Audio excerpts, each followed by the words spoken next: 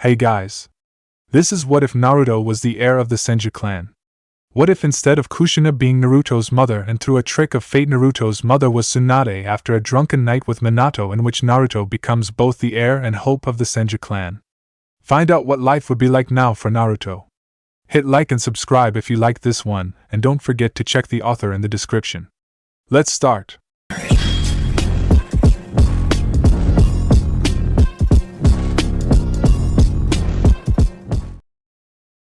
Chapter 1 Mistake. It was late in the evening and the sun was slowly setting in the west, casting its lingering glow onto the land lucky enough to feel its retreating warmth. Two figures could be seen traveling along the road that lead from the border of Kawa no Kuni, river country, to Tanzakagai, a small but lively town that was a fair distance from Konoha. One of the figures was a tall male standing about 6'4". He seemed to be in his early 40s or so, although he carried himself as someone half that age. He had extremely long and spiky white hair tied into a ponytail along with two shoulder-length bangs that framed both sides of his face. Red lines ran down from underneath his eyes to his jawline, and a unique head protector with the kanji of oil was emblazoned across the metallic object firmly rested upon his forehead. This man was Jiraiya, the famed Toad Sage of the Densetsu no Sannin, legendary 3 ninja, a former student of Sarutobi Hiruzen, the Sandaime Hokage, 3rd Hokage, Shinobi no Kami, God of Ninja, and the Professor. Jiraiya is also the author of the popular adult fiction book series called Ika Ika and is a self-proclaimed super pervert. The man walking next to him was roughly 5'11" and looked to be in his early to mid-20s. He wore the standard Konoha ninja uniform, a green flak jacket appropriate for his rank along with a short-sleeved and high-collared white coat with red flames adorning the edges that reached just past his knees. He had bright blue eyes and spiky blonde hair with bangs that stretched down to chin length and surrounded both sides of his face. He was considered quite handsome by the female populace of his native village, and even beyond that, to the point that some instances of infatuation came from his physical appearance alone.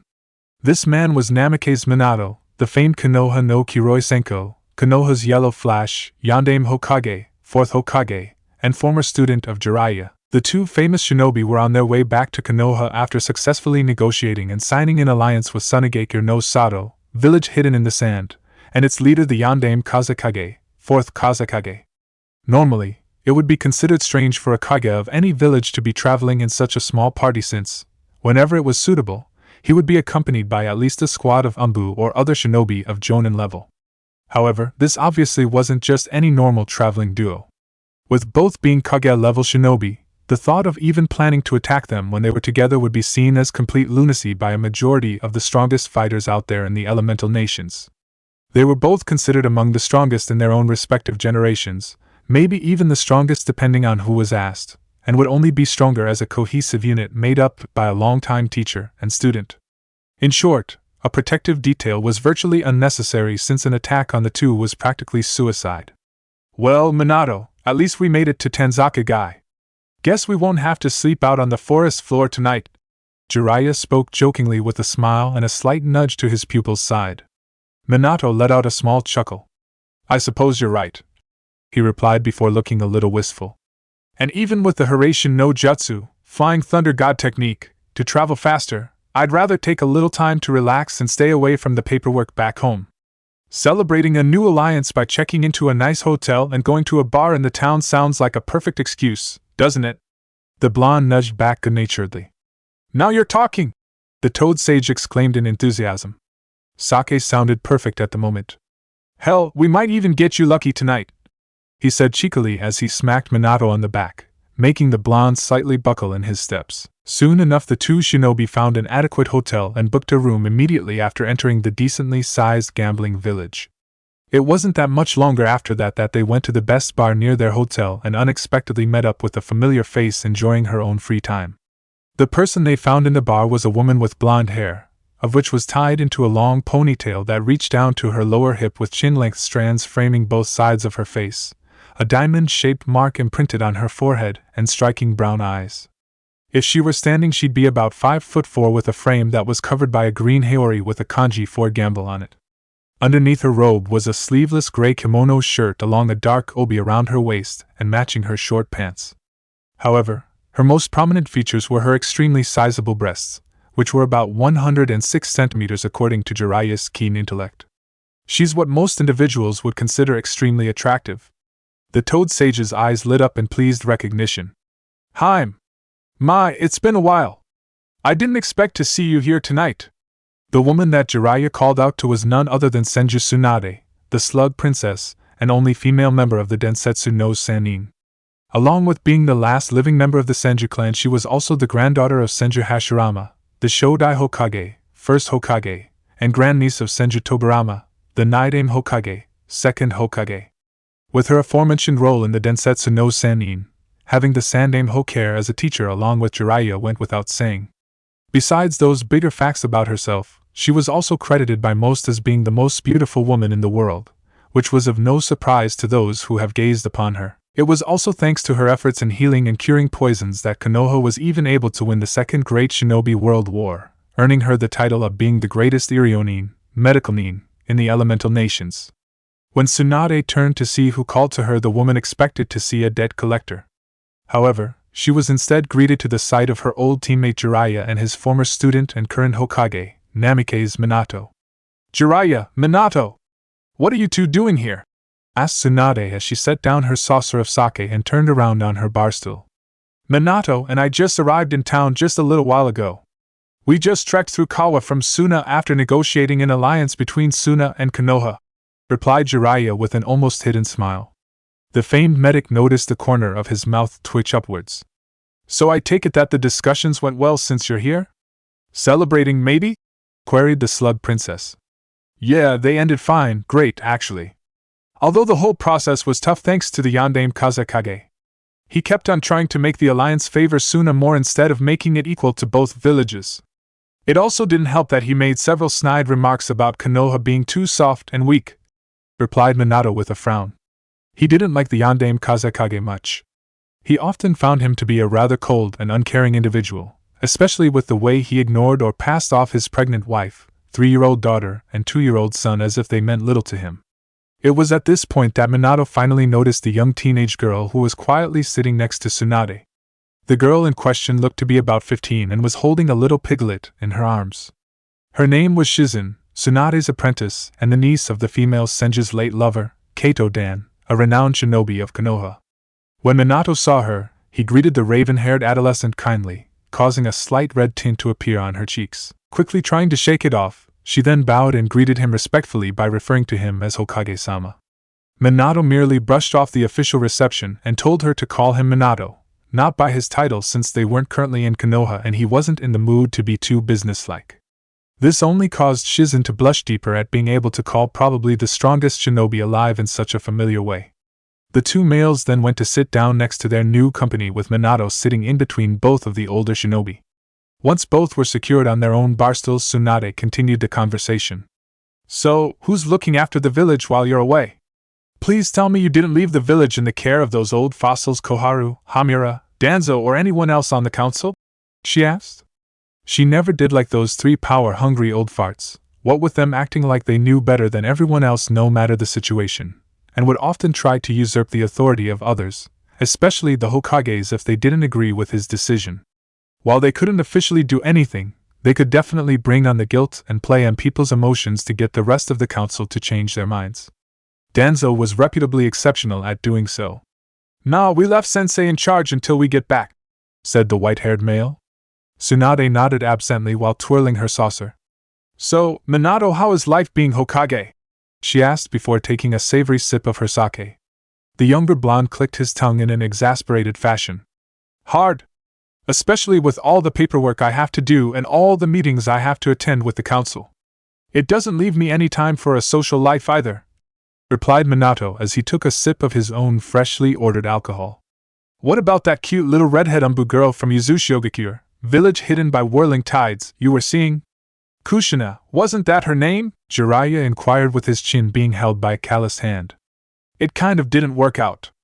I wanted to start a family with her, but 2 years ago she told me that she wanted to focus more on her career rather than having a relationship," Minato answered with a heavy sigh. "Sorry to hear that, brat," Jiraiya said regretfully. He personally thought they were doing well, but sometimes it just wasn't meant to be. Minato only brushed Jiraiya off, saying that it was okay and that he was over her anyway at this point. So, drawled the now slightly tipsy Tsunade, I guess that means that you're back on the market for all those eligible ladies out there who want to be the next Mrs. Namikaze. She finished with a smirk. I guess you could say that, and would you be among those ladies, Tsunadeheim? Asked Minato with a small and playful smirk as he took another sip of sake. Ha!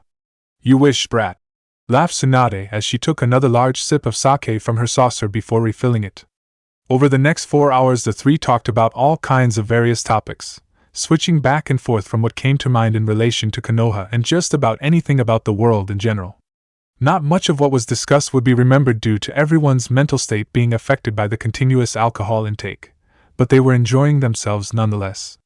Of course, the young medical apprentice wasn't one to dabble in such activities for very long, mostly because it wasn't her thing and somebody had to be the rational and coherent one between her and Sensei.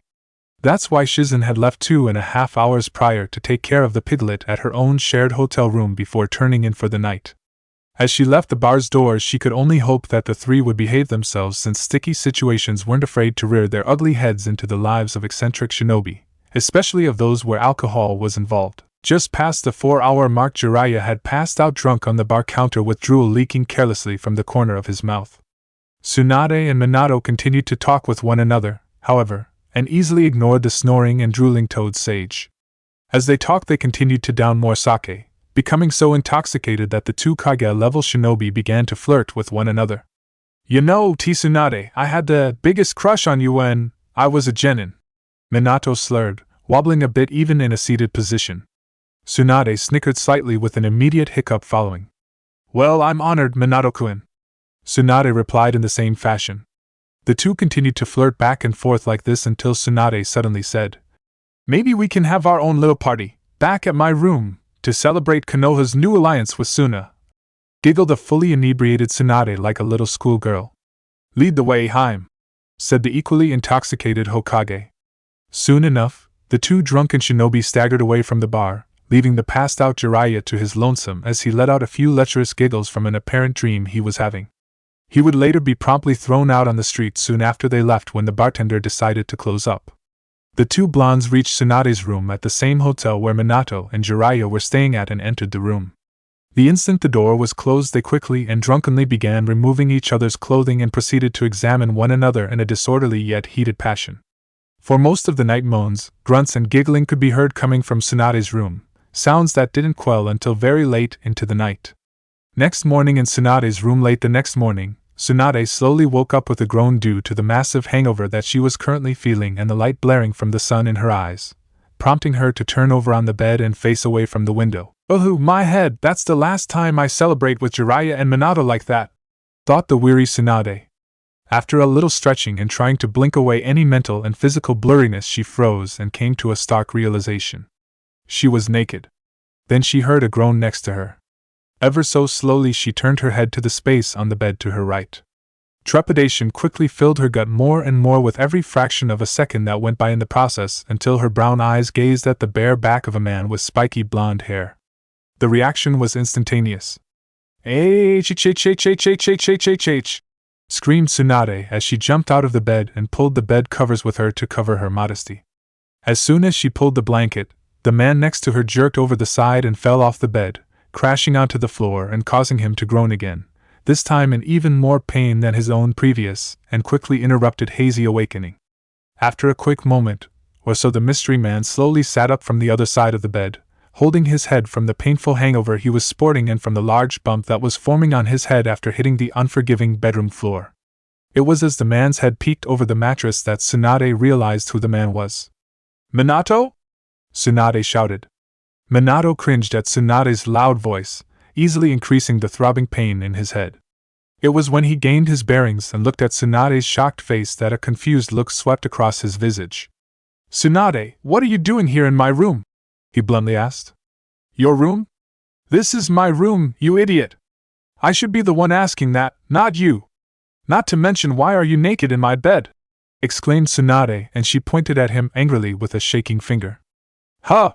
Sounded Minato as he looked down at himself, and saw that he was indeed naked as a jaybird. Upon realizing this, the young man's face turned bright red before he quickly grabbed a nearby pillow to hastily cover little Minato. What happened last night? The last thing I can remember is the two of us drinking and talking while Sensei was passed out. Minato groaned as he held his head from the lingering pain. The last thing I remember was... Tsunade drawled as she tried to remember what had exactly happened. When the memory hit her, their activities came back in a series of fast flashbacks, making the female Sannin suddenly turn bright red in embarrassment just like her fellow blonde. Weirdly enough, as Minato watched Tsunade's face turning various shades of red, he too began to remember what they did last night, causing him to blush even brighter than before. If that was even impossible quickly enough, an angry Tsunade focused all of her attention at Minato and pointed accusingly at him. You damn bastard! You took advantage of me when I was too drunk to think straight. Minato broke out of his momentary embarrassment. Me? I wasn't the one who was flirting like a hormonal fangirl at the bar. You were the one who started it all. Minato retorted defensively. Don't you dare try and blame me. You admitted it yourself that you had a thing for me since your genin days last night. That's why you decided to take advantage of me when I was vulnerable. Hey now, I wasn't the one who invited me into your room. It was all your idea to come here, so if there was anyone who was taken advantage of, it was me. You had your way with me like some doctor and patient roleplay in the bedsheets against my will. For the next 10 minutes the two continued to try and place the blame on one another, but eventually they reluctantly agreed that it was both of their faults. It wasn't long at all that they then hurriedly got dressed and decided that they would keep what happened a secret between the two of them, especially from a certain super pervert they both knew. If Jiraiya ever found out, he would never let either of them live it down, and would most likely become another installment in his next book. After a few minutes, Minato quickly left Tsunade's room and decided to head back to his own on a lower floor, hoping that Jiraiya hadn't woken up yet. That is, if his sensei made it back. Just as he was about to open the door, an all too familiar voice cried out to him. Hey, Minato! When Minato turned around, he saw his sensei coming towards him from the stairs leading to the ground floor of the hotel. Jiraiya continued. Glad to see that you're up. I figured you'd still be sleeping like a stone from all the fun last night. You were about to come look for me, weren't you? Jiraiya asked as he came up to the blonde. Yeah. That's right, sensei. Minato let out nervously while secretly, and immensely glad that Jiraiya apparently didn't make it back to see that he was absent from their shared room. The Toad Sage's face then gained a skeptical and semi-serious impression. It seems that I was left passed out in the bar by myself. I was even thrown out on the street where I just so happened to wake up a little bit ago. Jiraiya narrowed his eyes at the young Hokage. So why didn't you bring me back to our room last night? Well, you see, the thing was, stuttered out a nervous Minato as he tried to come up with a believable excuse, and failing quite miserably at that if his facial expression alone was anything to go by. It was at this time that Jiraiya detected a certain scent coming from the young man's person. Minato, what's that smell coming from you? Jiraiya closed in uncomfortably close and began to sniff his clothes. Is that perfume? He asked curiously. Minato began to get even more nervous as he silently cursed himself for not showering. It was extremely easy to deduce that he must have gotten some of Tsunade's perfume on his clothing when they were becoming familiar with each other. He knew that if his sensei recognized the smell, he would quickly understand what happened last night, something that Minato was confident would end his time among the land of the living. To only affirm Minato's growing fears, a knowing and very perverted smirk appeared on the Toad Sage's face. Listen, sensei, I can explain, began Minato as he tried to dig up anything from his reliable intellect to get him out of this situation. What's there to explain? Jiraiya exclaimed with a surprising amount of gusto.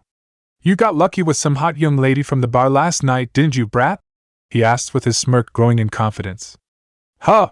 Was Minato's intelligent response, not expecting this sort of response from the older man. Well, maybe in hindsight it shouldn't be all too surprising.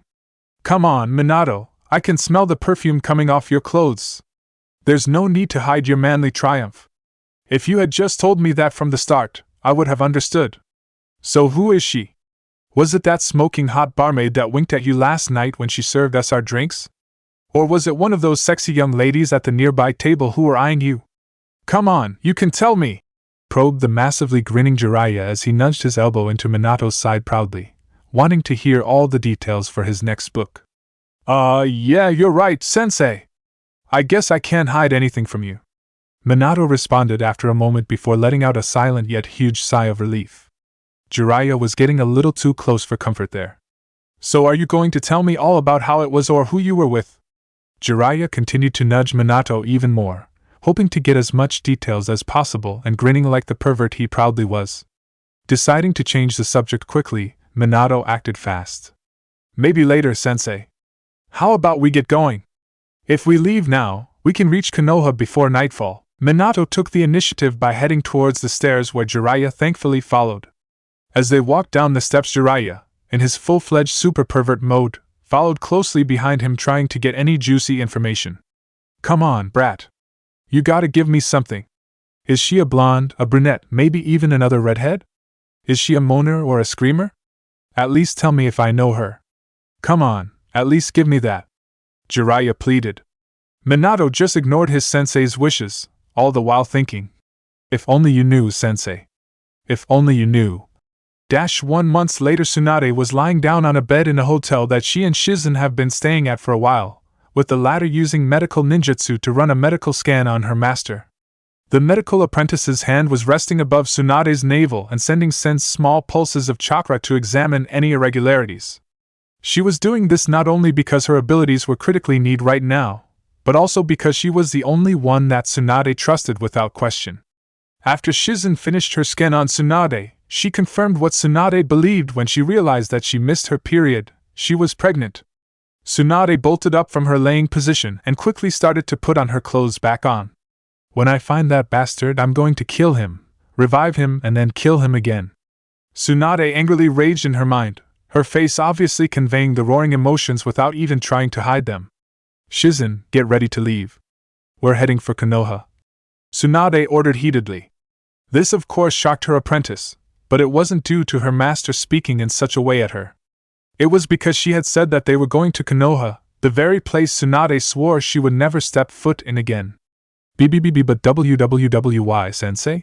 Stammered a shocked Shizen as she hurriedly tried to get her things in order. Because I'm going to kill the father of my child for knocking me up, Tsunade replied angrily while finally storming out of the room for her sporadic homecoming. Chapter 2 Reaction. It was a typical and peaceful day in Konoha. The sun was shining, the birds were singing, and there was a nice, cool, gentle breeze coming in from the west. At the main gate of this currently tranquil shinobi village were 2 Konoha Chunin who were happily relaxing in their assigned posts. Taking advantage in the serenity surrounding them, they enjoyed it all by leaning back on the 2 rear legs of their chairs and rested their feet on the desk of the entrance booth. "Ah, this is the life, isn't it?" said one of the Chunin, enjoying the huge lack of traffic going in or out of their village. "Yeah, nothing to do but relax, enjoy the sun, and let life pass you by slowly," said the other with a content sigh. The first guard barely opened his eyes from their closed position to stare at a passing cloud. "True, but I would still give a lot for something interesting to happen," he pondered. "You know the old saying, be careful for what you wish for because you just might g-dash." The second started, but immediately stopped when he felt the ground shake beneath him and nearly fell from his chair. When he regained his bearings and opened his eyes, he saw something that made him pale and freeze with fear. Senju Tsunade was back in Konoha after so long, and she was stomping towards them like some wrathful giant. For every step she took, the ground would crack in small spiderweb-like patterns, leaving a vengeful trail behind her. As she headed towards them, they could practically see a black aura emanate around her that spoke of slow, agonizing pain and death. But the thing that freaked the 2 Chunin out the most was the disturbing red fire in her eyes that would have sent even the bravest and mightiest Kage-level shinobi running for the hills. Scurrying behind Tsunade was a young teenage girl with short black hair who was carrying a small piglet in her arms. She seemed to be trying and failing to calm down her vengeful master with her unheard and frantic words, but they looked to be for naught. As she and Tsunade passed by the Chunin, they saw that they were staying on the main path heading towards the Hokage Tower. They also could have sworn they heard Tsunade saying something about killing some poor bastard along with all the different ways she was going to do it. As her form disappeared and joined the general populace in the distance, the 2 trained soldiers of Konoha quickly broke out of their stupors. The second Chunin paused before saying, "Didn't I tell you to be careful what you wish for?" The first just nodded dumbly and said, "Who do you think pissed her off that much to come back here?"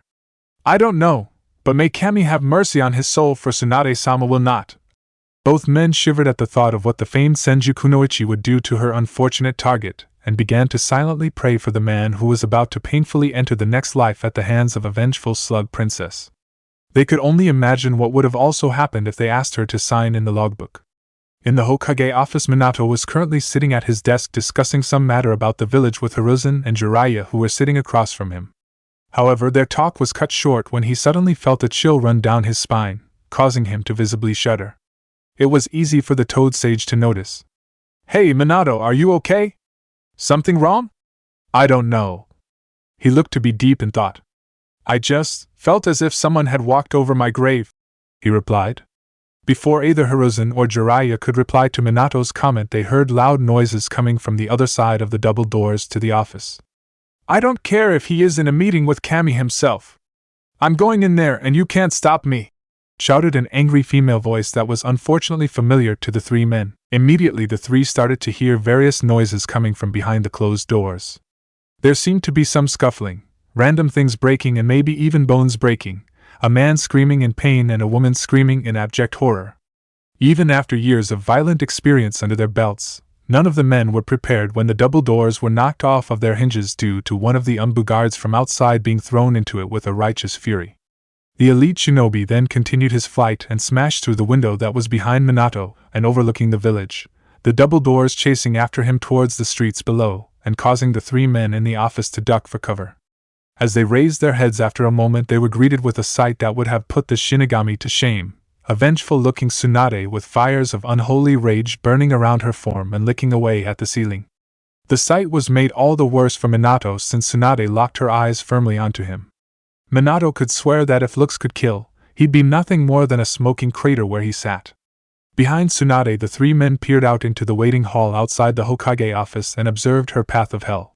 The place looked as if a bomb had gone off with cracks, dents, and holes on the floor, ceiling, and walls.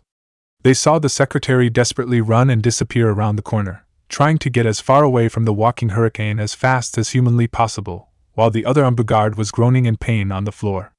None of the men could blame him since he now looked like a human-sized pretzel with his arms and legs clearly being broken and bent in a position that were simply not natural. They would do good to remember to send him a card and some flowers in the hospital. Directly behind Tsunade was Shizen, who had grabbed onto the back end of the Senju's green Heori in a futile attempt to hold her back. Since the young Medicnene's sandals were continuously being dragged along the debris-ridden floor, the men guessed any of her efforts were no match for her master. Tsunade finally ended her hunt when she raised her hand and pointed accusingly at the blonde Hokage.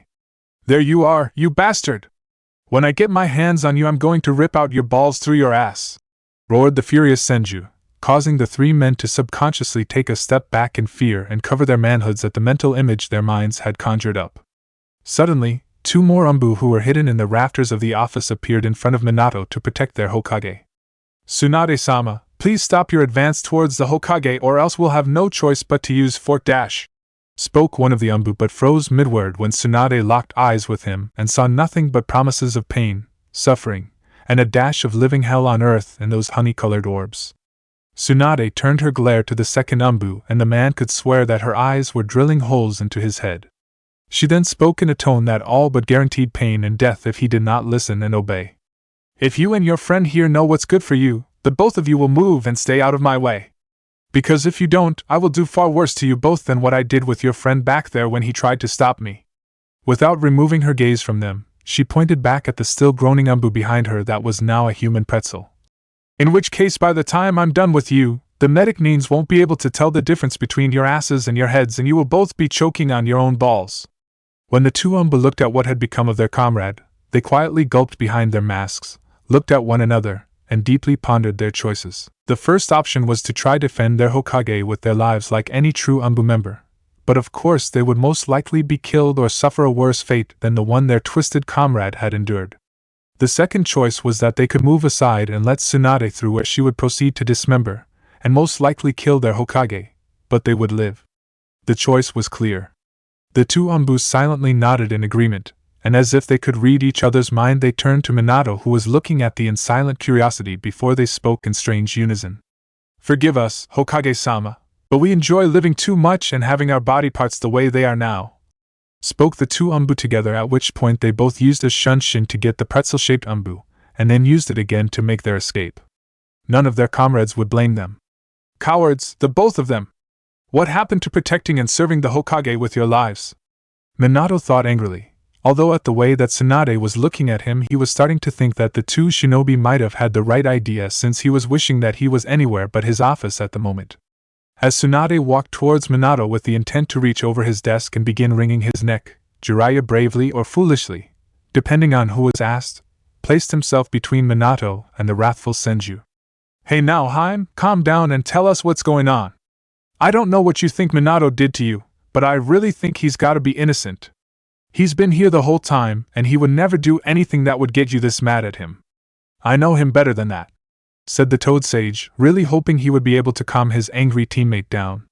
Although as he tried, he recalled only one other time ever seeing Tsunade this mad, the one time he ever peeked in on her when she was in the Konoha hot springs. Here the whole time? Here the whole time except for that night at Tanzakagai where he got me drunk, and we spent the night at that shitty hotel where he knocked me up, shouted the surprisingly angrier medic. Huh? Jiraiya muttered as all sound ceased around them. He honestly couldn't quite believe what he just heard and was soon joined by Hiruzen and Minato, who were equally gobsmacked. Are you all deaf or are you too thick-headed to understand? Well, here it is, plain and simple so that even you dumbass can understand. The other three were still frozen. That bastard student of yours got me pregnant, she roared at her teammate. This of course got an immediate reaction from the famous shinobi. Hiruzen's eyes grew to the size of saucers on his wrinkled face as his jaw hit the floor. Jiraiya was doing a perfect imitation of a gaping fish since his brain had shut down, simply not being able to compute what his ears just absorbed. Minato, he just fainted. Shizen couldn't blame them since she was in the same boat when she found out. To say that the medical apprentice was shocked when her sensei told her that she had slept with the Yondaime Hokage and was now carrying his child, something that many women all over Konoha would have loved to have done, would be like saying that Jiraiya was only a little perverted. Tsunade-sama, please calm down! All this stress can't be good for the baby, Shizen pleaded gently at the end. Surprisingly, this comment seemed to have gotten through to Tsunade. She paused to gather her thoughts and started to calm down a bit after taking a deep breath. Quickly Hiruzen got over his shock and went over to Minato to awaken the young Kage. When Minato's eyes started to open up, his predecessor helped him up onto his feet before the male blonde looked towards the cause of all the excitement. Why you're pregnant? Minato barely uttered above a whisper, the shock still clearly in his system. Isn't that what I just said, you idiot? Tsunade retorted with gritted teeth, severely wanting to gauge his eyes out with a blunt senbon while simultaneously trying to control herself. But why you can't be, I mean? Minato stuttered. The incident? There's no way that you got dash. Tell that to my fucking uterus, you bastard! Bellowed Tsunade as she took a step around Jiraiya, who was still doing his fish imitation, towards to Minato as her murderous intent returned full force. Tsunade-sama, please! Begged Shizen. The dark-haired girl was fearful of what the stress would do to not only the baby but to her sensei as well. Even the little piglet Tantan was trying to get her master to calm down by biting and pulling at Tsunade's high-heeled sandals. These actions started to calm herself down once more as she tried taking even more deep breaths followed by mentally counting to 10. It was at this point that Jiraiya's brain started to reboot before he quickly appeared in front of Minato on bended knees and started crying tears of joy. Minato, my boy! I never thought I could be more proud of you than when you created the Hiraishin no Jutsu, Flying Thunder God technique, or when you became Hokage, but I am. You have surpassed me yet again and did what I could never do, you slept with Tsunade! Exclaimed the crying Toad Sage as the twin rivers of proud perspiration continued to flow down his cheeks. Please! He suddenly shouted as he raised his eyes to meet his students, and roughly grabbed onto his trademark Heori. Tell me what it was like to partake in the fruits of those heavenly bosoms of hers. Was she a moaner or a screamer? Please, I need to know! The Yondaime and Sandaime didn't know how to react to this installment. Jiraiya suddenly stood up and went into a thinking pose. Although, now that I think about it, I should have known that Tsunade liked younger men. There had to be some reason as to why she never seemed to fall for my manly charms. Still, I never took Tsunade as a cougar one. He pondered casually. This, of course, had not helped the mother-to-be to keep her calm. She was barely containing her temper after Jiraiya began to beg for information on the night that led to all of this. The fact that she was also in the beginning of her first trimester where her emotions were beginning to go out of whack, and she had already suffered some mood swings earlier to prove that, was not helping matters either. With all of that combined, when her teammate made the remark of saying she was a cougar, it was the final straw that broke the camel's back. The elder Sarutobi smacked his palm to his face and covered his eyes in embarrassment, partially because Jiraiya was never one of his brightest pupils, and also because he wouldn't have to see the dismemberment and murder of someone he considered a son at the hands of someone he considered a daughter. The Sandaime had the right idea since Tsunade swiftly pounced on Jiraiya like a real live cougar while screaming out, "Pervert!" before proceeding to beat him within an inch of his life. Minato, who was still in astonishment at what Tsunade had told him, spared a small part of his mind to feel sorry for his sensei, since it technically was his fault that the man was probably about to be sent the afterlife.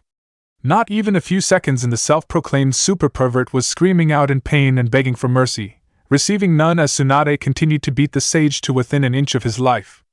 After about 10 minutes or so, in which Tsunade had mauled Jiraiya to the point that he didn't even look human anymore and shouldn't even be alive by all rights, Shizen had finally been able to calm her sensei down again. Minato took this moment to start the conversation again. "Hey, are you sure? I mean, well, of course you're sure, you're a Mednin. But how I mean, well, of course I know how, but don't you have a do, or well, by all that's holy, what are we going to do?" He cried as he held his aching head in frustration. He just wasn't mentally prepared for all of this. "You'd better not be thinking beyond, how are we going to explain this to the council or everyone else in the village? Because if you're thinking of me getting rid of it dash." Tsunade started as she felt her temper rising again, the growing need to neuter the blonde-haired man with a dull scalpel and no sedative beginning to run through mind. "No! I would never think of ever forcing you to get rid of it," Minato desperately stammered out. He had always wanted to start a family, even if this wasn't exactly how he planned to do it. Thankfully, Minato's quick response was able to soothe Tsunade's rising anger a little and sated her desire to castrate the younger man at the very least. "Well then, you better not be thinking, who's it going to live with? Because I'm not going to stay in this cursed village. I've already lost nearly everyone I ever cared about to it, and I'm not going to lose my child to it as well," she declared with perseverance. This led to Minato and Tsunade discussing, more like arguing, rather, about what they were going to do. Dealing with the prospect of a newborn was hard in general, but in this context it might as well been planning to survive the apocalypse. As Tsunade and Minato were conversing, Hiruzen watched them and couldn't help but grin. While this certainly threw a major wrench in the works of both Minato's and Tsunade's lives, it just might prove to be a really good thing for both of them. Since, with a child, Tsunade might finally come out of her depression that she had been spiraling down since the loss of her lover, Dan, and her little brother, Nawaki. The wizened former Hokage knew that when she was with Dan they had often talked about having children, and Tsunade made it obvious she wanted nothing more. Of course, that dream had sadly died with him. Now it seemed that fate had decided to finally give his former student some measure of happiness by giving her the chance to reclaim that dream. Even though he knew that Tsunade would be disappointed that it was not Dan's child she was carrying, it still didn't change the fact that it was her child. She would never get rid of it, and would love it all the same, he was sure of that. He also knew that with the child there was a good chance that Tsunade might return to Konoha as well, although it would not be right now, but given time she just might. From personal experience, the Sarutobi clean head understood that the power of love between a parent and its child could heal almost any emotional wound. There was also the chance that this child could help Minato out as well, since he had never gotten over the loss of his parents last year. They had been killed by IWA assassins who had somehow managed to sneak into the village. Their murder was retaliation for a major defeat that IWA had suffered at Minato's hands. Although Minato had killed those responsible, it still affected him greatly. What was not widely known was that he was secretly afraid to start a relationship with anyone. The doubt that was seeded into his mind from his loss gave him a small fear of not being able to protect those he loved. After the event it had taken quite a while for Jiraiya to get Minato out of his depression, but the blonde had never been the same. His and Tsunade's future child might be exactly what he needed to heal any lingering wounds to his heart.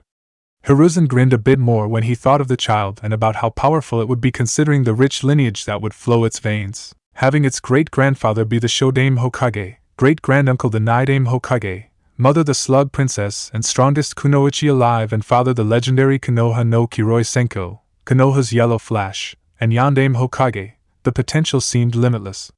With just both its parents being Kage-level shinobi alone, the child would be powerhouse, a monster, in a good way, of course, a Hokage in the making that could very well surpass all the previous Hokages.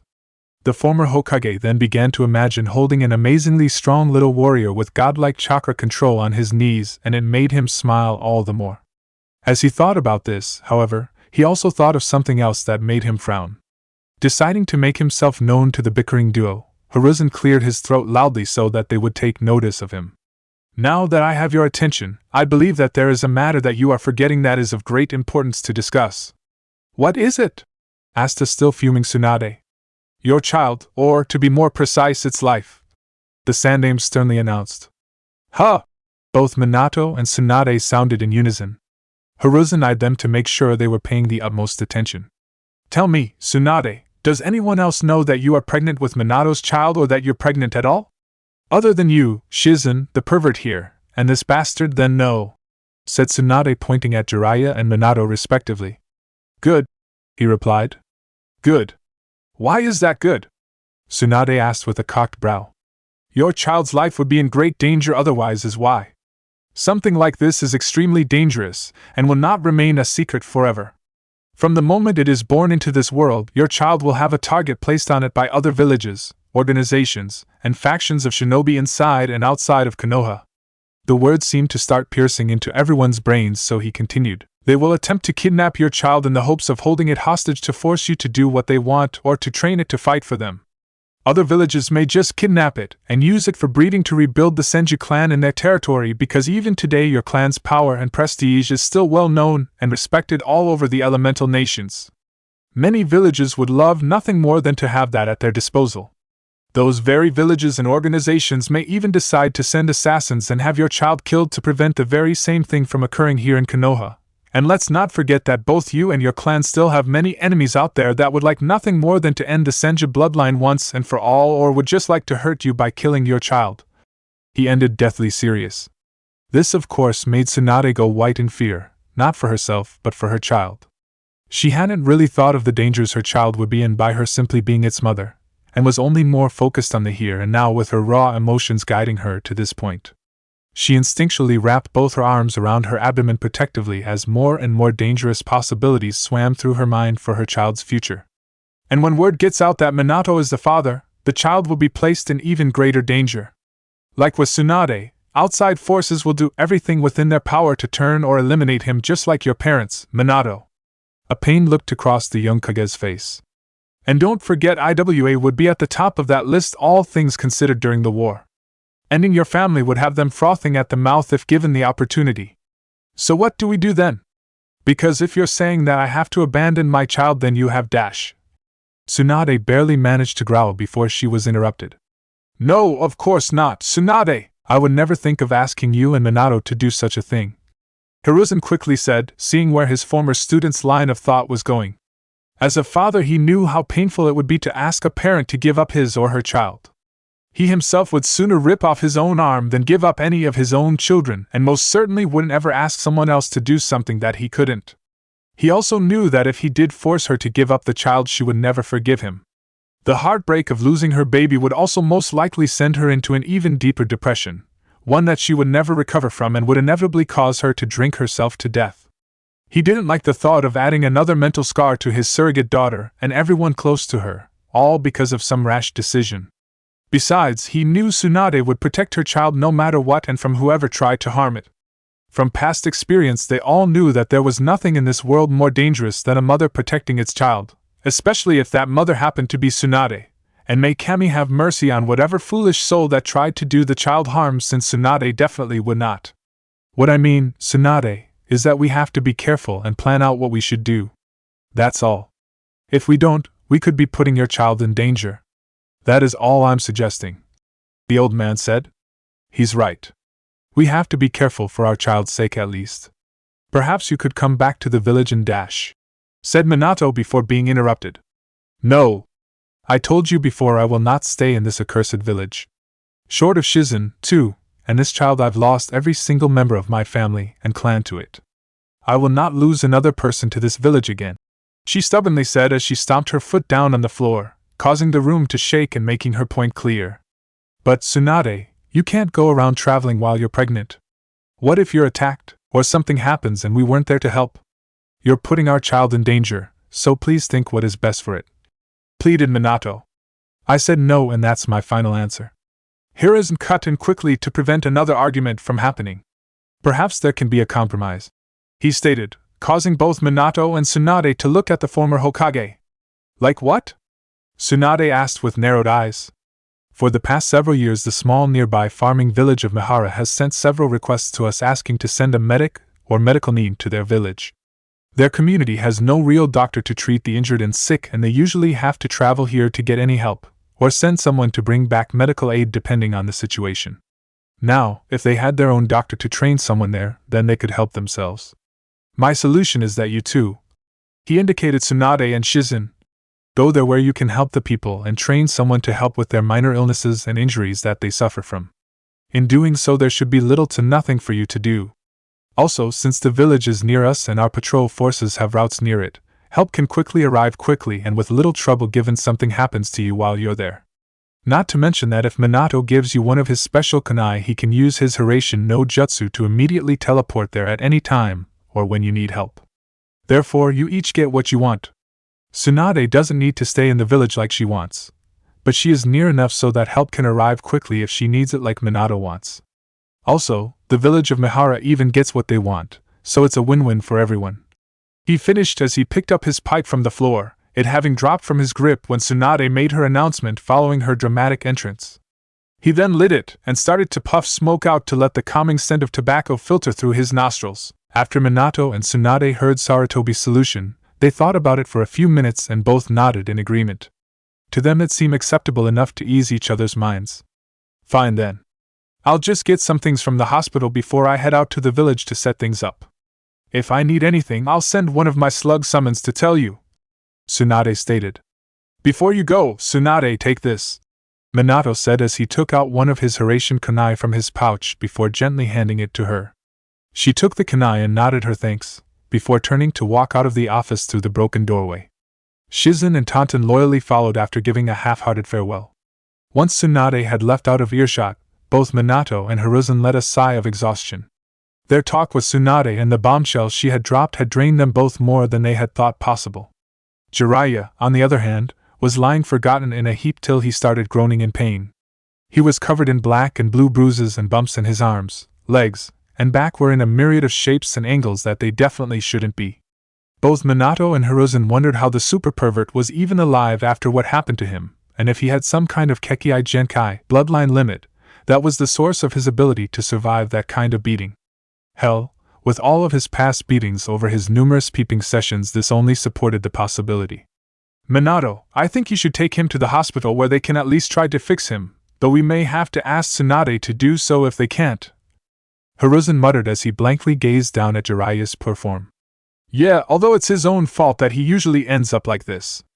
These kind of things would never happen to him if he could just control those perverted urges and thoughts of his," the blonde said exasperatedly. "True, but if he didn't, then we wouldn't have those books of his to enjoy. Besides, I'm told that an artist must suffer for his art, and Jiraiya often refers himself as an artist with those novels of his." Hiruzen and Minato just smirked at each other before the latter used a shunshin to quickly take Jiraiya to the hospital. "We certainly live in interesting times, don't we?" the Sandaime thought with a slight chuckle as he looked out the window to overlook the beautiful village in its entirety. Chapter 3 Attack. For the next 9 months, Tsunade helped the people of Mihara. Most of her duties mainly dealt with small illnesses and injuries that locals got while farming, along with training a very eager and bright young village girl in the art of healing. The girl's name was Kara, who had a surprisingly good amount of knowledge in herbs. Even before Tsunade's guidance, she could easily tell what certain herbs were appropriate for specific ailments. During their stay, Tsunade and Shizen trained their new student in how to treat people in different ways while also expanding her herbal intellect. Kara was a quick study, and after a few months she was good enough to easily handle any of the small infirmities and physical damages that inflicted those around the village. Even so, Tsunade and Shizen offered a helping hand whenever they could and tried to train her up as much as possible. Between medical duties, Tsunade also found her temporary life in the village to be quite peaceful and relaxing. However, the big reminder of her reason being there started to lean its head in as time went on when she began to show signs of her pregnancy. Although when she did, she quickly used her genjutsu skills to hide her growing belly. It was only released in private, understandably so, to keep anyone outside her little circle from finding out. In the same duration, Hiruzen, Jiraiya and Minato all visited Tsunade whenever they could. They randomly did it one or two at a time or all together by having Minato transport them through his Hiraishin no Jutsu, not just because of convenience but because it helped them stray away from any attention if they were careful. However, before this point they knew they had to deal with Tsunade's abrupt appearance in Konoha, since she definitely raised plenty of questions to say the least. This was solved by a relatively simple cover-up story that was pitched by Minato. The tale that would be spread throughout the public was that Tsunade charged into the village because of Jiraiya's latest installment in his Ika Ika series. After finding out that her former teammate based a character on her recognizable likeness, a character that fell in love with a white-haired toad magician before indulging in plenty of nights together in a heavily perverse nature, she took matters into her own hands. Once her beating was delivered, along with her message to discontinue the character she inspired deep within his dented skull, she was satisfied. Thankfully, the ruse was accepted quickly enough because of the pervert's reputation, along with his extremely poor physical state that showed up through the hospital's front doors as he was dragged by the blonde Hokage to be treated in intensive care. To anyone that knew of Jiraiya enough, this wouldn't be the first time his less than innocent thoughts and actions got him a good beating from Tsunade, and it certainly wouldn't be the last. And that's not mentioning the various women of past and future years that have and will get in a good lick or two every now and then on the poor toad sage. Anyway, it was during those visits that the three gentlemen noticed that Tsunade had a sort of glow around her, one filled only with the happiness that came along the path of motherhood. Even with almost no contact at all with her over the years, it truly seemed that she was happier than she had been in a long time. This sort of change brought about even more surprise when she said she considered giving up drinking after her pregnancy. Of course, it would be very damaging to consume alcohol during these 9 important months, and being an experienced medic only cemented this fact. But to take the abstinence beyond that really showed the drastic changes she was experiencing. Sadly, when she wasn't happy, she and the others became victims of any mood swings that took over her mind. At any moment she'd be as happy as can be, angry as all hell, and sad to the point of spontaneously crying her eyes out. Fortunately, there seemed to be a constant pattern of Hiruzen and Shizen dealing with the sad Tsunade, while Minato and Jiraiya unfortunately always seemed stuck with the angry one. To the latter two's misfortune, her anger usually ended with them acquiring various physical injuries such as black eyes, concussions, and even fractured or outright broken noses and jaws. Jiraiya got the worst of it when his brain let him go a little too far once again during the Senju's first trimester. When it was obvious that Tsunade's already impressive assets began to enlarge due to milk production, the famous pervert just had to make an offhand comment about his blonde teammate not being able to stand correctly, let alone move.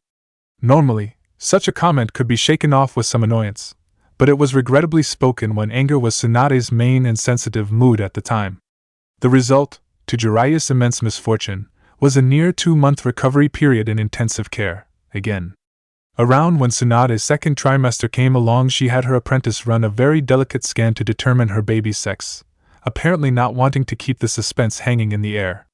When Shizen completed the procedure, she happily revealed Tsunade was going to mother a son, causing the Senju to have another of her more frequent and genuine smiles and Minato to pause in his tracks before promptly fainting. A little while after the Hokage came to, Minato already had a name in mind for his future son. Naruto. The very same name of the main character in Jiraiya's lone non-erotic novel. The Tale of the Utterly Gutsy Shinobi. It did take a little research on Tsunade's part to make sure her son's name came from something that wasn't perverted, but she agreed. Soon after, both Tsunade and Minato took it a step farther by naming Jiraiya and Shizen as Naruto's godparents. Even Hiruzen was welcome to take on a grandfatherly role in the unborn child's life, most in part from being the closest thing to a father Tsunade had after losing hers during the First War. Needless to say, they were all greatly happy and honored and were looking forward to being important parts in Naruto's life. It was a few months later when the magical moment came and Tsunade's water broke before she went into labor. Thankfully, everyone was prepared and transported the Senju to a private room in Konoha's hospital, one expertly sealed off to everyone but the 5 that had been in cahoots in the last 9 months.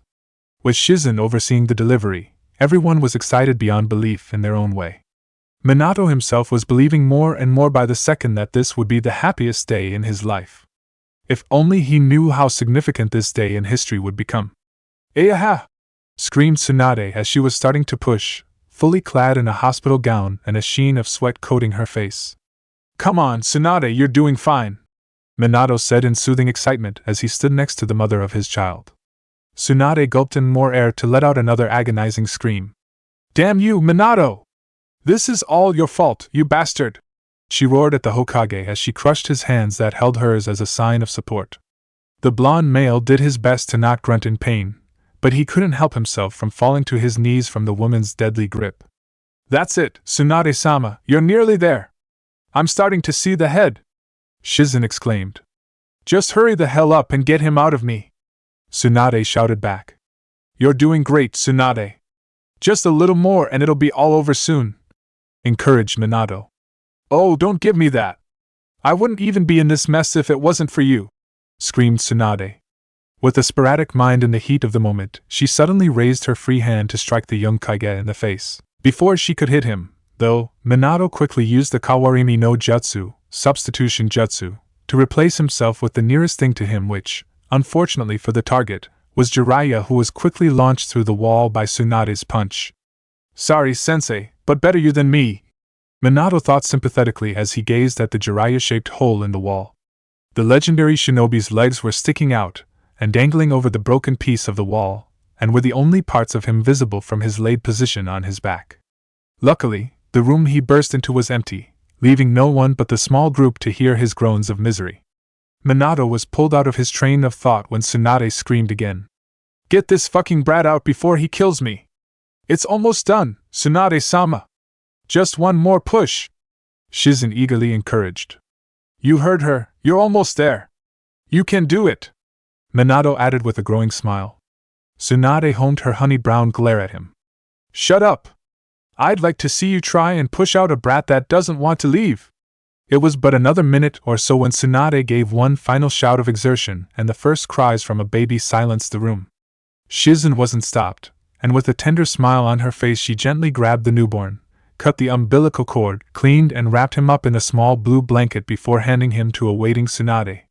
Just as Shizen handed the baby to her master, she gently said, "Tsunade-sama, allow me to introduce you to your son, Senju Naruto." The tired but happy Tsunade gazed down at the still crying baby in her arms with glistening eyes. "Hello, little one," she cooed as she brushed her hands over the baby's bright blonde hair and round face, smiling with as much love as she could muster. Soon Naruto stopped crying as he looked to his mother to show his curious and bright sapphire eyes. After what seemed like an eternity of childish contemplation, he finally smiled back, making him look all the more adorable to everyone. "Look, he has Minato's eyes, not to mention his hair and face. He's like a mini Minato," Jiraiya said with a chuckle, somehow miraculously getting over his injured state in order to see his godson. "Yes, but it looks like he has Tsunade's nose, chin and ears.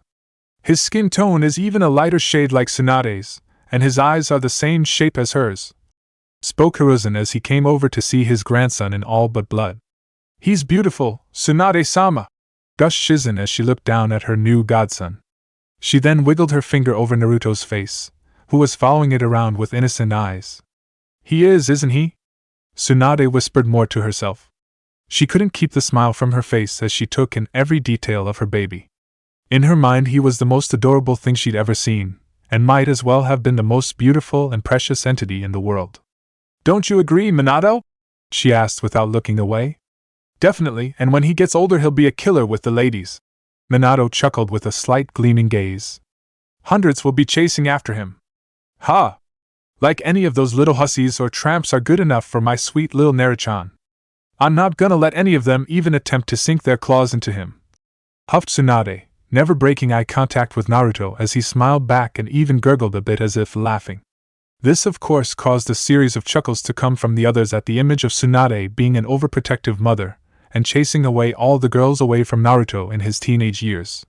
"Tsunade-sama, if I may, I'd like to take Naruto to the maternity ward to make sure that he's in good health. I also want to give you a sedative that will make you sleep for a while so that your body can rest and recover from the strain," said Shizen professionally. "Fine, but I don't want anyone but you touching my Naruchan. Is that clear?" Tsunade requested tiredly, the excitement finally getting to her mentally and physically. "Of course, I wasn't going to let anyone go near him anyhow," the medical apprentice affirmed before proceeding to give Tsunade the sedative and taking Naruto into her possession. As she walked away, Tsunade was already drifting off to sleep while she started doing a little coddling herself to the newborn. "Come on, little man, come with your auntie Shizen and let your mother rest," she affectionately said while walking out of the room with the men following suit. As they left the private room, Minato quickly sealed it with a special blood seal, one that would keep everyone except Shizen, Jiraiya, Hiruzen and himself from entering. When Shizen made her way towards the maternity ward for Naruto's checkup, Jiraiya and Hiruzen finally had a moment alone to give their heartfelt words to Minato. Jiraiya good-naturedly patted his student on the back. "Well now, Minato, my boy, I believe congrats are in order. You have a son. How does it feel to be a real father now?" "Good, it feels good," Minato replied with a proud smile that matched the rest of his happy expression. Hiruzen gripped the current Hokage's shoulder as he took a fresh puff from his now-lit pipe. "I'm truly happy for you, Minato. You'll make a fine father, no doubt about it. Though things may get rough between you and Tsunade with how you'll raise Naruto, I'm sure everything will turn out well between you." "Thanks, Hiruzen. Hopefully everything will work out okay," Minato replied appreciatively. "Well, now I think it's time to celebrate," Jiraiya jovially exclaimed. "Minato, how about we head back to your place and break out that bottle of rare sake you got from Mitsuno Kuni, Land of Honey, that you were saving for a special occasion? I'm sure the birth of your son definitely fits under that category. Besides, we can't let that sweet and delectable sake go to waste, now can we? I mean, come on, anything from that country is some of the best stuff around," he ended cheekily. Minato chuckled while nodding. "I guess I'll have to agree with you on that one, sensei. Would you care to join us, Hiruzen?"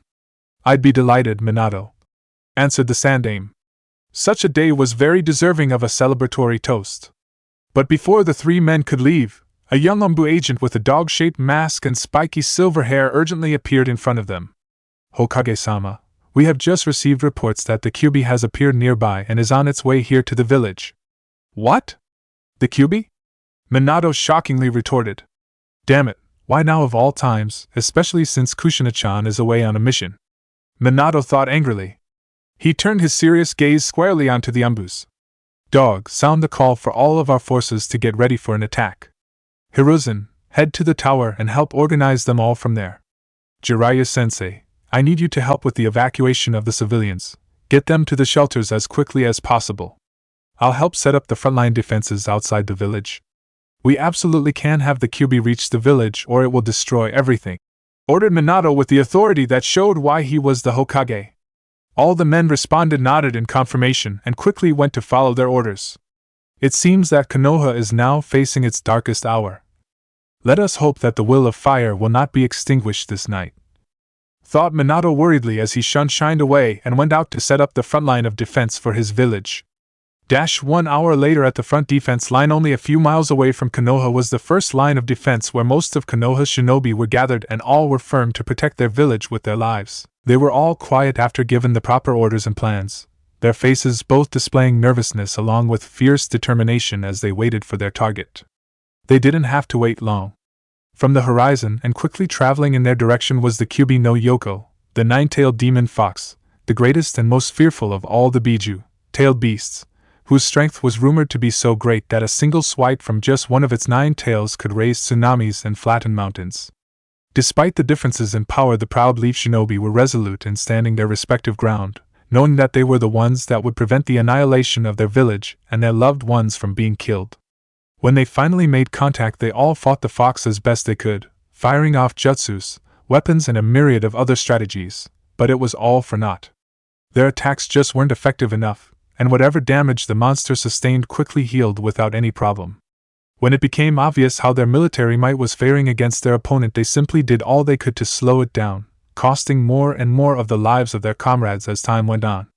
After about 2 hours of fighting, the demon was nearing Konoha and could be clearly seen from the outer walls of the village. It was there at the top of the main gates that Jiraiya and Hiruzen were watching the battle with growing concern.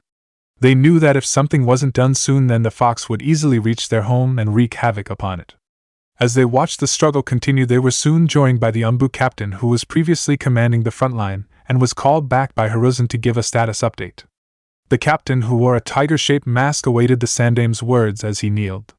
"Tiger, report!" Hiruzen ordered sternly. The shinobi nodded. "Currently, over half of our main forces are either dead or wounded. We're constantly being pushed back further and further, and at the current rate our defense lines will be completely destroyed in about 40 minutes at the least, or an hour at best." "Where's Minato?" "He was supposed to be out there leading them," Jiraiya stated. "Ever since the battle started he's been growing more anxious, especially with the huge lack of Gamabunta or any of the other great toad summons. Hokage-sama was with us when we first clashed with the Kyuubi, but after about 20 minutes into the battle he told me that he was leaving and left me in charge of our shinobi. His last order was for me to have them hold back the Kyuubi for as long as possible. When I asked where he was going he informed me that he was returning to the village to prepare a jutsu that would stop the demon once and for all," answered Tiger. This of course confused both Jiraiya and Hiruzen. Neither could think of a jutsu that would be appropriate off the top of their heads. Yet, despite their confusion, the Sandane quickly decided to take charge of the situation. "Tiger, I want you to head back to the front lines to aid our forces in holding the Kyuubi back until the Yondaime arrives," he ordered in a commanding tone of voice with a seemingly powerful aura exuding around him, one that Jiraiya had not seen from his sensei in many years. Nevertheless, it served as a quick reminder of why his sensei was known as the Shinobi no Kami, the god of shinobi. The Umbu captain quickly saluted the former Hokage, acknowledging his orders, and shined back to his previous commanding position among his comrades. After Tiger disappeared, Hiruzen turned to Jiraiya. "I want you to follow along with him and summon Gamabunta. Help everyone hold back the Kyuubi with the best of your ability, but be extremely careful. I'll go back into the village to try and find Minato and get him back on the battlefield as soon as possible. Hopefully whatever plan he's cooking up is ready." Jiraiya nodded in acknowledgement, and was about to head to the battlefield when he suddenly heard a familiar voice. "That won't be needed, Hiruzen." Both shinobi turned around to see Minato behind them holding his 2-hour-old son in his arms.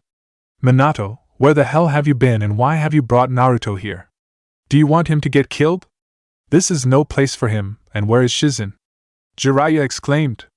"I sent Shizen to help out with the wounded in the hospital since the staff need all the help they can get with all the wounded coming in," answered Minato.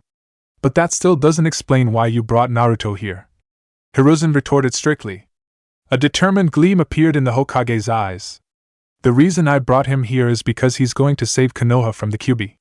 The two older men looked confused, prompting Minato to elaborate. "Naruto is going to save Konoha by becoming the Jinchuriki of the Kyuubi. I left to prepare the sealing." Jiraiya and Hiruzen quickly gained looks of shock. "Minato, you can't? This is your son for Kami's sake," Jiraiya shouted. The new father lost a little of his composure and forlornly said, "I know, but I have no other choice." "Minato, how do you even intend to seal the Kyuubi into Naruto? The Kyuubi is wild and too powerful for any normal Fuinjutsu sealing techniques to allow it to be sealed into Naruto. The only person who had the power to suppress a Biju and seal it away in something in this state was the Shodame, and even then he had his Mokutan ability to help him," the Sandame stated. "I plan on using one of the Uzumaki's clan's Fuinjutsu, one that Kushina taught me, the Shiki Fujin, dead demon consuming seal. It should be powerful enough to seal the Kyuubi away." A heavy sense of dread entered the pits of the two men's stomachs. Jiraiya, being well versed in Fuinjutsu himself, said, "Minato, you can't? You know damn well what will happen to you if you use it." The blonde nodded solemnly with the faintest sad smile. "Yes, I know. I'll die, but still, how can you expect to seal the Kyuubi into Naruto? From what you told me, you sealed the soul of the person into yourself, where the Shinigami will consume both you and the other soul," stated the Sarutobi clan head. "I will split the Kyuubi's churka in two, where the yang half will be sealed within Naruto with the Hack no Fuin Shiki, 8 trigram sealing style, while the in half will be sealed within me with the Shiki Fujin. This will make sure that the evil influence of the Kyuubi will not affect or corrupt Naruto as he grows up. But still, Minato, this is your son. You know what kind of lives Jinchurikis have. They're either turned into human weapons or treated like trash and complete outcasts. The fear people have of the demon sealed away is too great to quell. If you have to seal the Kyuubi in a child, then at least try to consider someone else," Jiraiya said. "How can I ask another family to give me one of their children to turn into a Jinchuriki when I myself cannot with my own son? Besides, you can't hope to imagine how hard this is for me to do, sensei.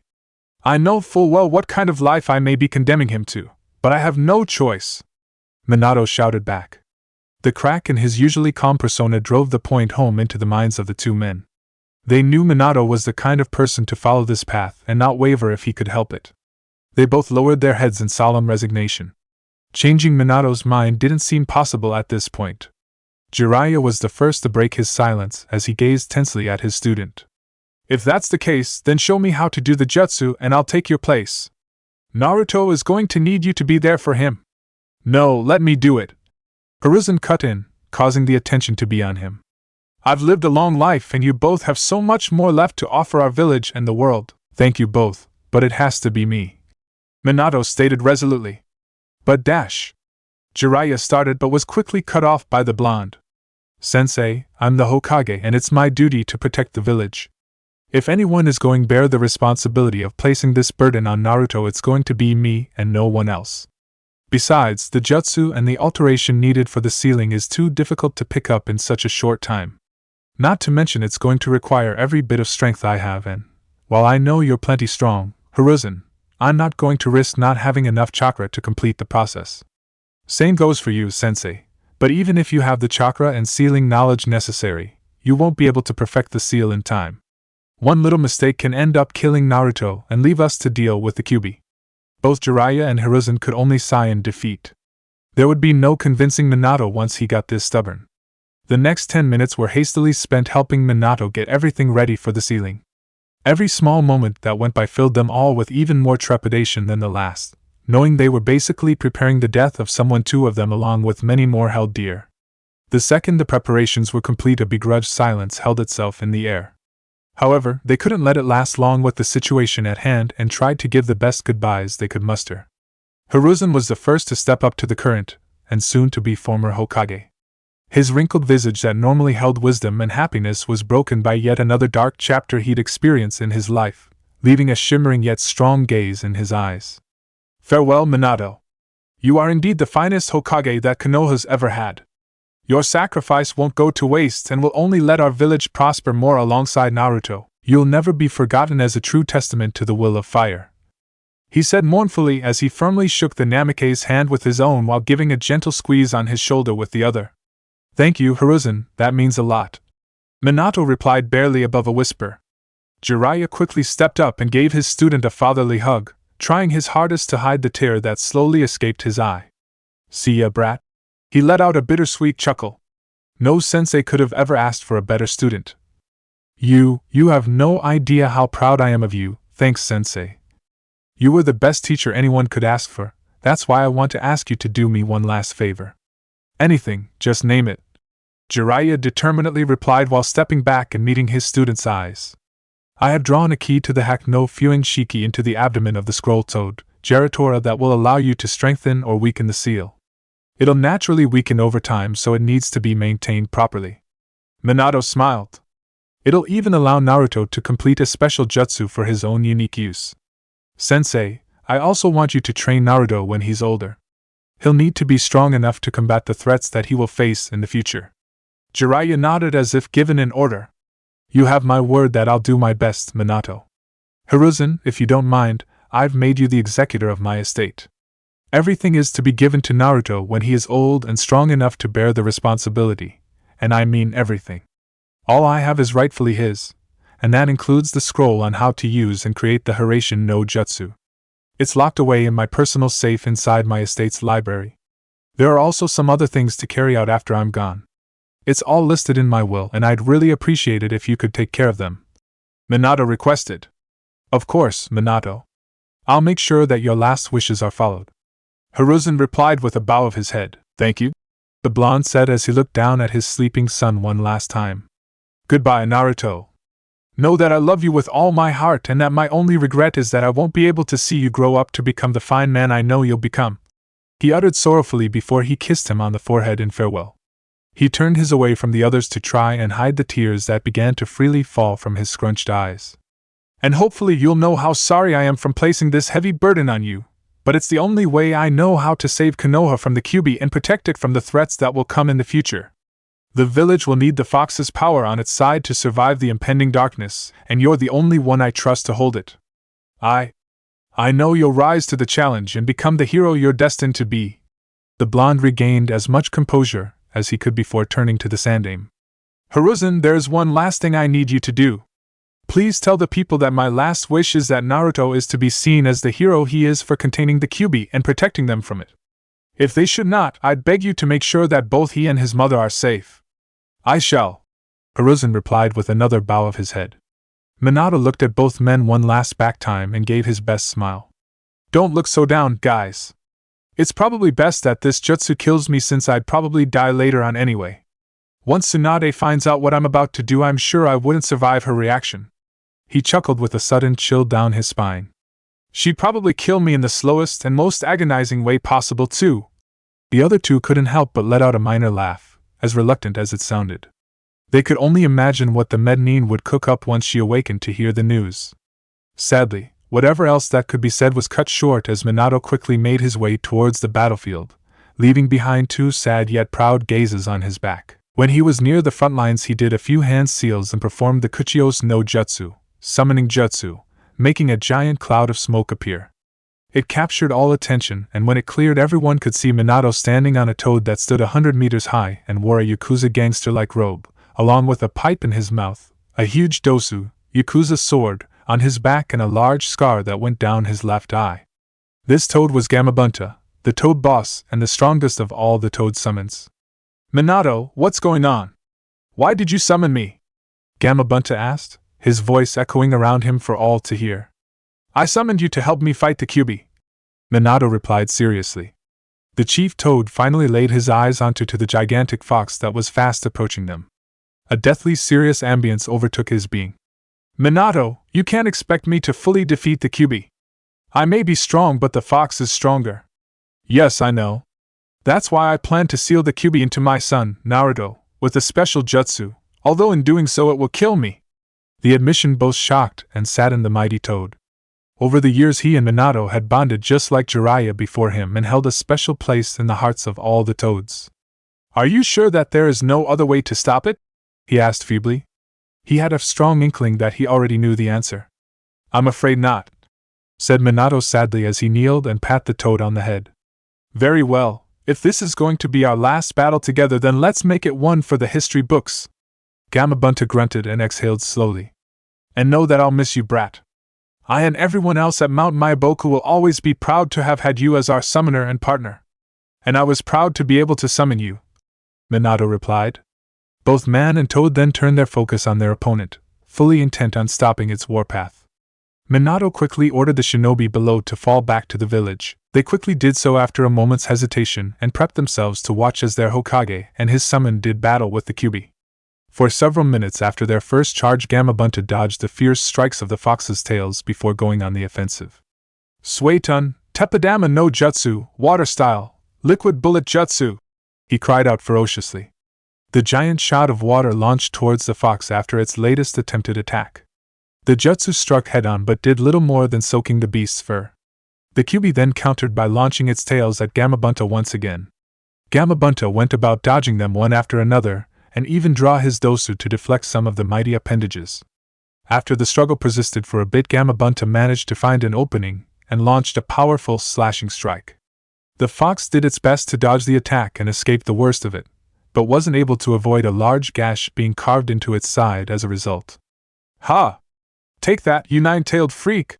Cried Gamabunta with a victorious smirk that immediately disappeared a moment later when the wound healed itself before their eyes. The fox then responded with opening its large mouth and began to gather chakra from its body and the surrounding air. The raw energy compressed into a single ball before it was released as one massive blast of energy. "Shit!"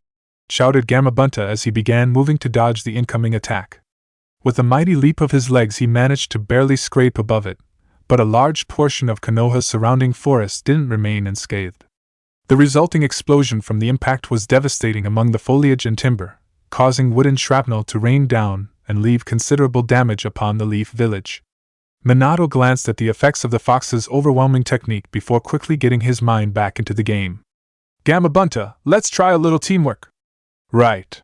The toad shouted back and prepared another jutsu. "Gamayuden, Toad Oil Bullet!" he yelled while Minato simultaneously cried, Katon Enden, Fire Style, Flame Bullet! The oil that Gamabunta fired acted as an accelerant and provided more fuel for the fire attack that Minato launched, creating a conflagration of far greater power and magnitude reminiscent of a giant flamethrower. The combined attack rushed forward with its unique roar and hit the fox with great force. The pyro offensive quickly covered the Kyuubi's body like a quickly developed forest fire and made it start to yell in pain. When the Konoha shinobi saw this, they cheered loudly, believing that the demon had been critically injured, if not killed outright. However, the celebrations did not last long as a massive blast of chakra exploded from the beast and extinguished the fire covering its body, creating a small crater around it from the outward force. Trees were uprooted and blown away along with various debris and many unfortunate shinobi that were within the shockwave's range. Once the violent moment passed, everyone could see the massive charred burns on the Kyuubi's body, making it look like black was the fox's natural fur color. Sadly, just like before, red chakra began to envelop and heal its body. Before the wounds could be fully healed, Gamabunta took advantage and decided to delay the fox by grappling against it in a strong amphibious grip where a battle of dominance began. With simply trying to keep the fox in place and not overpowering it, the toad was able to hold out long enough to let Minato get close and use the Shiki Fujin. "Now, Minato! This might be your only chance to use it!" Gamabunta shouted as his struggle continued. "Right!" Minato cried back as he did the seals. "Shiki Fujin!" he shouted. The unsettling form of the Shinigami suddenly appeared behind Minato, its arm piercing through Minato's chest with no hesitation. The ghoulish appendage continued towards the Kyuubi and split its chakra in two, sealing the In into the Hokage, while the Yang was sent into Naruto where the Hak no Fuin Shiki appeared on his form. "It's done!" Minato peacefully thought with a sad smile plastered on his face as he felt the Shinigami pulling his soul away. "I leave the rest as well as the future of Konoha to you, Naruto. I know you won't fail me, make me proud." The deed was done, and Konoha was saved as Minato's soul and the fox's Yin chakra began to be consumed by the Shinigami, sentencing the now former Hokage to an eternity of battle inside its being. The great Yondaime Hokage was dead, but he passed on with a final smile adorning his lips and the knowledge that everyone was safe. The future was unknown to all, but he felt that it was safe in the hands of his son. After Minato died, the Kyuubi's body fell to the ground before all of its remaining chakra erupted in one massive shockwave. The power behind it forced Gamabunta back a bit, making him move in place to protect the blonde father and son from any physical harm. The remaining Konoha shinobi that watched everything conclude were also forced to the ground as even more damage came upon their village, but at this point they'd take it if it meant the fighting was over. Once the dust settled and silence reigned the air, the giant summon sorrowfully gazed upon Minato and Naruto. "You were truly a great summoner and friend to all of the toads, brat. Hopefully your son will become just as great as you, if not greater," he said in somber finality before returning home in a puff of smoke. Soon after the toad's disappearance, the remaining Konoha shinobi gathered around the body of their fallen hero and took him back to the village to be buried and honored as the great man that he was. Thankfully, a certain Sarutobi was able to gather little Naruto before anyone else could. 2 days later. 2 days after the Kyuubi attack, the village was understandably still buzzing with activity. Nearly everyone was busy helping with repairs to the village, some parts more devastated than others from the fox's attacks and the conclusive shockwave. But even as the people were busy working, their mood was still somber since it was only yesterday that the funeral service for the Yondaime Hokage and the other shinobi that died was held. There virtually wasn't anyone in the village that didn't lose a loved one, not to mention the loss of the village's greatest Hokage and hero had greatly affected every citizen of the Leaf and many others throughout the country. After the battle, it was decided by the Fire Daimyo and the Grand Fire Council that Hiruzen would retake his position as the Hokage. It was a bittersweet pill to swallow, but he knew it had to be done. At the end of the funeral, Hiruzen announced that Minato had defeated the Kyuubi by sealing its chakra into the body of a young child and that he had asked for him to be seen as a hero. Sadly, just as the old Hokage had feared, the wounds that the Kyuubi had caused by its destruction had caused the people to focus their anger and sorrow at the child. It got so bad to the point that many, out of fear, were shouting for the child's death, claiming the Kyuubi would take over its prison and kill them all. The rest that were asking of same things seemed to want it done purely out of blinded revenge on the fox. This was stopped when the Sarutobi clan had released a massive amount of killing intent on the angry villagers, both civilian and ninja, causing all to immediately cower at his power. He spoke at how ashamed he was of how they reacted and their dishonoring of Minato's memory and sacrifice. Many had regrettably lowered their heads in shame, but there were plenty that simply shrugged off the feeling and stubbornly held on to their hate. Because of the heavy emotions, Hiruzen declared a new law stating that if anyone ever speaks out or mentions the Kyuubi and its connection to its container, especially to the younger generation, they would be charged with treason and would be executed immediately without trial, making the ordeal an S-class secret. In Tsunade's private hospital room, Tsunade, still resting from giving birth, continued to slumber peacefully in her bed. She would have been awake at this point, especially given recent events, but Shizen decided to administer more sedatives to deal with the added stress that encumbered her to be safe. Hiruzen was at her side, quietly waiting since she was due to awaken any minute. It took a while, but her eyes eventually started to slowly open. Even with the drowsiness, she was no doubt feeling she suddenly gained a second wind and was alert as can be when she caught the form of her sensei.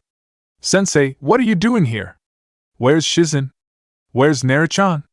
Where my baby?" said Tsuade, alarmed as she looked around. "Tsunade, please relax. You need to rest. Both Shizen and Naruto are fine," he said calmly, a mood she matched after a moment or two to gather her bearings. "Now, Tsunade, there is something I need to tell you. It seems that the birth caused a lot more stress to you than we had thought, and you have been asleep for 2 days.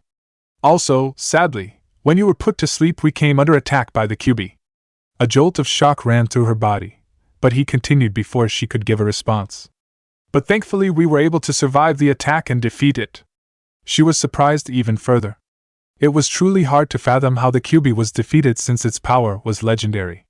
No one short of her grandfather could evenly fight the fox, and even then he had his Mokutan abilities to aid him. The only exception was one kunoichi named Uzumaki Kushina, who possessed a special chakra that allowed her to suppress the chakra of the tailed beasts, and used it in conjunction with her chakra chain technique to restrain the creatures. Of course, more questions were raised in her mind since Kushina wasn't even around the village to properly deal with the threat. Hiruzen was able to guess her train of thought from the look of contemplation on her face and spoke. "We were able to defeat the Kyuubi thanks to Minato. He used a special jutsu he created that allowed him to rip the Kyuubi's soul out of its body and seal it into a child. That child, I am sad to tell you, was Naruto." At the very moment that he uttered the last syllable, the room quickly became flooded with a massive amount of killing intent. Hiruzen buckled a bit, and even felt his breath escape him, despite the many years of such intent being felt by him over the years. That bastard! I'll kill him! I'll make him wish he was never born! I'll rip him apart till there's nothing but little chunks of left! How dare he do that, my child!" she roared as she started to get out of her bed. An aura of absolute fury surrounded her being, the likes of which could make any deity cower in fear. "Tsunade, please calm down!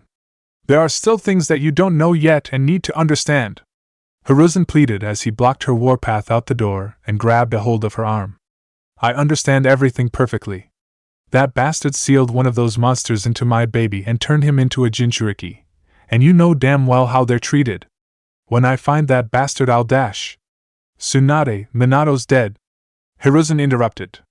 She paused where she stood. What? Hiruzen sighed sadly. "Minato is dead. The jutsu that he used to seal the Kyuubi into Naruto cost him his life," he answered. He went on to explain how the Shiki Fujin worked. When he finished explaining what happened in the battle, Tsunade took a moment to think and just growled in frustration. Her current fury was clouding her mind with the wishes to end the bastard herself, but she resigned to curse his soul to hell later. Right now she needed to be with her son. "Sensei, where's Naruto-chan now?" she asked calmly yet worryingly. "Don't worry. I have Shizen and Jiraiya watching him at the Namikaze estate. Can you take me to him?" It was more a statement than question. "Of course." After they stopped talking, Tsunade quickly got out of her hospital gown and got dressed into her normal attire. The two of them then left the room and snuck through the village, making sure that no one saw that the Senju was there. It didn't take long for them to reach the large mansion that had belonged to the Namikaze family since the founding of the village. The mansion was built behind the Hokage monument, and was hidden from view by the tree line in front of it. It had a large open garden in the front of it, and a swimming pool in the back. The mansion itself was a large marble 4-story building with hundreds of windows and a double-door entrance that the walkway from the gate lead to. Just from taking a look at its stature, it could be seen to fit dozens of people easily. The Namikaze family had the home built when the village was first founded. The family wasn't a special shinobi clan and were in fact simple merchants who had come when Konoha was built, and did well for themselves with the opportunities they were given. They ended up being the wealthiest merchant family in the village due to owning over 51% of the businesses amongst the population and controlled most of the trading infrastructure. Minato was the first member of the family to become a shinobi, and despite him choosing the militaristic profession, he was also skilled in running businesses thanks to training from his parents. It was because of this training that the blonde was able to keep the business tradition running smoothly after his parents were killed. Yet, regardless of owning everything built from his family over the years, he hadn't lived on the magnificent property in a long time. He much preferred to have his own independence after he was promoted to Chunin. That choice was hammered down even more so after the passing of his parents. The memory of their murder would have been a constant and dark reminder in the home, no matter how much he renovated and cleaned the spot where they met their end. Even sealing off the room and ignoring it wouldn't have been enough. That didn't mean he forgot his place of kin, though. He still took the time to use the library when it was needed and even constructed a room to store all of the scrolls that held the techniques he gathered or created over the course of his career. When they entered the mansion, Tsunade and the Sandaime went into the main living room where Jiraiya and Shizen were taking care of Naruto. When the new mother saw her child was Shizen, she quickly raced over to him and desperately scooped him up. She held and squeezed him with all of the love she could project as if he would disappear from the slightest loosening of her grip. "My baby! Thank the stars that you're okay," she happily cried before she looked down and examined the 3 whisker marks on both sides of his cheek. "Is this result of the sealing?" Tsunade asked Jiraiya. "Yes, it is, but don't worry about it. He won't be sprouting any fox ears or a tail if that's what you're wondering. It's normal to see a trait like that in Jinchuriki since it's sort of a way to show their connection to a specific biju. And don't worry about the Kyuubi harming him in any way. Minato placed the hack no Fuin Shiki on him, and there aren't many seals stronger than that." Jiraiya would have continued in his praise of Minato's skill as a seal master but stopped when Tsunade started to growl at him. The praise was just a quick reminder of what happened to her son. Jiraiya wasn't surprised that Tsunade felt this way. Despite his good intentions, Minato had placed a very heavy burden on their son, and he doubted Tsunade would ever forgive Minato for what he did. "So what happens now?" Shizen timidly asked from the side. "It's simple, we're leaving. I'm not going to stay here and let my son become the village outcast simply because of what that bastard did him. I have no doubt that the villagers and many of the shinobi here will claim he is a demon and try to hurt him in any way possible." Tsunade snarled, daring either Jiraiya or the Sandaime to say otherwise. Jiraiya remained silent since he actually agreed with her. The people wouldn't take too kindly to Naruto's presence. A seed of contempt was planted in the hearts of many villagers, and their future intentions could be dangerous if the newborn were to remain in his birthplace. Hiruzen knew this too well as he saw the reactions many had when details of the fox's defeat were revealed. "You don't have to worry, Tsunade. I won't stop you from leaving if you really wish to do so. In fact, you have my full support," Hiruzen said resolutely. His students were clearly surprised, expecting him to instead argue and convince Tsunade to place her trust in the citizens of Konoha. "What's the deal, sensei? I always pictured you as an idealist," asked Jiraiya. "I am, but the sad truth is I know in my heart that if Naruto stayed he would be an outcast. I promised Minato that I would do everything in my power to see that both Tsunade and Naruto would be safe, and the best way to do that is to let them leave the village. But wouldn't they see him differently if you announced his heritage? I'm sure they wouldn't think of him as a demon or hate him if they knew that he was Tsunade-sama and the Yandaime's son. Other than Tsunade-sama, he is now the last Senju alive and the son of Konoha's hero," Shizen stated. Hiruzen straightened up. Although that could happen, that would just place Naruto in more danger. If word about him leaked out, eventually other villages and shinobi groups would target him. With his lineage and containing the most powerful of the biju, all kinds of enemies would stop at nothing to capture or kill him at every chance they get. This is more concerning with Konoha's military strength weakening as well, so all things considered it's best that he isn't here. But I heard that you forbade anyone from speaking of the fox. Besides, you didn't say who the child was exactly, so no one knows that Naruto is the container. Couldn't you just reveal Naruto's heritage to them without revealing the fact that he has the Kyuubi sealed into him? Shizen inquired. That wouldn't work. The villagers would notice the markings on his cheeks, and the shinobi that have knowledge in sealing would easily connect the dots due to his age. Word would spread and we'd have to deal with the consequences. and that's just within the village. Outside forces beyond our walls and country would be a given. Shizen looked a little confused, but Jiraiya and Tsunade understood his words quite well. For the young Kunoichi's sake, Hiruzen explained further. It's simple. If the people of Konoha knew that Naruto was Minato and Tsunade's son, they would treat him like royalty and spoil him rotten. He would become a spoiled and arrogant child that would believe that just because he is the heir of a prestigious clan, he'd be handed power and strength on a silver platter and not value hard work, determination, and training. He might even look down on others and believe he is their better by default. There'd even be several factions in Konoha that would seek to use his future power and influence. Hiruzen let out an annoyed scoff. The most notable would be Danzo. Jiraiya's face grew serious, and Tsunade even felt a small snarl coming along at the back of her throat from the mere mention of the old warhawk. He has already requested to give him custody of the child containing the Kyuubi so that he can train him to become a shinobi. I'm certain under his care Naruto would become an emotionless boy who would answer only to Danzo himself, especially if he knew who his parents are and the political and business impact that he'd carry. Take everything regarding Naruto into account, and Danzo could potentially have all of Konoha under his control as a potential Hokage. I know that you all see this as a disastrous scenario. Shizen couldn't help but mentally shudder at the thought of her godson helping the old warmonger position himself into such power. His reputation wasn't the best, and from what her master told her, the further away he was from Naruto the better. Like I'd ever let that one-eyed bastard even touch a hair on my Naruto. I'll rip out his remaining eye and arm myself if he even thinks about it. Tsunade carefully and angrily muttered back, hoping to not wake up Naruto. That is why it's best that you both leave the village for now. It'd be best if you keep a low profile. We can't risk any suspicion before we're able to properly handle it. Hiruzen responded. Tsunade simply nodded before she spoke. Is there anything else, sensei? I'd like to get out of here as soon as I can. Yes, there is something I'd like to say. Now, as Jiraiya already knows, before Minato died he left me as executor to the Namikaze estate, in which he has named Naruto as heir to the Namikaze family fortune as well as everything that he owned. Won't the council try and seize it for themselves since they don't think Minato-sama has an heir?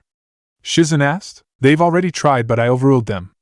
Even if they don't know Naruto will inherit everything when he's older, I still have absolute say over what happens to Minato's possessions. Speaking of which, who'll manage the businesses that belong to the Namikazes, since I doubt you will? Tsunade asked Hiruzen. They'll be handled by Seiwa Genji. He helped Minato's father manage them and continued to overlook them when he died, and Minato inherited it all. He was a good and loyal friend to the family, so we don't have to worry. Everything will continue to run correctly, but he'll be left in the dark about Naruto in case there's a chance he might let his identity slip or someone trying to force information out of him. I believe you should also know that Minato has requested in his will that I have all your debts paid off through the Namikaze fortune. Tsunade and Shizen felt shock overtake them. And before you try and refuse, you don't need to worry about negatively affecting Naruto's inheritance. Even as high as your debts are, they won't make that big of a dent in the family fortune. Minato also set up a trust fund for Naruto which will be paid monthly to you and should be enough to allow you three to live simple but comfortable lives even if you travel around, which seems like what you'll be doing. Hiruzen ended. After a few moments, Tsunade and Shizen got over their shock, and as much as the Senju hated to admit, she was grateful for Minato getting rid of all her debts and taking care of them all. However, she would never truly forgive him for turning their son into a sacrifice, regardless of how noble or selfless his reasons were. Well, if that's all, sensei, I think that once Shizen and I get everything we need to take care of Naruto, we'll leave tonight. Tsunade said, all while gently rocking her son. There is one last thing I would like to say, Tsunade. Hiruzen started, causing Tsunade to raise an eyebrow. I know that you have good reasons to keep Naruto away from Konoha, but I would like you to consider allowing him to become a shinobi of Konoha when he's old enough. Tsunade looked ready to argue. Before you speak against it, you have to remember that the blood of some of the greatest shinobi in the world, including yourself, runs through Naruto's veins. Following the path of a shinobi is instilled in him, and I highly doubt that you could stop him even if you tried to. Naruto has the potential to become as great a shinobi as your grandfather, great uncle, and his father, maybe even greater, and he'll need the support of Konoha behind him to help him with whatever enemies he will face. He'll need to be here to claim and protect his fortune and other heirlooms like the Hiraishin scroll anyway, so building a connection would be ideal for everyone. At the very least, he'll be able to make sure his property doesn't fall into the wrong hands. Tsunade frowned, but she had to admit he had a point. After a few minutes of carefully thinking, Tsunade spoke. I won't make any promises of his future in Konoha, but I'll think about it. We will definitely be back to claim his inheritance, though, so a decision will be made by then. That's all I ask, Hiruzen replied with a smile. I think I'll head out as well, sensei. It's best that I travel and reconnect with my spy network. We have to keep an ear out for anyone that might catch wind of anything related to Naruto or Heir. It'd be smart to look for any threats in the future too, Jiraiya said. Hiruzen offered them all a smile. Very well, I wish you both the best of luck. Don't worry, we'll keep you posted on how we're doing, Tsunade assured. 3 hours later, when the night sky had fully loomed over Konoha, Jiraiya, Tsunade, Shizen and Naruto snuck out of the village with none being the wiser. As they left, the Sandaime was looking out the window of his office and at the star-filled night heavens. I look forward to the day of your return, Naruto, for I have no doubt we'll be seeing great things coming from you just like your mother, father and your ancestors, he thought with a slight smile. He then turned to look at the pictures of his predecessors, all of them sharing the same blood as the whiskered blonde. After a few minutes of silent staring and thinking, Hiruzen decided to head home and finally get some rest. Chapter 4 Breastfeed. Ba ba ba ba ba, babbled baby Naruto as he finished eating his mashed banana with his fingers and got about half of it around his face and on his bib. Good boy Naruto-chan, you ate all you bananas. Although you got at least half it on your face and clothes, you little devil you, cooed Tsunade as she went to pick up Naruto out of his high chair and smiled at him. Ma ma ma ma ma, babbled Naruto as he saw his mother coming to pick him up, to which he giggled as she lifted him out of his chair. You're a messy little boy, aren't you, Naruto-chan? Tsunade continued to coo as she looked down at her messy son, who just giggled more, then put one of his fingers in his mouth to make himself look innocent and more adorable. She just shook her head and smiled slightly.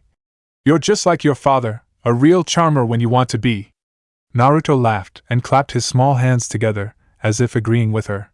Shizen! I'm going into the next room to change Naruto-chan out of his messy clothes. Will you please clean his high chair up and put it away while I'm doing that? Tsunade called as she went to the next room.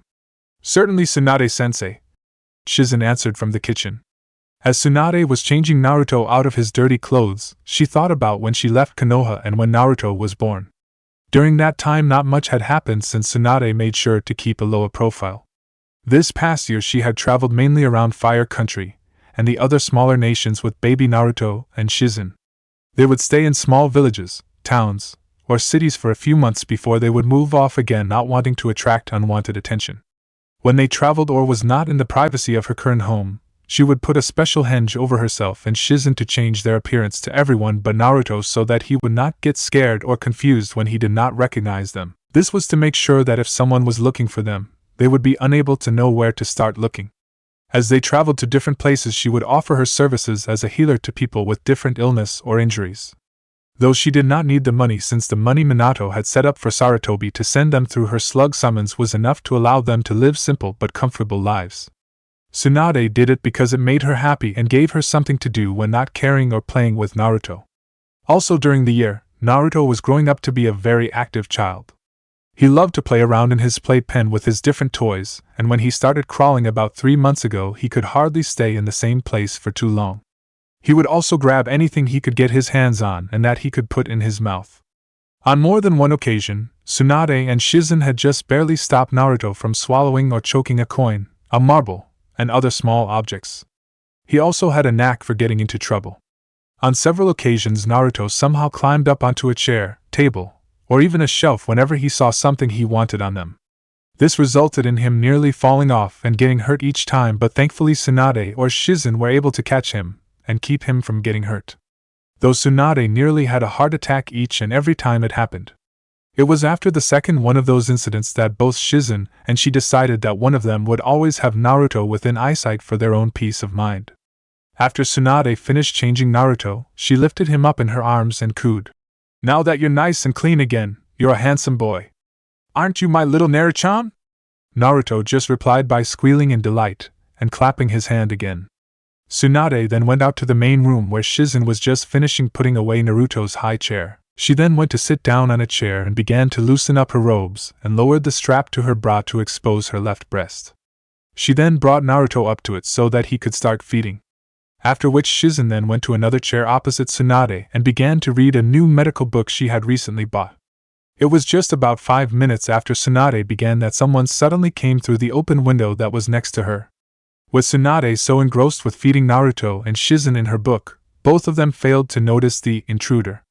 When the intruder saw Tsunade's current manifestation and what she was doing, he suddenly let out a large cry. Aha, wayaha! After which the intruder was sent across the room by a massive nosebleed and hit the wall hard, knocking the intruder out. When the two women heard the cry and the thud of the intruder hitting the wall, they both immediately sprung into action. Tsunade went into a protective stance covering Naruto, who was crying after being interrupted from his feeding time, while Shizen went into an offensive stance with her senbon needles out and ready. When the two women looked over at the unconscious intruder, Tsunade growled under her breath angrily and began muttering curses upon seeing whom their guest was. Said intruder was twitching a little with blood coming from his nose and a very perverted smile on his face and drool coming from his mouth. Of all of people and of all times, Tsunade said sourly as her right eye twitched several times. He had to show up unannounced. Jiraiya-sama, Shizen said a bit worriedly as she went over to the now unconscious Toad Hermit. Shizen, leave him until I at least finish feeding Naruto.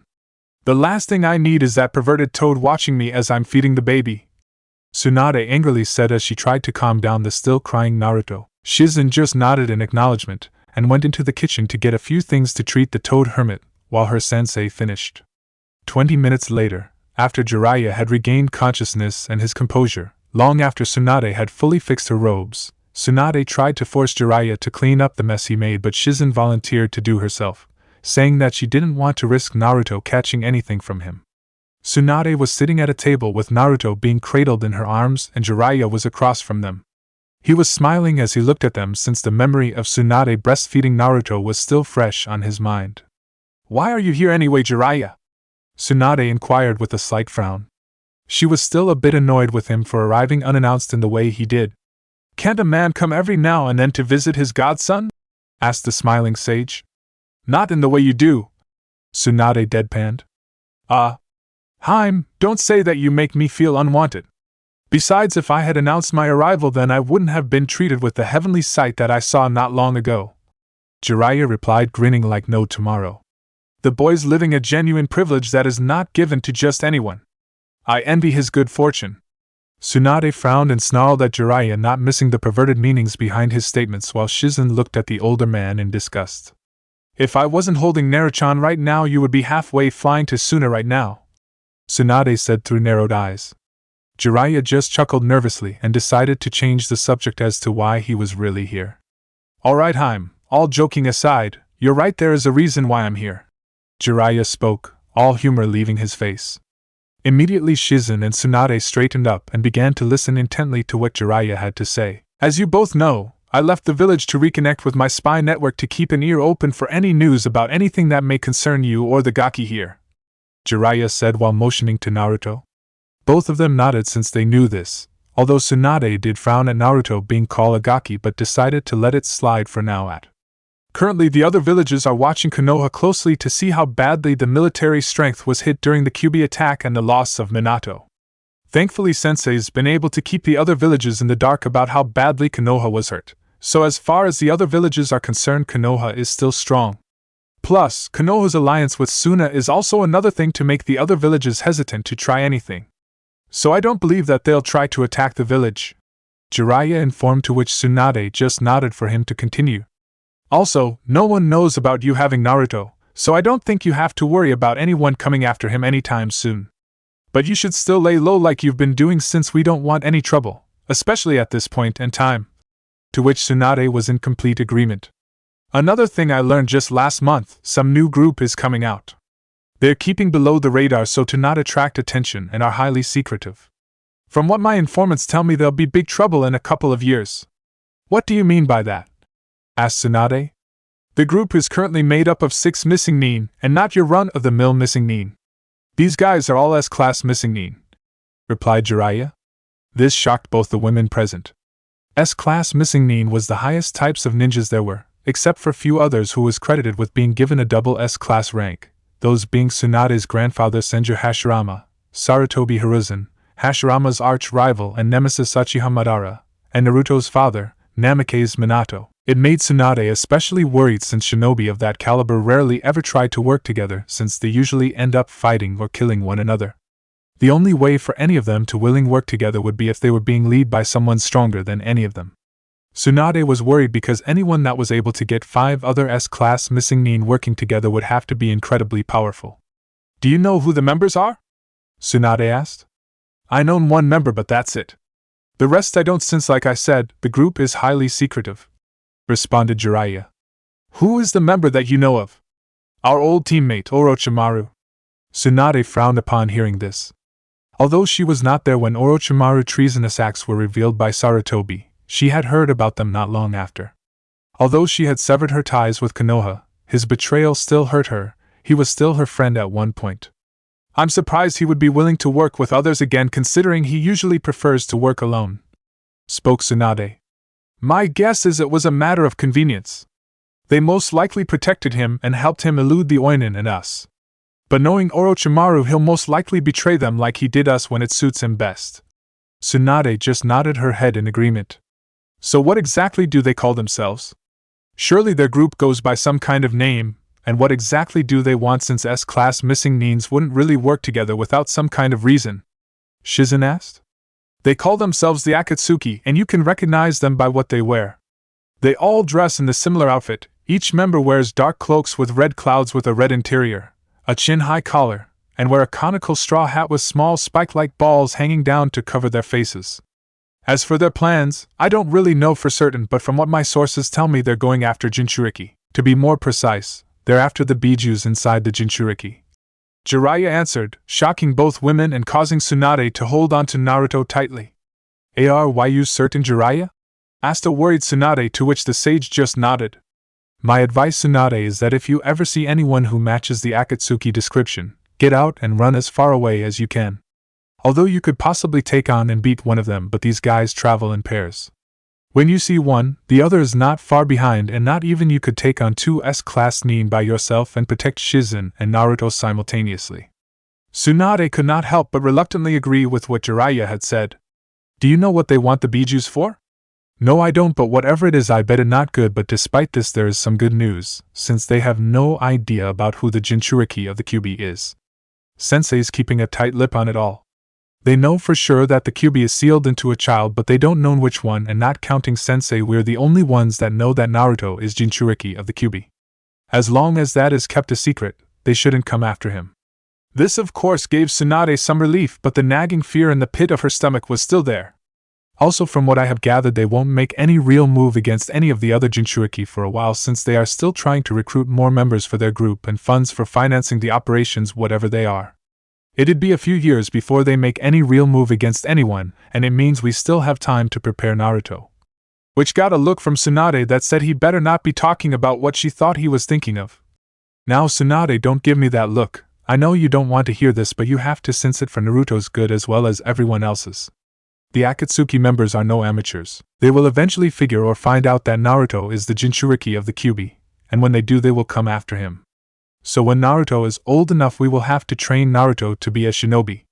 At this point, Tsunade was about to interrupt, telling him no, but before she could, Jiraiya cut her off and continued. Tsunade, like Sensei said, Naruto has the blood of some of the strongest shinobi to ever exist running through his veins, with you being among them as well. I doubt you could stop him from becoming one, and the stronger he becomes, the better his and our chances are against the Akatsuki when they do finally come. Also, Naruto will have to learn sooner or later that because of whom he is, who he related to, and what he is, he will always have to watch his back. There will always be those who will want to either use or destroy him because of what he may one day become, said Jiraiya with finality. After Jiraiya finished speaking, Tsunade remained quiet and just looked down at her son, who had finally stopped squirming and was falling asleep in her arms. As she did, she found herself silently cursing Minato for the 1000th time for turning her son into a Jinchuriki. After several minutes of just looking down at her sleeping son, Tsunade finally looked back up at Jiraiya. When she did, Jiraiya saw a look of determination in her eyes that he had not seen in many years. If that's the case, then so be it. When he is old enough, we will both train him. If any of these Akatsuki bastards try and take my son from me, they will have to go through me first, and they will find out firsthand why I am a Sannin," said Tsunade with a fire of determination in her eyes. Jiraiya saw this and just smiled and nodded. He could see that the love she had for Naruto and her maternal instincts to protect her child had reignited Tsunade's fighting spirit, one that he thought had long been extinguished. Shizen herself also made a silent vow as well to help with Naruto's training. Although she was not as strong or knowledgeable as either Jiraiya or Tsunade, she would help to protect her godson in whatever way she could. That night, Tsunade was sleeping peacefully in her room. All was serene until Naruto started crying in his crib. Tsunade woke up to this and got up off her futon. Going over to Naruto, Tsunade picked him up and held him, resting his head on her shoulders while gently rocking him in her arms. Naruto soon calmed down and quieted, much to Tsunade's delight. After another minute, Tsunade said thoughtfully, "I bet you're hungry, my little Naruto-chan." Tsunade sat down on her futon with Naruto and prepared to breastfeed him. Just as she was about to open her night kimono, the door to her room opened, revealing Shizen cradling something in her arms. "I'm sorry, Tsunade-sensei," Shizen said. "I came in earlier to change Naruto's diaper when you were sleeping, and I was just bringing him back now. I didn't want to wake you." Tsunade then saw that Shizen was cradling a fully awake Naruto in her arms. When the slug Sannin saw that, she knew that something was definitely wrong with this scene. "Wait a minute!" Tsunade exclaimed. "If that's Naruto, then who am I dash?" Looking down at her arms, Tsunade saw that she was cradling a wooden log in her arms. While cradling the log, she turned and saw Naruto quietly attempting to crawl and sneak away from her towards the opened window. As Naruto was making his way towards the window, he then felt an extreme bloodlust approaching and coming from behind him, as well as the sickening cracking of knuckles that became infamous whenever Tsunade was about to dish out pain, a lot of pain. As he fearfully and slowly turned his head, he thought of one word that he thought might have saved him with puppy dog eyes and the sucking of his right thumb. "Mama!" Sadly it did not work, and Tsunade sent him soaring out the open window, where she quickly followed after him. The same small figure came crashing hard into the ground, forming a crater in it. The figure transformed back into his real self and was in much pain. He felt several of his bones break, and was sore all over. Jiraiya mourned. "So close, damn that Shizen! I was just a few seconds away from paradise, and I was really looking forward to having some of that good stuff she treats Naruto to." But before Jiraiya could finish what he was saying, he suddenly felt a dark shadow hovering over him, as well as a familiar bloodlust and killer intent on him again. He slowly and fearfully turned around and was again faced with Tsunade, who had a sadistically sweet smile on her face again. "You didn't think you'd get off that easy, did you?" Tsunade asked rhetorically as she hovered over him. As she came closer to him, Jiraiya could only whisper one word: "Mercy." But sadly for the Toad Hermit, there would be none for about 10 minutes. Terrifying screams of pain and abject misery could be heard by all who were still awake. Several miles away, a young couple who were quietly looking up at the full moon and a bright star in the night, when suddenly the women pointed up at a small object was soaring through the air. "Look, it's a shooting star, let's make a wish." "I don't think that a shooting star, sweetheart," said the man. "Then what is it?" asked the women. "I don't know," he replied, when suddenly a loud ear-splitting cry. "Yho-ho-ho-ho-hui!" Several miles further away, the shooting star then came crashing hard into the ground, forming yet another crater.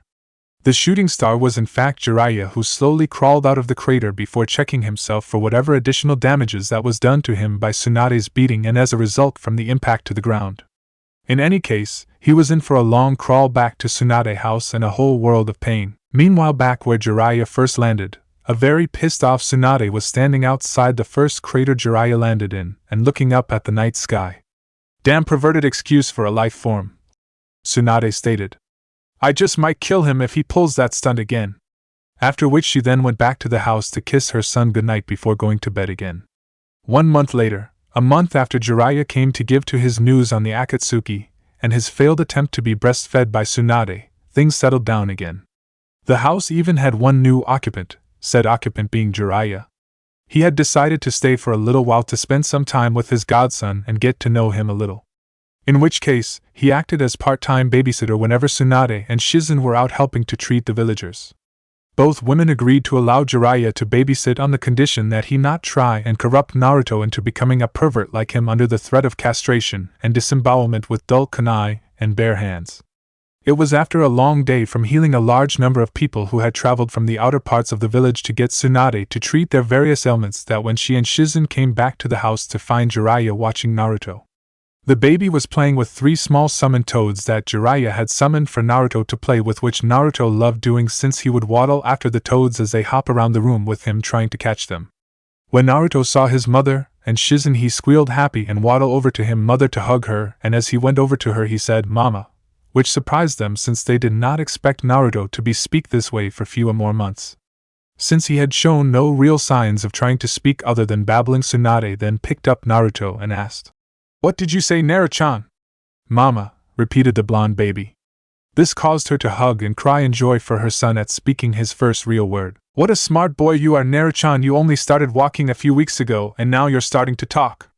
Naruto, can you say Hakubo auntie? Can you?" asked Shizen as she gained Naruto's attention. "Nei-chan, Nei-chan," Naruto said. "I doubt you'd get any better than that, Shizen." Tsunade chuckled. "Oh well, I guess being his Nei-chan isn't so bad," replied Shizen as she grabbed little Naruto's nose and wiggled it a little, which made him laugh. "Hey Naruto, do you know who I am?" "Do you?" asked an excited Jiraiya when he came up to Naruto to find out what he'd call him. "Pervert, pervert," replied Naruto as he pointed at Jiraiya, causing the sage to face fault and Shizen to giggle loudly while Tsunade smiled and laughed even harder. "That's my little boy, such a smart boy just like his Ka-chan," laughed Tsunade as she turned around to go into the kitchen with Naruto. "I resent that remark, I'm not a pervert," cried Jiraiya as he stood up. "Then what are you?" asked Tsunade, turning around slightly. "I'm a super pervert," grinned Jiraiya, after which an annoyed Tsunade elbowed him in the face and sent him flying to the other end of the room, resulting in him hitting the wall.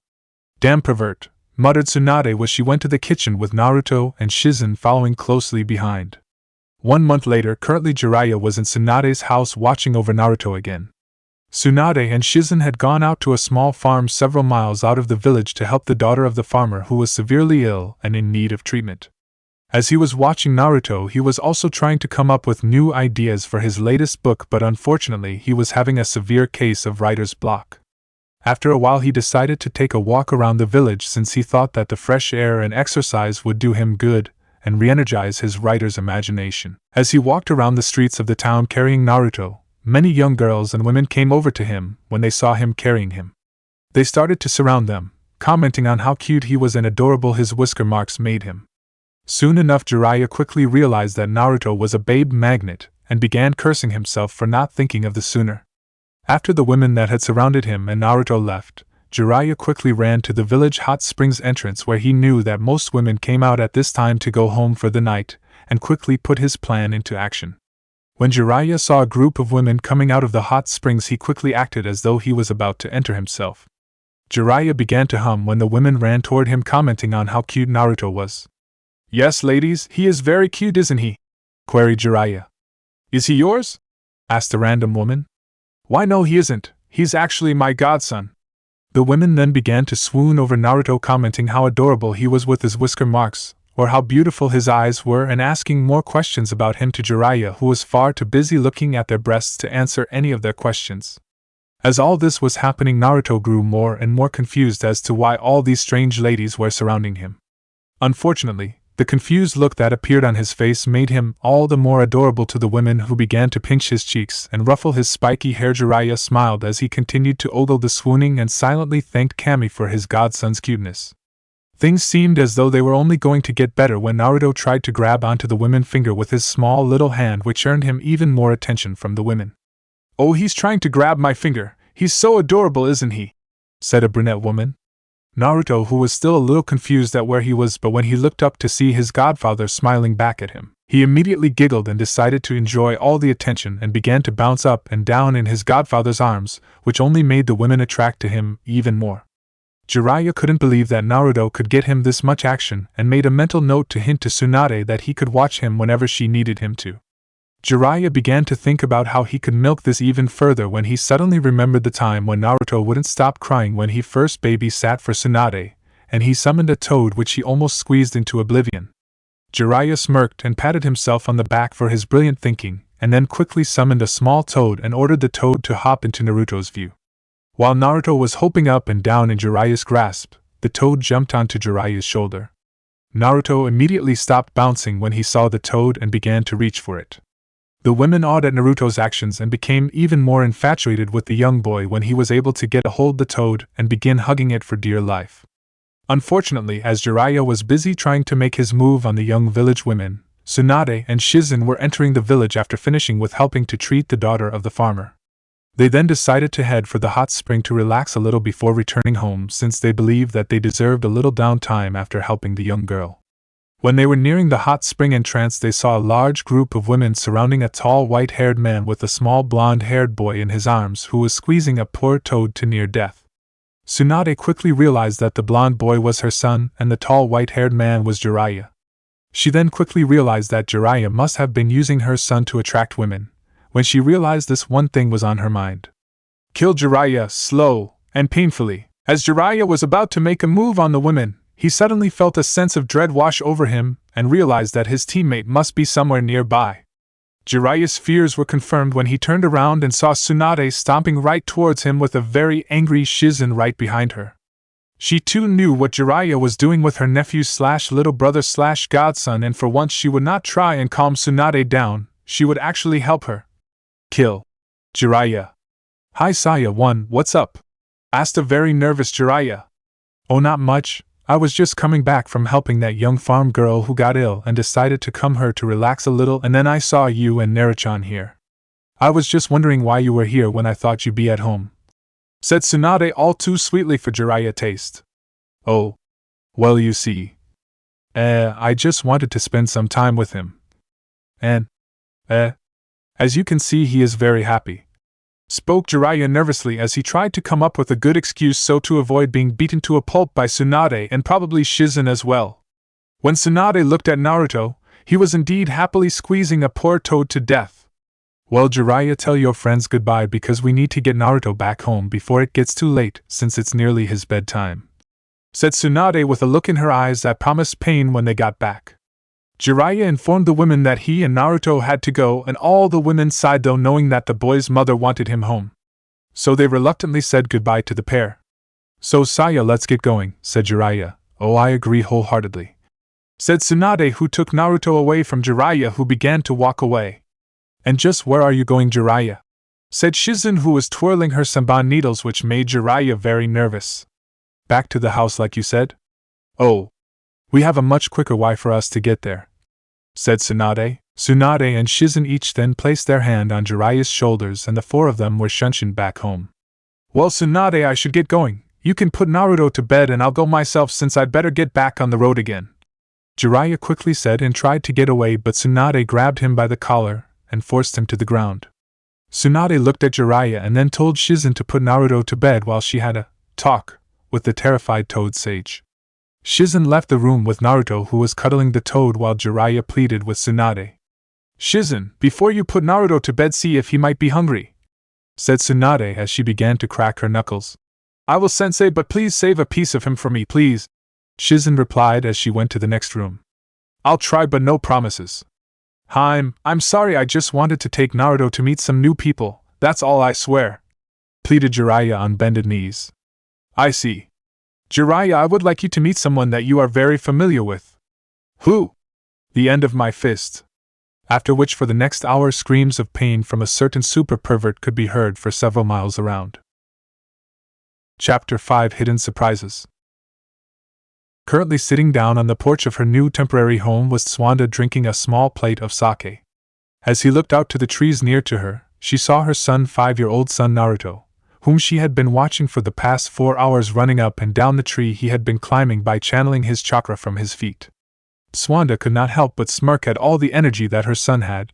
Most kids his age wouldn't have enough chakra to go up even a quarter ways up the tree, let alone be able to channel their small chakra reserves to their feet, and even try to walk up the tree. They had began Naruto training when he was 4 and slowly increased the training little by little. At first they only had him running, but soon after they started him to teach him to read and how to channel chakra, do different exercises, and wear weights. It had been a trouble getting him to settle down enough so to teach him to read, since like when he was a baby Naruto was still a very active child who did not like to stay still long. But eventually they were able to get his interest into reading by having plenty of pictures with animals on it since he enjoyed animals. Over time Naruto gained an interest in reading, especially if the books had pictures in it. Also, when they started to train Naruto in his chakra training, they learned that the best way to teach him was to visually show and explain it to him, so to keep his attention since he could be easily bored. But even still, when Naruto started to train to control and use his chakra, they learned two things. The first was that he had very high chakra reserves for a boy his age. Currently Naruto's chakra level was that of a young genin, and although that does not seem very high, the fact that a 4-year-old boy had that level was astounding. When Tsunade asked Jiraiya about this, he said it was not unexpected for Jinchurikis to have high chakra levels, due to them having a demon spirit inside them where their bodies would adapt it to handle the strain by having their chakra coils thicken and reserves become larger, so they can handle the Excel chakra that would come from their bijus after being diluted by their seals. The second thing they learned was that Naruto had inherited her natural flawless chakra control. They learned this when Naruto was given his first chakra control exercise and to keep a leaf stuck on his head, in which he got it on the first go after it was explained to him. It was proven even further when he was able to channel his chakra to his feet and walk up on a tree with just his feet. This was surprised since in most cases whenever someone had large chakra reserves their control was not very good. While when someone had excellent chakra control they had small reserves, but Naruto had both without either of the negative affects. When Tsunade and Jiraiya learned this, it pushed away any remaining doubt about Naruto being a highly skilled ninja one day. The reason why Naruto was doing the exercise now was to help increase his stamina, not that it needed much improving since Naruto proved to be a stamina monster, and in the increase of his chakra reserves while at the same time keeping his control high as well. Okay Naruto, that enough for today. Why don't you take a break for today since you don't want to overexert yourself by training too much? Said Tsunade as she saw her son was getting tired. But Ka-chan! Pant! I can! Pant! Still, pant! Keep going, pant! Said the clearly tired by Tsunade, just smiled at her little boy trying to act tough. I know that Naruto, but why don't you and me go into town and have an ice pop since it's such a warm day and as a reward for working so hard? At this little Naruto smiled and jumped up and yelled happily at having a treat, after which he and his mother went downtown. Not long after, Naruto and Tsunade were walking through town, each licking an ice pop. Tsunade had her special genjutsu on, where everyone in town saw her as a medium-sized raven-haired woman with blue eyes, while Naruto just saw her as she usually was. As they walked by, Tsunade saw an open casino and decided to have a look around, where she and Naruto went in. Although Tsunade had sworn not to gamble away their money like she used to before she had Naruto, she did do a small bit of gambling by doing the slots and only spending a small amount. As they walked around the slot area, Tsunade saw a quarter on the ground and picked it up. She then decided that one go at the slots wouldn't hurt. Just when she was about to put in the coin, Naruto suddenly spoke up. Ka-chan, what are you doing? I'm just playing a game that grown-ups play for fun, replied Tsunade, since it was kind of true. Can I play? Asked Naruto, who was still licking his ice pop. At first Tsunade would have said no, since Shizen would most likely lecture her about giving Naruto her bad gambling habits, but she decided that one go at the slots would not make her Naruto an addict. Okay Naruto, you can have one go, okay, said Tsunade, to which the young boy just nodded. She then showed him where to put the coin, and then held him up so he could pull the lever. The reels in the machine started to spin for a few seconds before they started to slow down, where the first one stayed on the gold coin image, the second stayed on another gold coin, and was followed by a third gold coin. After which the slot machine started to light up, the bells in the machine started ringing as well, where coins then started to fall out the machine. Naruto, you won! Cried a shocked Tsunade. I did. Yeah, said the boy happily. Can I do it again? He asked. WWE'll.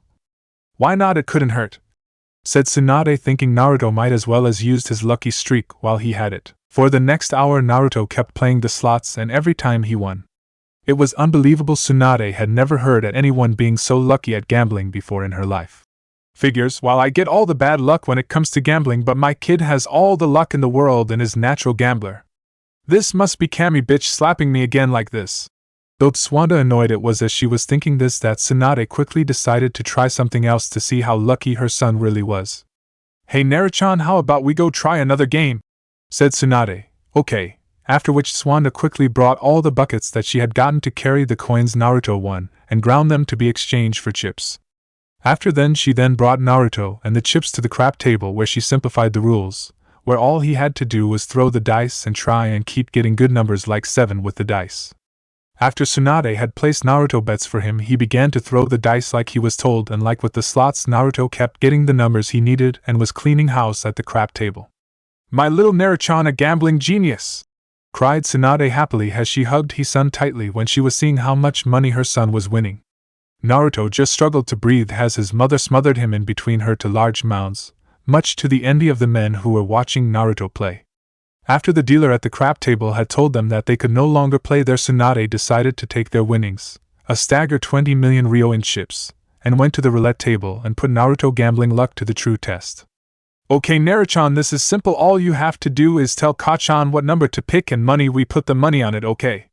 Remember what Kachan said earlier, at all or noting," said Tsunade, to which Naruto, in understanding, Tsunade placed the boxes full of chips on the table, and just when she was about to ask Naruto what number, a familiar voice shouted out which made her cringe.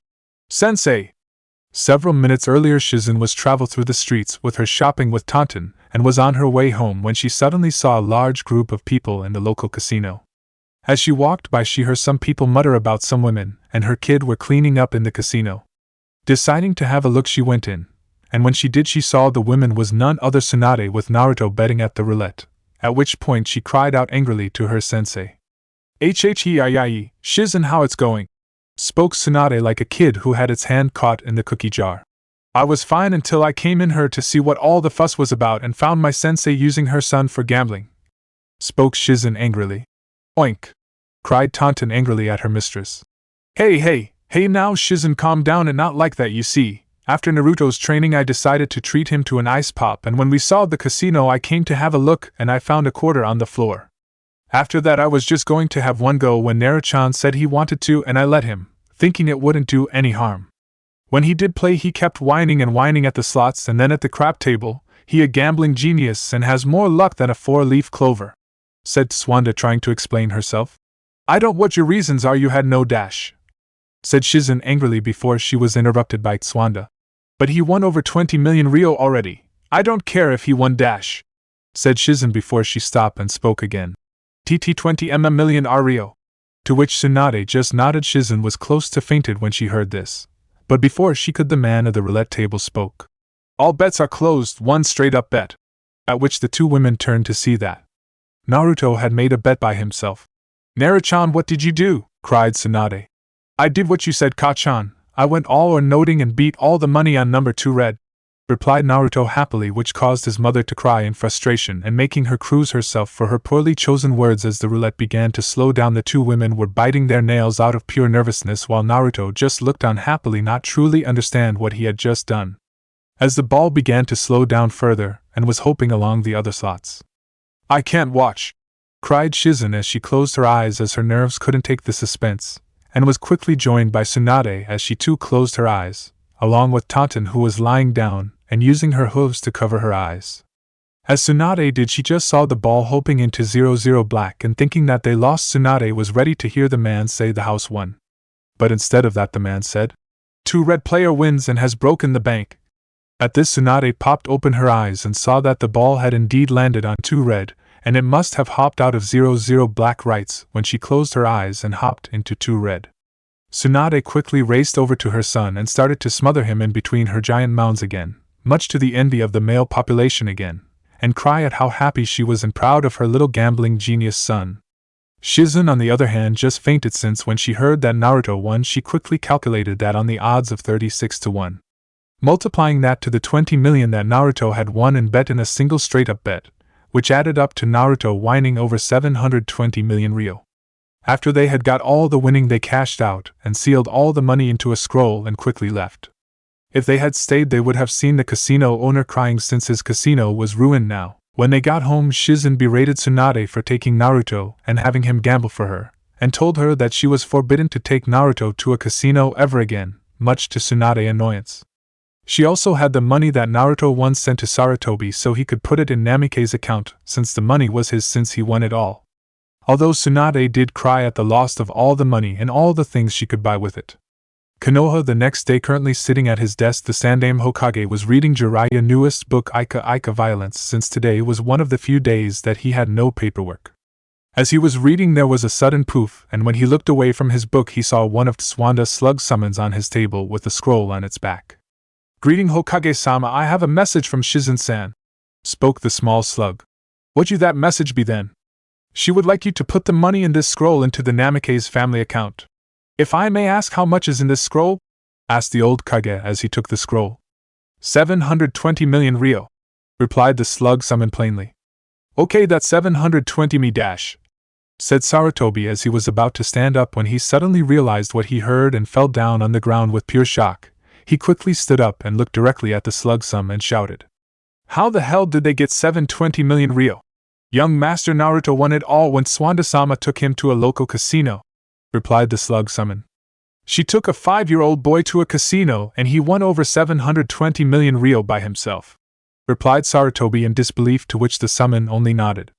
"What the hell is she teaching that boy?" sighed the old man, who was now trying to think how he was going to explain this massive input of money to the bank manager, let alone Seiwa Genji, the man who manages the Namikaze accounts businesses. After which the summon just left, and the old Hokage got out of his seat to go to the bank, and as he did he could not help but chuckle a little. "It seems that young Naruto has not inherited you bad luck at gambling, Tsunade. In fact, he has the direct opposite in terms of gambling in you. I look forward to what other surprises young Naruto will have for us when he comes to Konoha." Though Sarutobi 1 month later, currently Tsunade was sitting in the living room reading a medical book in her new house, since they had to move out of the last town they were in, due to the fact that a 5-year-old kid winning 720 million ryo kind of draws attention to you. As Swanda read the book, she could not but sigh, since today was her birthday, and the only one who remembered it was Shizen, who got her this book. Although she was grateful for the book and that Shizen remembered her birthday, she was still a bit down since Shizen was the only one who remembered. Hence it would have been nice for someone else to remember and get her something like a nice bottle of sake, chocolates, or flowers even. Just as Swanda was about to continue to read her book, she suddenly heard a shout. "Kachan, Kachan, where are you?" cried Naruto. "I'm in here, Naruchan, what wrong?" answered Tsunade. When Tsunade answered, Naruto quickly ran across the corner to enter the living. When Swanda saw Naruto, she also saw him carrying a small Prunus serralata bonsai tree in a small flower pot. "Here, Kachan, happy birthday," said Naruto, holding the small bonsai tree to his mother. At first, when Tsunade saw the small tree, she did not know what to say, but she soon got over her surprise and took the bonsai tree from her son and looked at it. The small tree had smooth bark with pink and with cherry blossom flowers surrounding its small branches. All in all, it was a very beautiful tree. Tsunade then began to get teary-eyed and quickly put down the bonsai tree and then grabbed Naruto into a smothering hug, to which the poor boy could barely breathe. "Thank you, Naruchan, this is the best gift I've ever gotten," said Tsunade as she hugged her son tightly, who, despite being nearly crushed to death by his mother, smiled and making his mother happy. After a few minutes, Tsunade let go of Naruto and put her bonsai tree on the windowsill, after which she then turned to her son. "Naruchan, who told you it was my birthday was today?" asked Tsunade, since she knew Naruto could not have known it, and someone must have told him, and she had a guess who. "Shizune-chan told me last week," answered Naruto, confirming what Tsunade guessed. "And did she give you to the tree to me as a present?" asked Tsunade, since she suspected that this was Shizen's way of cheering her up a bit, but to her surprise Naruto shook his head. "No, I got it myself," answered Naruto. "Then did she give you the money or it?" she asked, since with the small little bit of pocket money she gave Naruto a week, she knew he did not have enough money to buy it himself, but to her surprise Naruto shook his head again. "No, I grew it," replied Naruto. This of course confused Tsunade, but then frowned. "Naruchan, now don't lie to me." "But I'm not, I did grow it myself," said the boy. "Naruchan, I know full well that you can't grow a tree like that in just 1 week," replied Tsunade, frowning more since she did not like her son lying to her. "But I did, Kachan, I really did. I tried doing it all week by myself when I bought seeds for it from the flower lady with the pocket money I had, and I finally got it a little while ago," said the boy earnestly, since he did not like being called a liar or having his mother angry at him. "Then show me, Naruchan," said Tsunade as she folded her arms, since she did not really believe him. Naruto then nodded and led his mother outside, where he then took out a seed packet for the bonsai tree from his pocket shorts, after which he then dug a small hole in the ground and put the seed into it, after which he then covered it with the soil he had dug out when making the hole. After which he then put both his hands over the spot he put the seed in, and then started to channel his chakra into the ground where the seed was. What happened next made Tsunade go wide-eyed and start gaping like a fish out of water. Since as Naruto was channeling his chakra, a small sapling appeared between Naruto's hands and started to grow bigger and bigger until Naruto stopped. Where once he had and stepped away, Tsunade saw a small but fully grown and equally lovely Prunus serralata bonsai tree standing next to him. And then Naruto-chan. How on earth? Did you do that? Said the stunned Swanda. Tsunade-chan told me about how great-grandfather Hashirama could grow big giant trees with just his chakra. I tried that but I couldn't get it, so I bought some seeds and used my chakra to make it grow bigger. It took me a few days but I was able to do it today, and once I did I came to give you your gift, said Naruto as if it was noting and did not truly realize what he had done. When Naruto finished explaining, Tsunade just continued to gap. Mokuton! Naruto has the power to use Mokuton, but how? That ability was lost when Hashirama Ojizen died and no one in our clan has ever been able to use ability since. So how is Naruto able to do it? Does it have something to do with the Kyuubi? I need to get Jiraiya here and now, thought Swanda, after which she quickly put on a happy face. I see, Naruto-chan, that a very nice trick you learned by yourself. Why don't we go inside now and have a nice bowl of ramen? Okay. Yeah, ramen, cried Naruto, happy since he loved ramen. Naruto wouldn't be Naruto without his love for ramen. Oh, and Naruto-chan, let's keep your little trick our little secret for now, okay? Said Tsunade. Okay, said Naruto, not really understanding, after which he and his mother went inside a few days later. After a few days since the incident with Naruto using Mokuton, Tsunade was able to make contact with Jiraiya through her summons, and told him that she needed to speak to him imminently. Soon after, Jiraiya arrived in the town that they were staying in and came through the window right when Swanda, Naruto, and Shizen along with Tonton were finishing lunch. When Jiraiya entered the room, he was quickly covered in smoke, after which once it lifted they could see he was standing on a medium-sized toad. Listen up, you chicks! Open up your beady little eyes and take a good look. Behold the divine ninja Jiraiya! Spoke Jiraiya as he was doing his introduction dance, but before he could finish, Naruto spoke up. Hiya, Ero Sennin. This caused Jiraiya to lose his balance and fall flat on his face in front of them. This in turn caused everyone to burst out laughing at Jiraiya's expense. I told you, brat. Stop calling me that! Whined Jiraiya at his wounded pride since his cool introduction dance was ruined by Naruto's outburst. But why? Both Kachan and Nichan say that you're a pervert, and you said it yourself, you are a pervert and you are a Sennin, so that means you're Ero Sennin, said Naruto. He got you there, pervert, chuckled Tsunade, while Shizen giggled and Tonton winked in agreement. I'm not a pervert. I'm a super pervert, cried Jiraiya, and he did a ridiculous-looking pose which caused everyone else to have a large sweat drop behind their heads. Jiraiya then decided to change the subject from him and to why Tsunade had wanted to speak to him so badly. So Haim, what is so urgent that you needed to see me so quickly? Asked Jiraiya. Naruto-chan, can you show Ero Sennin your little trick? Asked Tsunade, who was smirking at Jiraiya's indignant yell. Okay, replied Naruto as he, Tonton, Shizen, Tsunade and Jiraiya went outside, where Naruto then dug another hole in the ground next to the Prunus serralata bonsai tree that he grew earlier for Tsunade. After which he then repeated the same process as he did before when she showed it to his mother. When Shizen saw this, she could not help but be surprised, since although Tsunade had already told her of Naruto's abilities, it was still surprising to see Naruto being able to use the same legendary ability as the Shodaime Hokage. But as surprised as Shizen was, Jiraiya was utterly flabbergasted, since even though Naruto was the Shodaime great-grandson, he never expected for Naruto to have the Shodaime Mokuton abilities. Since it was long believed that despite it having all the characteristics of a bloodline, it was never classified as one, since neither Swanda, her brother, nor their father or of the Shodaime other relatives had inherited it, hence it was just believed to be a mutation. This changes everything, thought Jiraiya. Naruto-chan, you go play with Tonton for a little while I talk to Jiraiya, okay? Said Tsunade as she smiled down at her son. Okay, Kasan, come on Tonton, let's play tag and you're it, said Naruto as he ran off. Tonton just went oink and went off to play with Naruto. When Naruto and Tonton had left, Tsunade then turned to Jiraiya with a serious look on her face. You can see why I wanted to talk to you immediately, said Tsunade, and turned to face Jiraiya, who had an equally serious face and just nodded on what Tsunade had said since he was in deep thought. Jiraiya! Is this an effect of the Kyuubi being inside Naruto? asked Tsunade.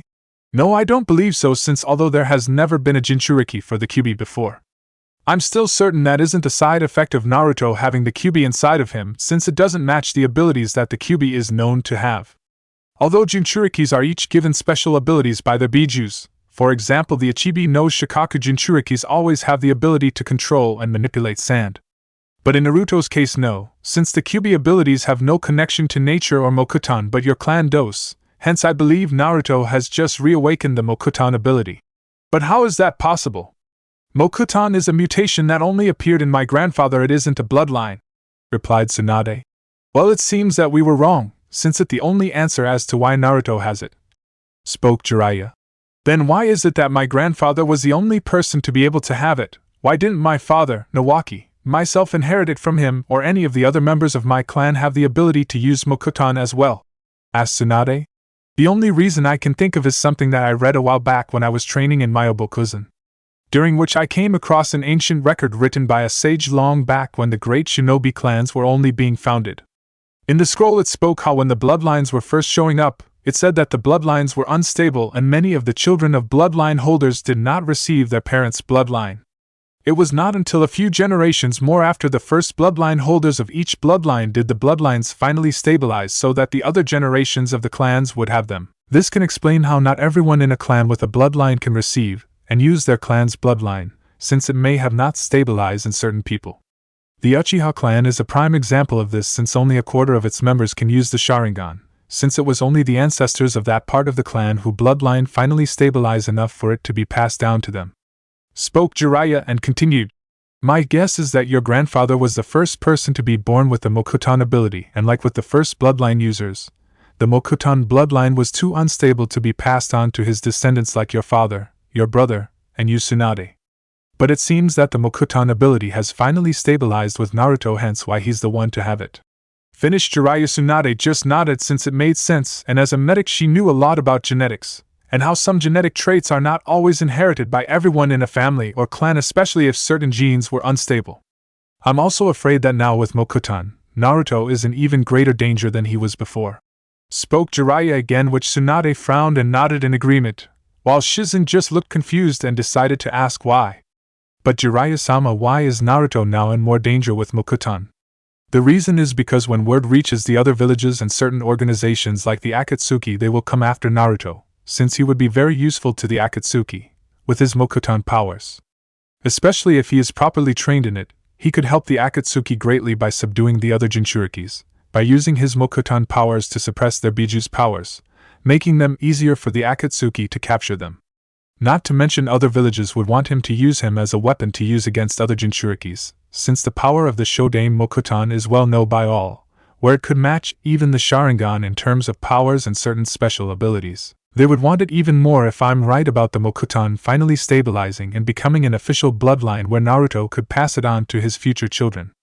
In which case they would use him as a breeder to make entire clan of Mokuton users, where they would have an entire clan with the power to suppress bijus and controls them. Something that many villages would stop at noting to have, and if they could not have it they would have Naruto killed to keep others from having that kind of power. It would be even worse if they found out that Naruto was also the Jinchuriki for the Kyuubi, the strongest of all the bijus. Because if you combine the power of a Jinchuriki that contains the strongest of bijus inside him, with the power of Mokuton which can suppress bijus' powers and control them, you get a force that could be virtually unstoppable. In which every village in the elemental continent would be after Naruto, and wouldn't stop until either they kidnap him and gain control of him, or kill him, and keep him from becoming a major threat to them. The Akatsuki would even pounce on him with everything they had, since Naruto could very well ruin whatever plans they have with the bijus. Spoke Jiraiya. Shizen paled at the thought of her godson/little brother/nephew being in now greater danger than before. Swanda just frowned deeper and nodded in agreement, since she had come to the same conclusion as Jiraiya had when it came to Naruto's new ability when she waited for Jiraiya to arrive. So what do we do now? Asked Shizen. We have to increase and speed up Naruto's training more than ever now, since in a couple of years Naruto will need to be as strong as he can be to fight off enemies that will be coming after him sooner or later, said Jiraiya. Should we inform the Sandaime Hokage about Naruto having Mokuton? Said Shizen. No, we keep him in the dark about it, since the fewer people know about this the better, since there might be a chance that someone like Danzo could intercept the message or somehow learn about it if we tell Sensei. Besides, when Naruto does eventually reveal that he has Mokuton to the village, Sensei will have the excuse of not knowing and he wouldn't have to deal with Danzo or his supporters on the council, trying to usurp his position over how he didn't inform them about Naruto abilities," said Jiraiya. "Do we really have to reveal Naruto abilities to village Jiraiya? Can't we just keep it secret?" asked Swanda. "We have no choice, Haim. Naruto will need to learn properly control and master Mokuton abilities if he's going to stand a chance in the future. We can help him as best as we can, but still he won't be able to fully master or control his Mokuton abilities unless he gets proper training in it," answered Jiraiya. "But how can he get training there? Naruto is the only Mokuton user in the entire world," said Tsunade. "I'm afraid that's where you're wrong, Haim. There is one other," answered Jiraiya with a slight sigh. "What? Jiraiya, you're not making any sense. Other than Naruto, my grandfather was the only other user to be able to use Mokuton and he dead," replied Swanda. "There is one other," said Jiraiya. "Who?" said the annoyed Tsunade, who was getting annoyed with being kept in the dark. "You see, back before Sensei discovered Orochimaru's experiments on the people and shinobis in Konoha to develop techniques that would grant him immortality, Orochimaru stole 60 infants and injected them with the Shodaime Hokage DNA in the hopes of recreating the Shodaime Hokage and his Mokuton.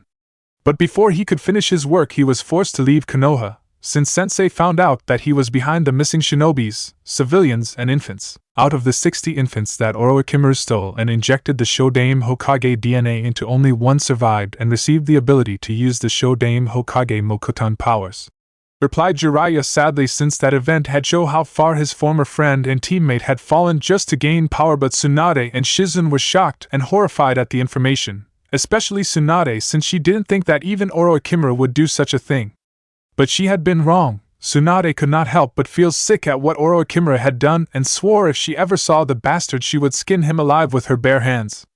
Since as a mother and a medic, the very idea of experimenting on children in such a way turned her stomach. "Jiraiya, why the hell wasn't I told about this?"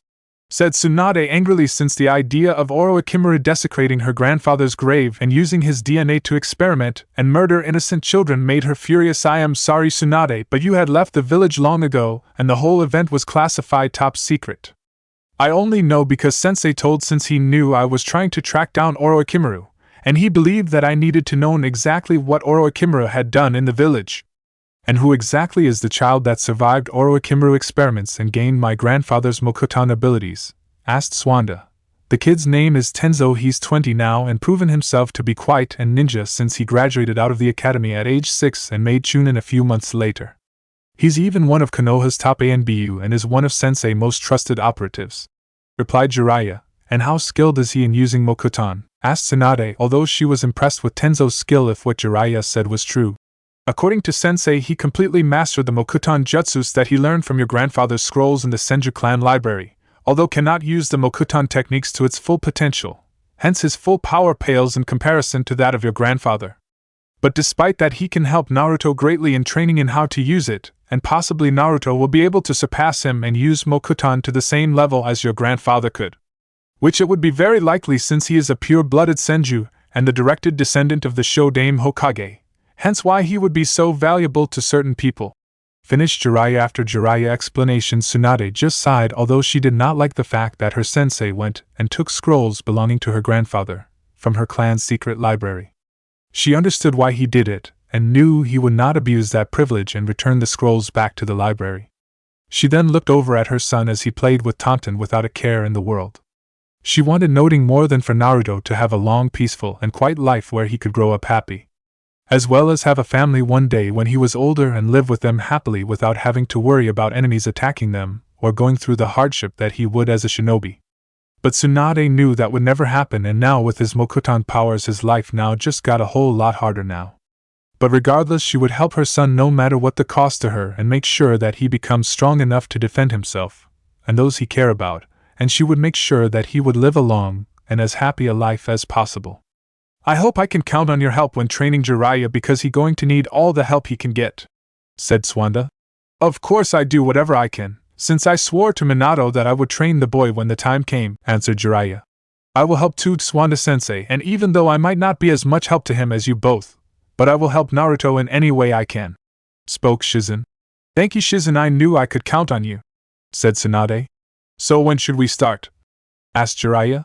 We start tomorrow. We'll let him have today off, since he's not going to have much time to be a kid for a while and he might as well enjoy it when he can, said Tsunade, to which both Jiraiya and Shizen nodded and watched Naruto play with Taunton along with Tsunade 2 months later. Ever since Naruto revealed to Tsunade and Jiraiya that he had inherited his great-grandfather Mokutan ability, Naruto was trained even harder than he was before.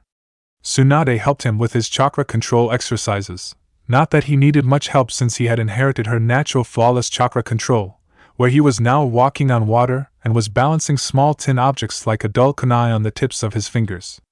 She also helped Naruto with his physical training, where she increased his weight little by little and had him do lots of running and different exercises. Tsunade also planned to help Naruto with his fighting skills, where when he was a bit older she would put him through her special dodge training, much to Jiraiya and Shizen worry. Shizen helped Naruto how to aim and throw senbons, shurikens and kunais, as well as help him improve on his reading and writing. She was also planning on helping Naruto to study medical books when he go a little older so to understand them better, since Tsunade wanted to train Naruto to be a medic, so that if he was ever hurt he could heal himself, since he had the control needed to make a medic. And with the probert training, and if they start early enough where they get Naruto settled in to become a medic, he would make a fine medic. Jiraiya was now just planning on helping Naruto to train by helping him to learn jutsus, where he planned to teach him just the basics like Henges, transformation technique, Shunshin no jutsu, body flicker technique, Kawarimi no jutsu, body replacement technique, and Bunshin no jutsu, clone technique. After Naruto had finished mastering them and be able to use them in the right types of combinations, he then planned to teach Naruto a few more slightly more powerful jutsus when he got older. He did it this way since Jiraiya knew it did not matter how many different highly powerful jutsu a person have. If they did not know how to use them correctly, then they were useless. Also, he knew that if a person completely masters the basics and knows how to use them correctly, then they would nearly unstoppable. Jiraiya also planned that when Naruto got a little older he would teach him Fuin Jutsu, and with any luck the kid would be like his old man and be a genius at it. It was at this time now that Jiraiya had arrived on Naruto's 6th birthday to see Naruto and start to train him in jutsus. But when he arrived he found out that Naruto wasn't training today. Instead he had the day off and was celebrating his birthday with Shizen, Taunton, and his mother. When Jiraiya arrived at the house he found Tsunade and Shizen together at the house cleaning up after their little celebration of Naruto's birthday. When he asked where Naruto was, they told him that he was out in the backyard playing with Taunton again, with his new toy kuni and ninja mask that he got from Shizen and his new ninja teddy that he got from Tsunade. When Jiraiya went out he saw Naruto was playing ninja with Taunton, where he was chasing Taunton around with his ninja mask on and carrying him toy kunai and ninja teddy with him. "Hey brat, happy birthday!"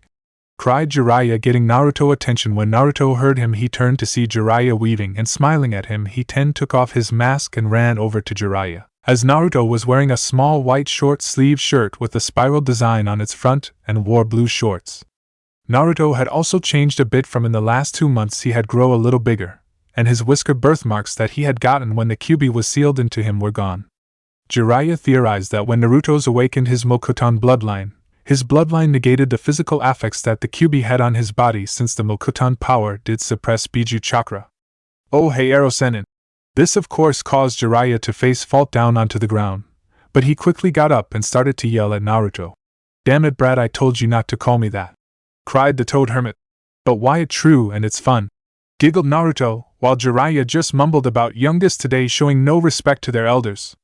"So Ero-sennin," causing Jiraiya to twitch his eyebrows in annoyance, "did you come to play ninja with me?" asked the young blonde. "Sorry to say brat, but no I didn't. I came to tell you that I going to staying with you, Shizen, and your mom for a little while again, since I going to help you in your training," said Jiraiya. "Oh.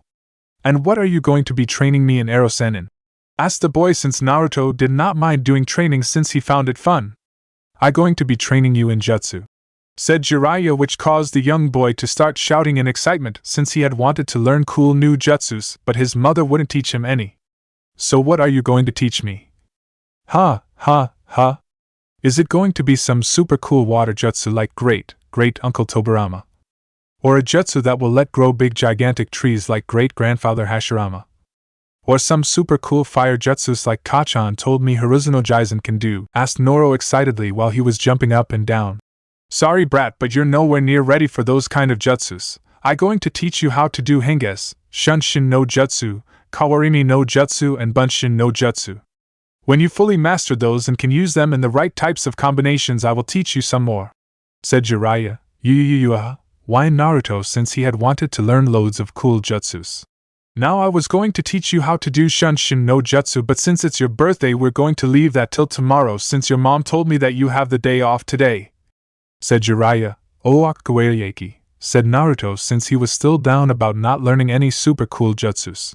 Hey brat, don't be so down, I got a present for you, said Jiraiya, which caused the boy to smile immediately since every kid likes getting presents. Here, said Jiraiya, taking a small brown paper package wrapped with twine out of his robe and handed it to Naruto.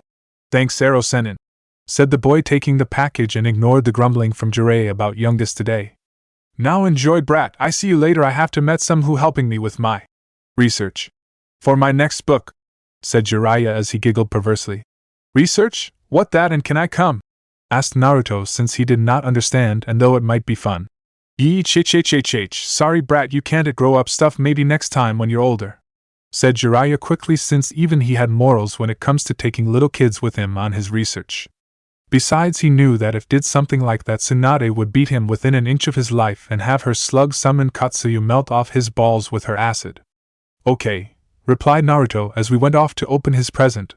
While Jiraiya shunshined away 10 minutes later in town, Jiraiya was in a small alley near the town local hot spring waiting for the person he had arranged to meet her. Soon enough a young short brown-haired man with brown eyes and wearing a white shirt and trousers came out of the entrance of the hot spring, and quickly ran over to the small alleyway that Jiraiya was waiting in.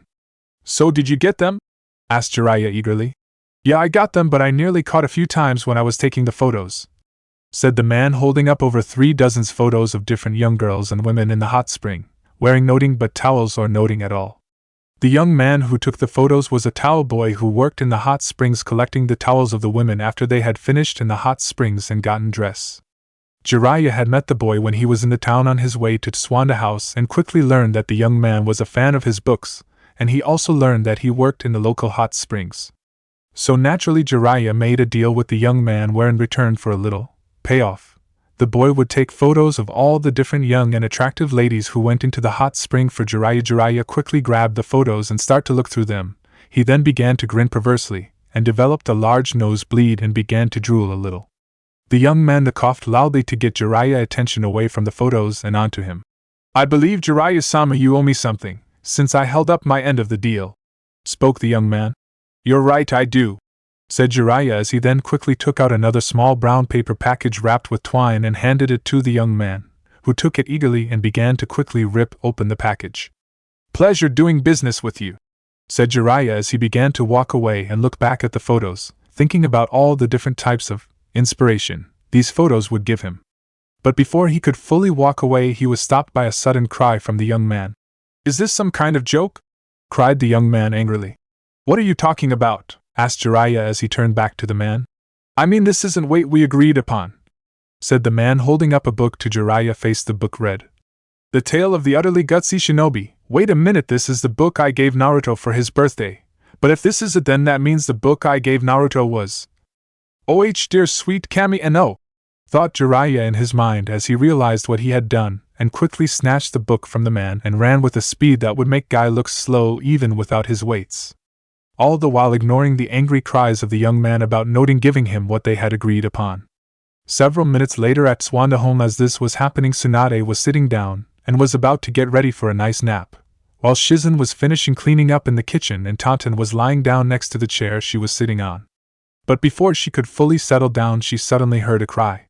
Ka-chan, Ka-chan, where are you, Ka-chan? After which Naruto then came into the living room carrying a book in his hand. What's wrong, Naru-chan? Asked Tsunade. Ero-senin gave me this book for my birthday, but I can't read it very well since there are lots of words on it that I can't understand, and the pictures are full of people doing funny things together, said the boy. Well, come over here, Naru-chan, and I read you this story, said Tsunade as Naruto went over to her and sat on her lap, while she began to read the page that Naruto had left open for her to read. Katara began to dress the wounds that Shin had after his fight with the dark warrior Ashi. As she dressed his wound, Shin suddenly turned around and caressed her face gently with his large hand, As he did, Katara then began to caress his chest gently with her small, gentle hand. As they began to feel one another, body, Shin then suddenly grabbed hold of her chin and kissed her deeply, pouring in all the passion he could muster and felt for her from the moment he first set eyes on her. At first Katara was caught by surprise by Shin's kiss, but she quickly got over it and began to kiss Shin with just as much passion as he was, and began to pour all her heart and emotions that she had into the kiss. As the kiss deepened, Shin began to explore Katara's body with his hands, where he then began to loosen her sash that was around her waist, after which he began to remove the upper portion of her kimono to reveal her. It was there that Tsunade stopped reading the book to her son and read it silently to herself of a minute or so, where she then realized what just she was about to read to her innocent baby. Tsunade then quickly skipped to a few pages ahead to where the pictures for the book were, and saw that what they were showing, she quickly covered her son's eyes so he could not see the images of the detailed various adult images. "Kachan, what wrong? Why aren't you reading the story? What's happening, and why won't you let me see the picture?" asked the boy as He squirmed in his mother's arm and tried to get her hands off from covering his eyes, but Tsunade would not allow it. Tsunade then quickly turned to the cover of the book to see exactly what Jiraiya had given her son for his birthday, and what she had been reading to him, although she had an idea what it was. When she turned the book, she read the cover. Ika Ika Paradise, limited colored pictured edition, with author autograph. Exactly what she had thought. That damn perverted excuse for a life form. I warned him what would happen to him if he tried to corrupt my Naruto and turn him into a pervert like him. When I get my hand on him, not even an entire army of medics will be able to heal him once I done with him. Though Tsunade furiously, as she thought all the different ways he could torture and kill a certain toad pervert, she knew and thought about which would be the slowest and most painful way to torture and kill him. All the while as Tsunade was thinking of this, Naruto had finally gotten out of his mother hold and got her hands off his eyes. He tried to see the pictures in the book again but could not, since his mother had closed the book. He then tried to get his mother attention, but she was too caught up in the different ways she would torture and kill Jiraiya to pay attention to him. And as if the heavens themselves were answering Tsunade praise, Jiraiya suddenly appeared in the living. "Naruto! Where are you? I gave you the wrong bow dash," spoke Jiraiya panic-like, but stopped when he saw Naruto sitting on his mother's lap with her holding the book. It was then that Jiraiya knew he was too late, and that he was dead man. When Jiraiya appeared, Tsunade slowly turned around to face Jiraiya, with a look in her eyes that was so frightening that it would have made the devil himself shit himself. The point was proven, since Jiraiya nearly did so himself. She also had a smile on her face that was far too sweet, and made her look all the more sinister looking than their old teammate Orochimaru could ever look. "Well, Jiraiya, what a coincidence, I was just thinking about you," said Tsunade all too sweetly, which made Jiraiya shiver in fear and wanted to run as far away as possible, but couldn't since he was frozen with pure terror. All the while as this was happening, Naruto had gotten off his mother's lap when she stood up and was now watching what was happening, since he did not really understand what was going on. "Is there something wrong, Ero-sennin? Did you met the friend you said you were going to meet for your research?" asked Naruto. Well, I don't know what you're taking about, and Naruto," said Jiraiya nervously, since he didn't want to get into any more trouble with Tsunade that he was in now. "You know, Ero-sennin, that friend that you said would help you for your research for your book, you even said that you'd take me with you next time," said Naruto, who, had he noticed, he would have seen the dark flames that were now sprouting from his mother's eyes, and Jiraiya about ready to wet himself, who was also silently cursing Naruto for opening his big mouth. It was after this revelation that Tsunade knew that her son was far too young to see the horrors that she was about to unleash upon Jiraiya, and decided to call Shizen in to take Naruto away for a while. "Is there something wrong, Tsunade-sensei?" asked Shizen as she came out of the kitchen to see a petrified Jiraiya who was sweating profoundly, and a sinister-looking Tsunade with an all-too-sweet smile on her face. "Oh, noting Shizen, I was just wondering if you could take Naruto out to town for a little while I have a little chat with Jiraiya here about his choices in gifts to Naruto here," replied Tsunade sweetly. When Tsunade had finished speak, Shizen just had a confused look over her face, since she did not understand what Tsunade was talking about. But as soon as Tsunade held up the Ika Ika book to Shizen, she realized what she meant. After which Shizen turned to glare angrily at Jiraiya for trying to turn her godson/little brother/nephew into a pervert. After glaring at the petrified Jiraiya for a minute or so, Shizen then turned and kneeled down to Naruto, who was still watching this in confusion. "Naruto, how about you and I going downtown and have some ramen at the restaurant in town?" At this, Naruto's face immediately lit up with excitement at having his favorite food, since his mom told him he could only have ramen once a week. Since she said it was good for him and that if he ate nothing but that then it would stunt his growth. Yeah, ramen, cried Naruto happily and was about to go with Shizen when he stopped and turned to Jiraiya and his mother. Ero-sennin, Kachan, aren't you coming with us?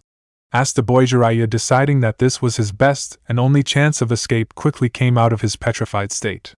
Sure thing, Naruto, and the ramen will be on me, spoke Jiraiya quickly and tired to run off to town so to avoid Tsunade beating. But before he could run away, Tsunade caught Jiraiya by the collar and kept him in place even despite the fact that he kept trying to run. But Tsunade's grip was iron tight, and she just slammed Jiraiya down onto the floor hard. You go ahead, Naruto-chan. Jiraiya and I are going to play a little game called Operation, said Tsunade with a sadistic smile on her face that would have scared even Orochimaru. Oh, okay, Kachan, come on, Taunton, you can come too, said Naruto as he went off with Shizen, with Taunton getting up and crying, oink, and following after Naruto and Shizen. And oh, wait, Naruto, take me with you too, screamed the pervert as his fingernails scratching up the floor as Tsunade dragged him into the next room and then throwing him into the corner of the room. After which the toad hermit began to pray for the heavens to take him now into their sweet embrace. But sadly they weren't listening right now and were just going to sit back and enjoy the show. As Tsunade's towering figure was standing over the cowering Jiraiya, who was hunched back against the corner wall, tried to plead for mercy, they heard Naruto cry out as he left the house with Shizen. Have fun, Kachan, with Ero-sennin, coo. Oh, I will, Naruto-chan, I will, chuckled Tsunade maniacally over the cowering Jiraiya. Cece, come on, Heim. It was an accident, Chichi-chanis. Why you know me, pleaded Jiraiya as she tried to reason with Tsunade, but unfortunately for Jiraiya, Tsunade was not in a reasonable mood. Oh, I know you, Jiraiya, all too well, and it would be just like you to try and corrupt my sweet innocent little Naruto-chan and become a pervert like you, said Tsunade, and she towered over Jiraiya like she was the Shinigami itself. Soon enough, for miles around, people could hear the terrified screams of Jiraiya as well as screams of pain as he screamed to the heavens. A few hours later, Naruto, Taunton and Shizen would return from town and find Tsunade sitting down enjoying a drink of sake and what looked like some kind of deformed human. That was in a heap across from Tsunade, who barely even looked human anymore, and by the way it continued to groan in pain. It gave the impression that its very existence right now was full of nothing but consistent pain and suffering. It was later on that they learned that the deformed creature was Jiraiya after Tsunade had finished with him. All in all, it was just another day with Tsunade's family. Chapter 6, Making Friends. 2 years after Naruto had revealed his Mokotan abilities, Tsunade, Taunton, Shizen and Naruto were now staying in a small village in Oni no Kuni, Demon Country. The village was a quiet and small village that was positioned in a small valley with a large forest north of it, a medium-sized river that flowed gently down out of the valley south of it, and with crops and fields west of the village where the farmers grew their food for the village. The place had been a perfect spot for the group, since it was quiet and out of the way of most places, and the village had no real medic. Many of their old and young were suffering for a small disease that affected people with a low immune system, which resulted in them being bedridden and unable to eat properly for several weeks. But thankfully when Tsunade arrived, the problem was resolved in a matter of a few days. As the people in the village were busy doing their daily activities, they suddenly heard loud explosions and could see large dust clouds coming from the other edges of the forest north of the village. Normally, if the villagers saw this, they would have been concerned about it and believed that they were under some kind of attack. But they had grown used to seeing such thing after the first few weeks of the arrival of Tsunade, Taunton, Shizen and Naruto, although they did not know that it was Tsunade since she still had her genjutsu henge over her and Shizen, and they went by different names. Since this had come to be a common occurrence to outside the village at this time, they had learned that at this time Tsunade would train her son Naruto in her special training exercise at this time. With Tsunade and Naruto, dodge, shouted Tsunade as she threw a massive dodge ball at Naruto, who barely dodged, and Naruto had grown a good bit over the time. He was still quite skinny, but despite that he was quite strong for his age, thanks to his training, and had lots of energy. Naruto wore a short-sleeved green shirt, with black short pants and brown sandals. This type of training had been a common thing to be seen going on between Naruto and Tsunade in the past few months. Since when she first saw that Naruto had inherited her natural flawless chakra control, she hoped that with this training Naruto would gain her superhuman strength. Naturally, when Jiraiya and Shizen first heard Tsunade saying that she was now going to have Naruto go through her special training, They became very concerned for Naruto's safety and well-being. But fortunately Naruto had two things going for him. One was that thanks to his high stamina and all the running around that he did when he was younger had given him excellent reflexes and good speed, for a kid his age, so that he could dodge the balls quickly without getting hit and not get tired from doing it for several hours. The other was the only real side effect that he got from having the Kyuubi inside of him. The Kyuubi had given him a quick healing factor. When Naruto could recover from chakra exhaustion very quickly and most wounds he would heal within minutes if not a few hours, depending of how serious the wound was. This had helped Naruto greatly since it allowed him to survive Tsunade's training with little effect, especially when it came to taijutsu training with his mother. Since when Tsunade did taijutsu training with Naruto she used her full power on Naruto, where he mainly dodge and try and counterattack at the same time, while wearing specially designed gravity weight seals that Jiraiya given him to wear most of the time.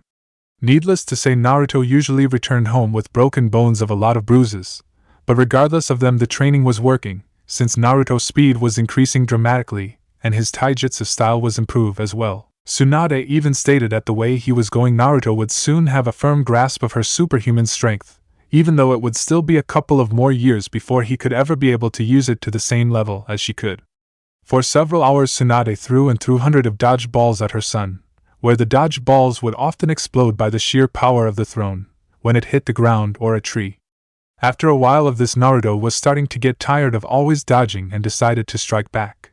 Soon after when Tsunade threw another dodge ball and shouted, "Dodge!" Naruto leapt into the air at the incoming dodge ball and channeled all the chakra he could gather. As the dodge ball was about to hit him Naruto did midair spin kick and hit the dodge ball with all the strength he could muster with his chakra-enhanced kick. When Naruto kicked the ball the power he put into the kick was so great that it overpowered Tsunade's throw. After which Naruto's kick blasted the ball right back at Tsunade with twice the velocity that she threw it with. She was so shocked by what Naruto had done that she had barely been able to dodge the ball, which exploded once it hit that spot that Tsunade had been a second ago. After Tsunade had narrowly dodged the ball she turned to look at her son, who was somehow still standing after putting so much of his remaining chakra into the kick, and was breathing heavily from exhaustion. Incredible! Even after constantly dodging all my throws nonstop for most of the morning, he still had enough strength and power to overpower one of my throws at full power.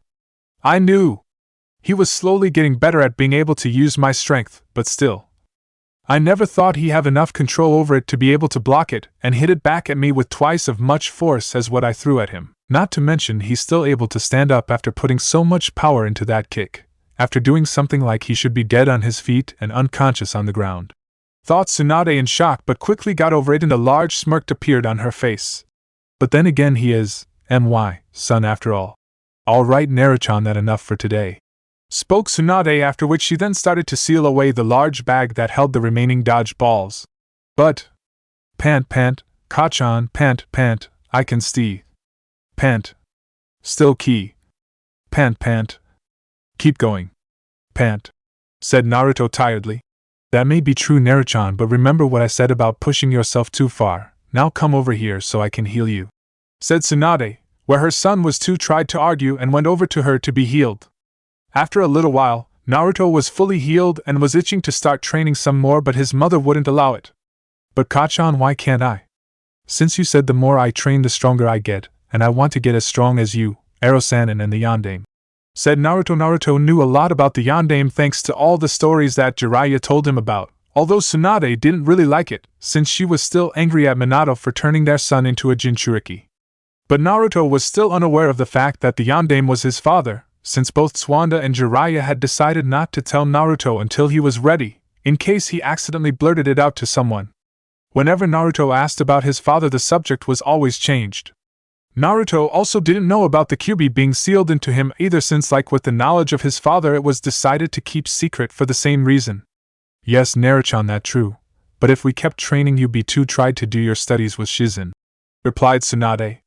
Yeah, but I like training more, when Naruto. Now Naruto, you know that your studies with Shizen are just as important as your other training, and if you want to be as good at healing as I am then you have to study hard. Said Tsunade, which convinced her son to agree and start to head home. During the last year Naruto had become very eager to learn about being a medic, which was a dramatic change from when Tsunade had first hired a few months after his 6th birthday. Since when Tsunade first hired to get Naruto to study to learn to be a medic, Naruto was not interested, since he found all the studying boring and wanted to either play with Tonton or play other kids or train so that he kick butt. Naruto's words, like Jiraiya or Minato. But that all changed when Naruto was 7, when he found a wounded rabbit in the forest near one of their houses that they had stayed in. When Naruto found the rabbit, it had been just attacked by a wild eagle, which had been scared off when it saw Naruto come over. When Naruto saw that the rabbit had been badly hurt, he had become greatly distressed since he hated seeing animals hurt, where he went to his mother carrying the injured animal to her in hopes that she could do something. Thankfully, despite not being a vet, Tsunade knew what to do since she still knew enough about most living creature biology. When Naruto saw how easily his mother had helped to heal the injured rabbit, he had become interested. After that, he decided to ask his mother if he could go with her when she went to heal people, which she happily agreed to. During the trips, Naruto became more and more interested in medical jutsu, since he saw how his mother helped so many people with it, and how happy she made the people she healed as well as their families. It was then, after his mother had healed a young girl, whom Naruto had befriended earlier, who had been seriously injured in an accident when she was playing with other children, that Naruto told his mother he wanted to be trained as a medic, much to his mother's joy, since he told her that he wanted to be a butt-kicking combat medic, where he would kick load of bad guys' butt and help heal people who are hurt at the same time. After Tsunade heard Naruto's little decree, she had agreed to train Naruto to be a medic. Even though it wasn't exactly what she had wanted, Tsunade knew it was the best she could get. After Naruto decided to train to be a medic, Tsunade started to train Naruto in medical ninjutsu, and how to use his chakra to help heal others. Shizen also helped by teaching Naruto about how each part of the body works, and what to do if certain things happen, like if a person had broken arm, or if they were suffer a heart attack.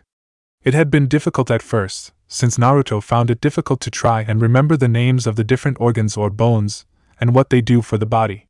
Even despite Naruto's love of reading things and trying to learn from simple, easy-to-read medical books for beginners, he still had trouble focusing on what he was trying to learn.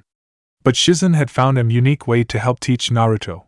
For example, putting different cartoon-like faces, as well as imprinting thoughts and feelings onto the pictures of each organ and body, so to help make it both fun and easier for Naruto to focus on them and remember them.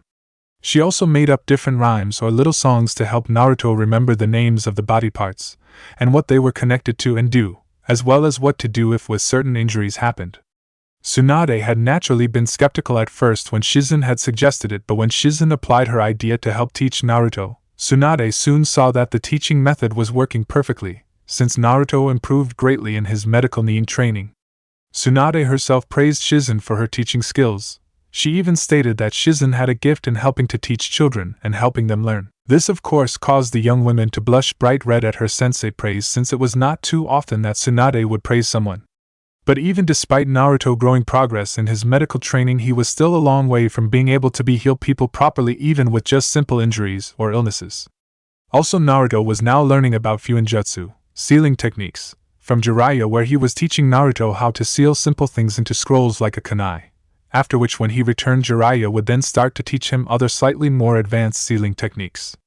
After a little while, Tsunade and Naruto reached their small house that they were staying in for now. When they were about to go in, Shizen quickly came of the house with a slightly concerned look on her face. "Tsunade-sensei, I'm glad that you're here. There is a man here looking for you to help heal someone," said Shizen. "So, what is the problem with that? A lot of people have come here looking for me when they needed to be healed or someone else to be healed," replied Tsunade, since it was common enough for it to happen with her as a healer. "No, he not looking for you, he looking for you," spoke Shizen.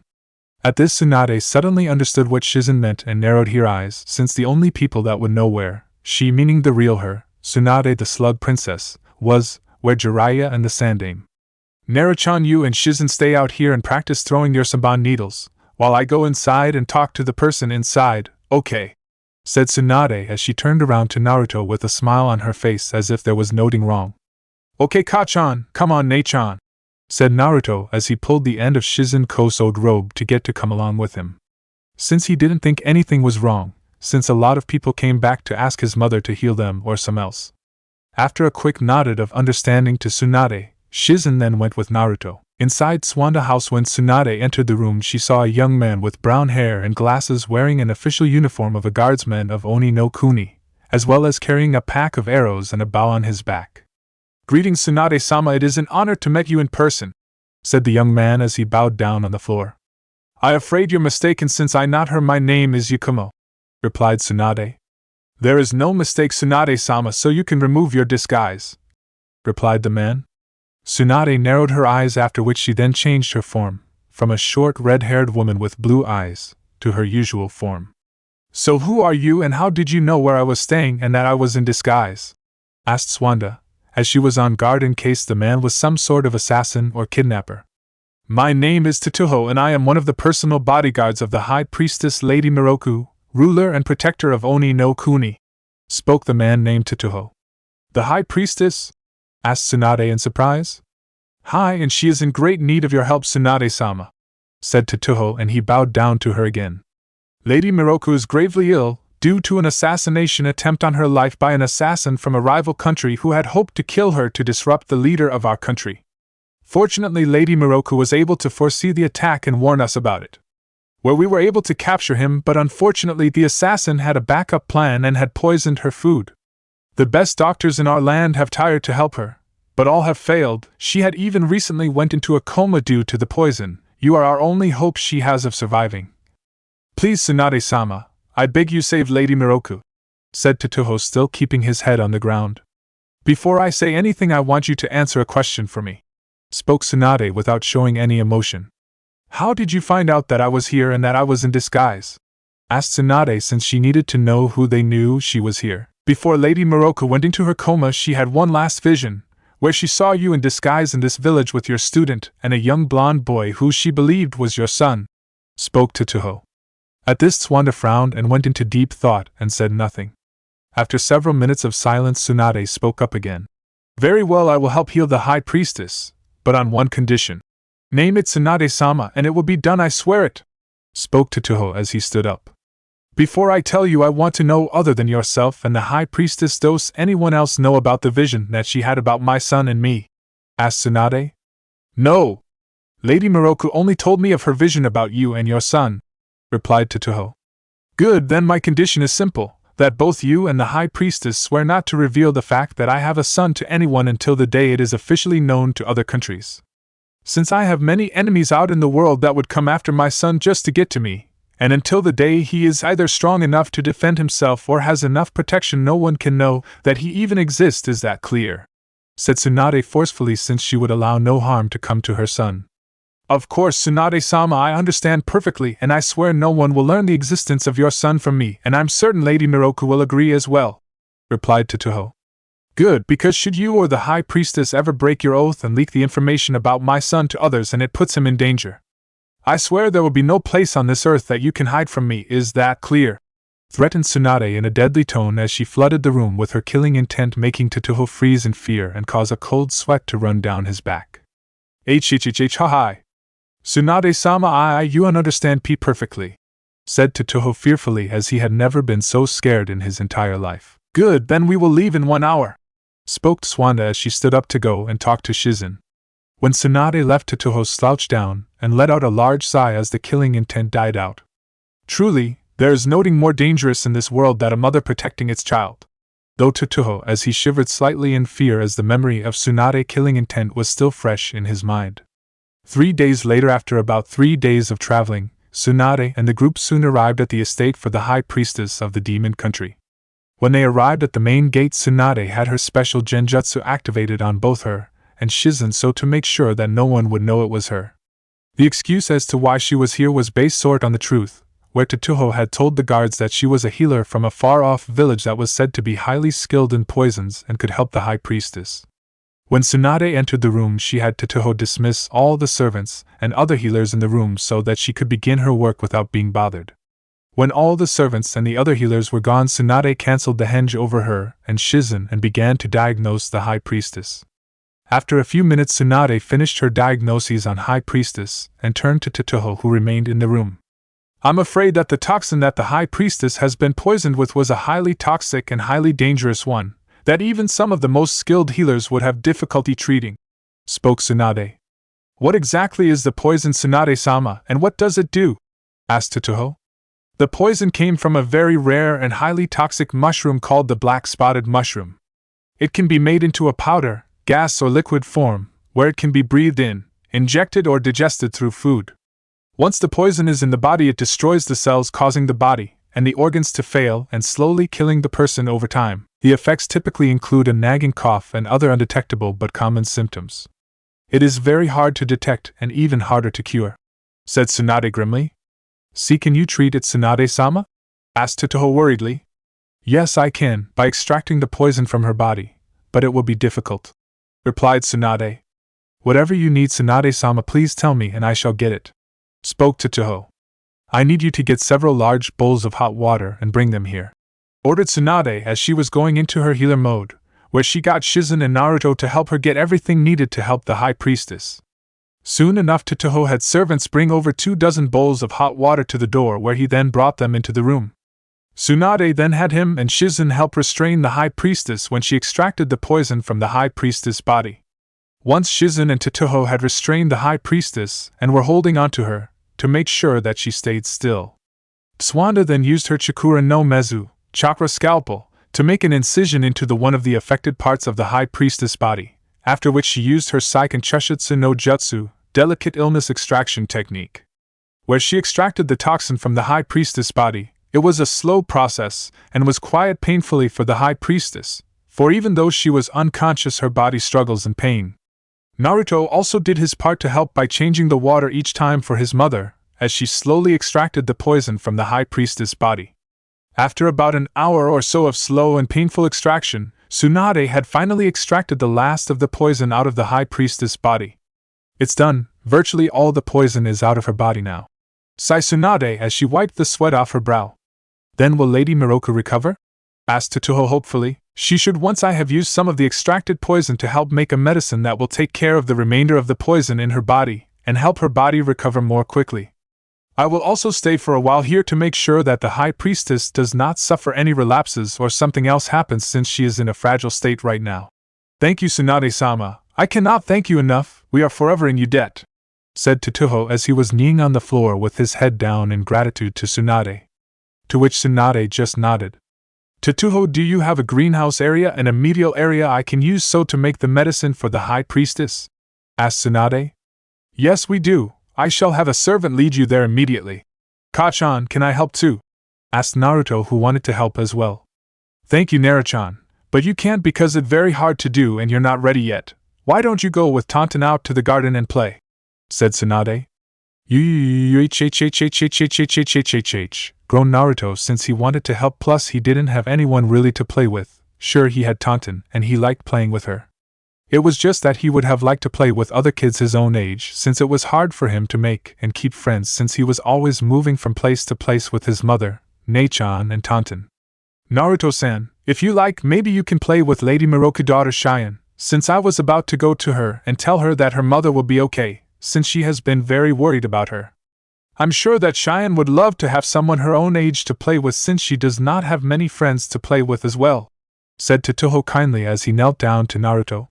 Tsutoho knew that Cheyenne had been very worried for her mother when she started to fall ill. Ever since then, the poor young girl had been crying herself to sleep, since she had been so worried about her mother dying and leaving her alone. This was because her mother was all she had, since her father had died in a horse-riding accident when she was only a year old, and she did not really have any friends.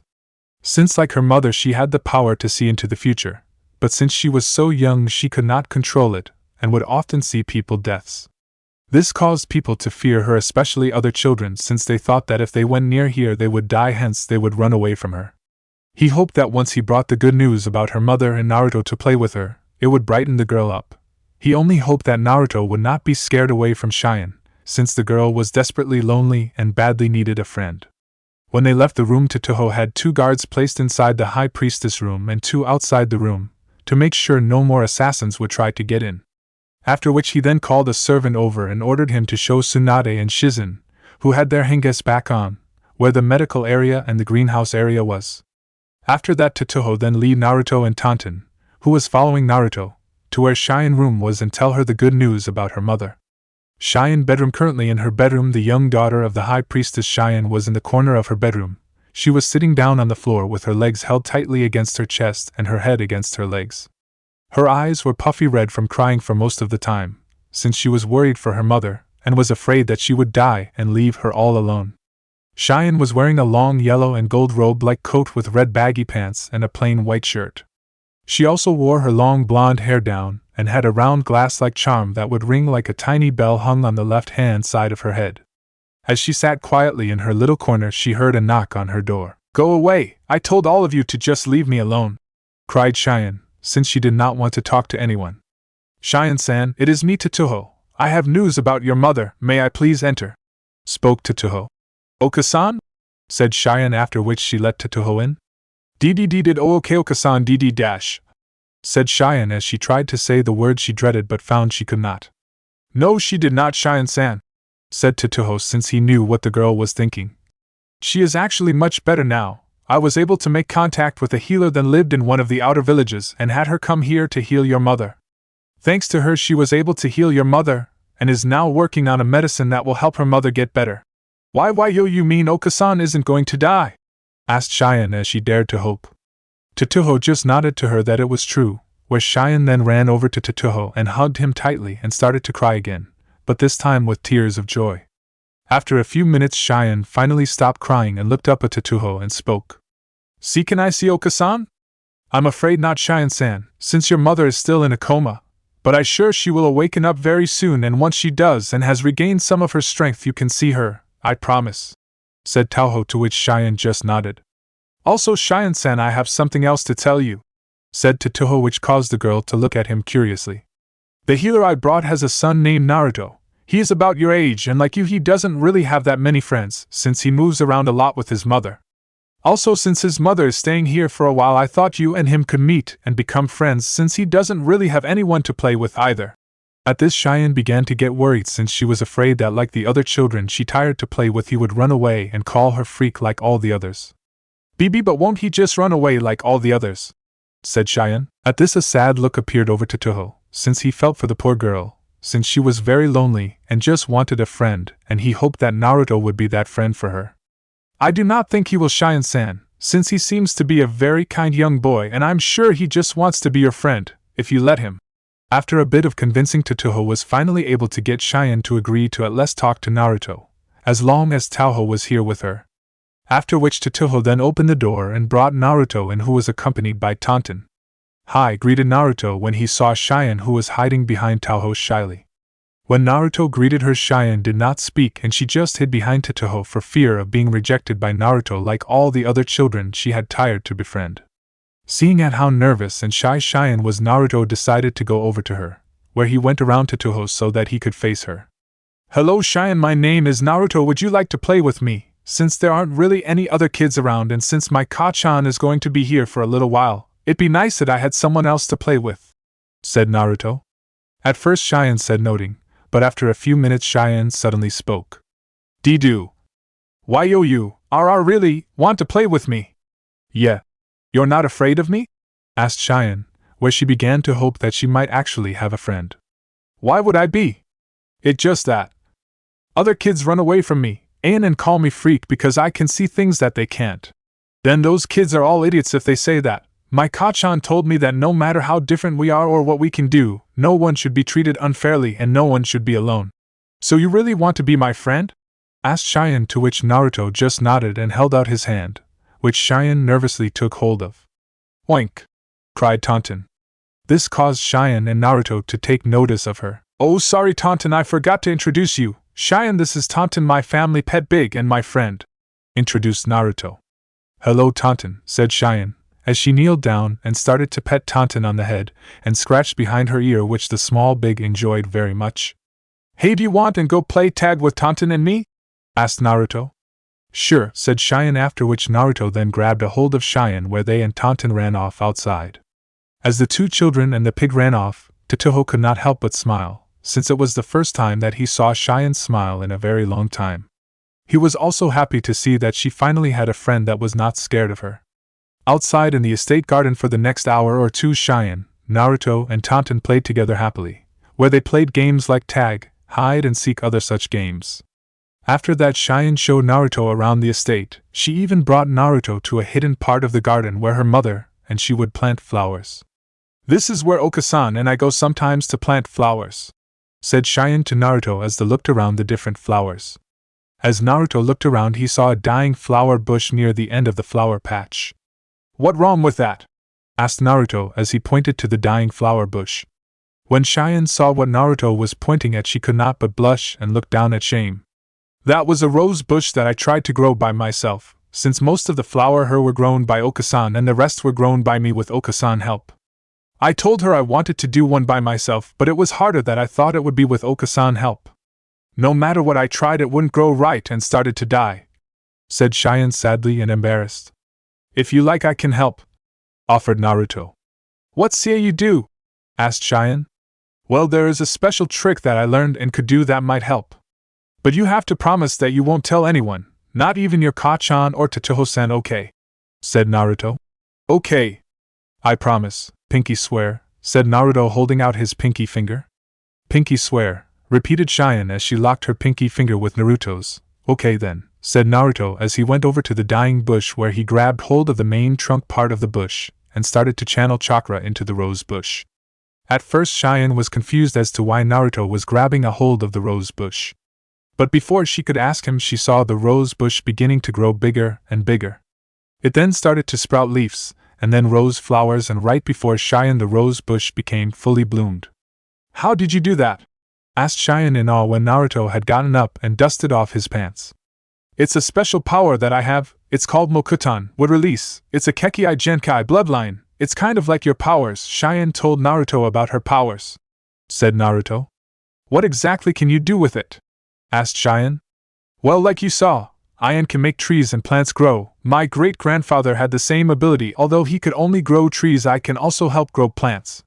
My great-grandfather could do loads of cool things with it, where he could make trees or entire forests wherever he wanted. He could even make wooden mansions or houses out of nowhere. He also created my Ka-chan home village Konoha and the massive forest that surrounds it in a single day, said Naruto with a bit of pride for how powerful his great-grandfather was, while Cheyenne was just in awe. Also, from what Kakan told me, he was also able to use his power in the same kind of way your power works, spoke Naruto, which got a confused look Cheyenne. My great-grandfather was able to use Mokutan to help suppress and control demons and seal them away. Can you do that? Asked Cheyenne in surprise, which Naruto answered by shaking his head.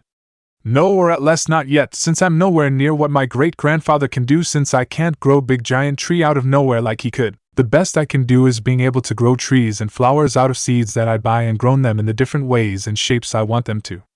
According to Kachan, I got a long way to go before I ever get to my great-grandfather's level, since I have to learn it by myself for now. Can't your Okasan help you to get better at being able to do it? Asked Cheyenne. She can't, since she can't do it. I'm the only one in my family that can do it, since my great-grandfather was the only person who could do it in my clan, said Naruto. What about you, Otosan, father, couldn't he help? Asked Cheyenne, but instantly regretted it when a sad look came across Naruto's face.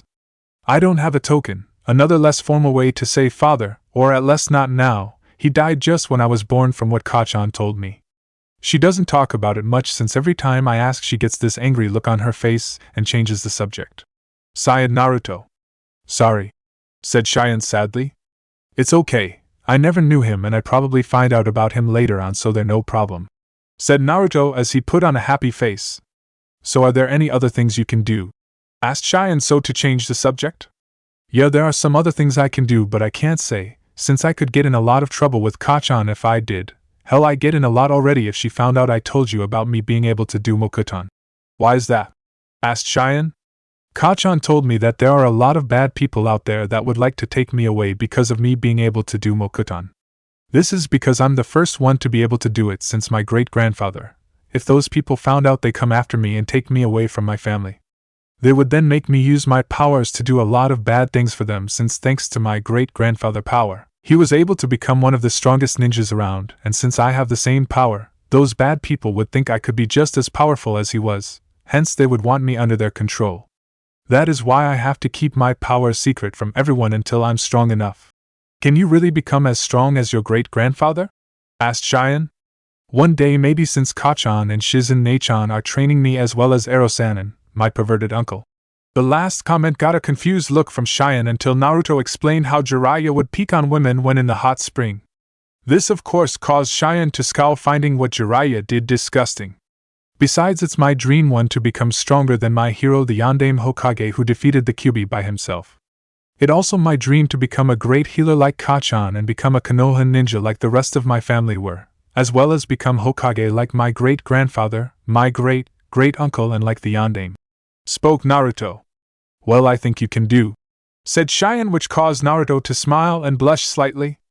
After that the two continued to talk with one another about different things for a few hours. Although Naruto didn't mention or show any more of his abilities to Cheyenne, since he didn't want to get into more trouble with his mother in case she found out he told Cheyenne. This continued until they were called by Tatuho and a few of the other guards to come for dinner. 3 days after Tsunade had extracted the poison from the High Priestess' body, the High Priestess awoke from her coma. When Cheyenne found out, she immediately went to her mother and cried in her arms. The High Priestess was equally happy at seeing her daughter, and was even more so when she learned that Cheyenne and Naruto had become friends. During her recovery period, the High Priestess often watched the two children play, since it made her happy to see her daughter be a normal child and playing with another child. During the following 2 weeks since Naruto and his family arrived at the estate, both he and Cheyenne spent every day playing with one another along with Tonton. Often enough, Cheyenne would even watch Naruto train with his mother. When she first saw Tsunade type of training, she was afraid that she might hurt Naruto. But Shizen assured her that he would be okay, which he was despite the bruises he would have, which would go away after a few minutes thanks to his quick healing, after training. It was at this time that Naruto was running to the main gate of the estate to meet Cheyenne and 5 of her guards. Both he and Cheyenne had asked both their mothers if it'd be okay for them to go to the small park outside the nearby village, so that they could go and play on the swing and slides, as well as the other things there, since there were none of them in the estate. Both the High Priestess and Tsunade had agreed as long as they had some guards with them, and were always in sight of them. When Naruto reached the gate, he saw Cheyenne, her mother, who came to say goodbye to Cheyenne since she could not go with them as she was still recovering, along with the 5 guards, were waiting for him. When Cheyenne greeted Naruto, she saw that he had a necklace around his neck with a large green crystal on it. When she got a better look at it, she recognized it as the same necklace he had seen his mother wear around her neck. "Naruto-kun, is that your Okasan necklace?" asked Cheyenne. "Hi, I found it in our bathroom where Kachan must have left it. I tried to find her to give it to her since it's really valuable, but I couldn't find her, so I keeping it around my neck so I won't lose it," answered Naruto. "That very kind of you, Naruto. Now you and Cheyenne have a nice time playing in the park and don't stray too far from the guards so that they can see you, okay?" said Miroku. "We will, Okasan," replied Cheyenne as she and Naruto walk out the gate with the guards. At the park, when the group arrived at the park, the 2 young children ran off to play on the different play equipment like the slide, seesaw, jungle gym, merry-go-round, sandbox, spring rider, swing set and chin-up bars. As the children played together, the 5 guards watched them carefully and kept an eye out for any trouble. Unfortunately, trouble had already found them. Hidden in the tree line beside the park, unknown to the children and the guards, 3 Chunin aim nins, rain ninjas, hid in the tree line watching them and waiting for the chance to strike. "So how long do we wait, Maku?" asked one of the aim nins. "We wait till the moment is right, Ken," answered the ninja called Maku to the other aim ninja. Maku was a middle-aged man and was medium built with jet black hair, gray eyes and a round face, and wore a standard Chunin out for aim nin. He wore a yellow shirt with a gray-blue flak jacket over it, and black pants with a weapons pouch strapped to them. The ninja named Ken was a young man in his mid-20s. He had long brown hair that he had tied up into a ponytail. He also had blue eyes and had a tin face. Also, like Maku, he wore a yellow shirt with a gray-blue flak jacket over it, and black pants with a weapons pouch strapped to them. "We wouldn't even have to do this if that fool the Sawa no Kuni, Swamp Country, Daimyo sent had done his job right, or if he had just sent us instead to kill the High Priestess," said the 3rd member of the AIM group. "I know, Kame, but what done is done, and as long as we get paid for the job, I don't really care," replied Maku. The man named Kame was the youngest of the group, who was just in his 20s. He had red hair and green eyes and had a narrowing face. Also, like the rest of his group, he wore a yellow shirt with a gray-blue flak jacket over it, and black pants with a weapons pouch strapped to them, as well as a short tanto sword strapped to his back. "But why do we even have to kidnap the girl anyhow? Can't we just go and kill the High Priestess ourselves?" asked Kame. "We can't kill her because the High Priestess guards are on alert and will guard her constantly. Not to mention the High Priestess may use her powers to see into the future like she did before and see our attack and have her guards be ready." So the best way for us to kill her is to kidnap her daughter and hold her for ransom. Once the High Priestess comes to us with the ransom, we kill her," answered Maku. "But isn't there a chance that the High Priestess might see that it's a trap and not come?" spoke Ken. "Doesn't matter if she does know it's a trap, she still comes, since as long as there a chance that she might save her daughter, she take it, since a mother will do anything to protect or save its child. Besides, when we do lay the trap, we will have more than one type of trap to kill her with, and even she won't be able to predict all of our traps and attacks," said Maku. "But what do we do with the daughter once we killed her mother? Do we kill her as well, or what?" asked Kane. "We take her back to Sawa Daimyo, since he told me if we can take the girl alive then he pays us double our fee. Since when the girl reaches the right age he will marry her, this would then allow him to gain control of Oni no Kuni legally. Not to mention a wife that can see into the future would be very useful to him, and any children he would have with her would most likely have her power, making her more valuable to him," spoke Maku. Both Kane and Ken nodded in understanding, but could not help but be slightly disgusted with the fact that they be handing over a 7-year-old girl to the Sawa Daimyo. Since the Sawa Daimyo was a 50-year-old man who was overweight and bald, and the fact that he was planning to make the young girl his wife made them all the more sick, but they quickly shook off their disgust, since they were paid to do a mission, and as long as they got paid it was no concern to them what happened to the girl. "All right, you two, our man has just signaled us. Get ready to move and kill the guards on my command," ordered Maku, which the other men responded by nodding their heads in understanding. During that time, one of the guards named Haru was happily watching Cheyenne and Naruto play with one another on the swing. Like many of the guards in the High Priestess estate, he saw how sad and lonely Cheyenne was, but with Naruto she was happily playing and acting like a regular young girl. Haru was a young man in his early 20s. He was about medium height and built. He had spiked silver hair with a round face and purple eyes, and unlike the rest of the guards he carried a large broadsword on his back. Haru also did not wear the traditional outfit of a guardsman of Oni no Kuni. Haru wore a black shirt and pants and wore crimson armored shin guards and arm guards, as well as a crimson breastplate and black cape. The reason as to why Haru was so different from the guards was because, unlike the others, he was not a normal guard. He was a samurai and the High Priestess champion. He was also the best swordsman in Oni no Kuni. As Haru watched the children, one of the other guards named Shuda, who Haru was friendly with, came up to him. Shuda was a medium-built man who was slightly taller than Haru. He was in his early 30s and had spiky red hair with brown eyes and muscular face. He also wore the traditional outfit of a guardsman of Oni no Kuni and carried a straight narrow sword in its sheath on his left-hand side hip. "You certainly enjoy watching the children play," said Shuda. "Yes, I'm glad to see that Cheyenne-san has someone her own age to be with, since she needed a friend for a very long time," replied Haru, where Shuda just grunted. The two of them continued to watch the children play until suddenly the 3 Amnins appeared out for the tree line and quickly killed the other 3 guardsmen. "Ninjas!" cried Haru as he quickly began to draw his sword out so to face the enemy shinobis. As he did, he spoke to Shuda without taking his eyes off the Amnins. "Shuda! Get Cheyenne-san and Naruto-san and head back to the estate where they be safe. I try and hold the shinobis off until Yoaha," said Haru, but cried out in pain before he could finish as he felt his back being slashed by a sword. As he fell down, Haru turned his head slightly to see who had slashed, and saw that it was his friend Shuda that had done it, who was smiling cruelly as he slashed Haru from behind. Shuda. "BB, but why?" asked Haru as he lay on the ground bleeding badly. "Simple, to get rich. Why else? The daimyo of Sawa no Kuni his will pay me a small fortune to help kill the High Priestess.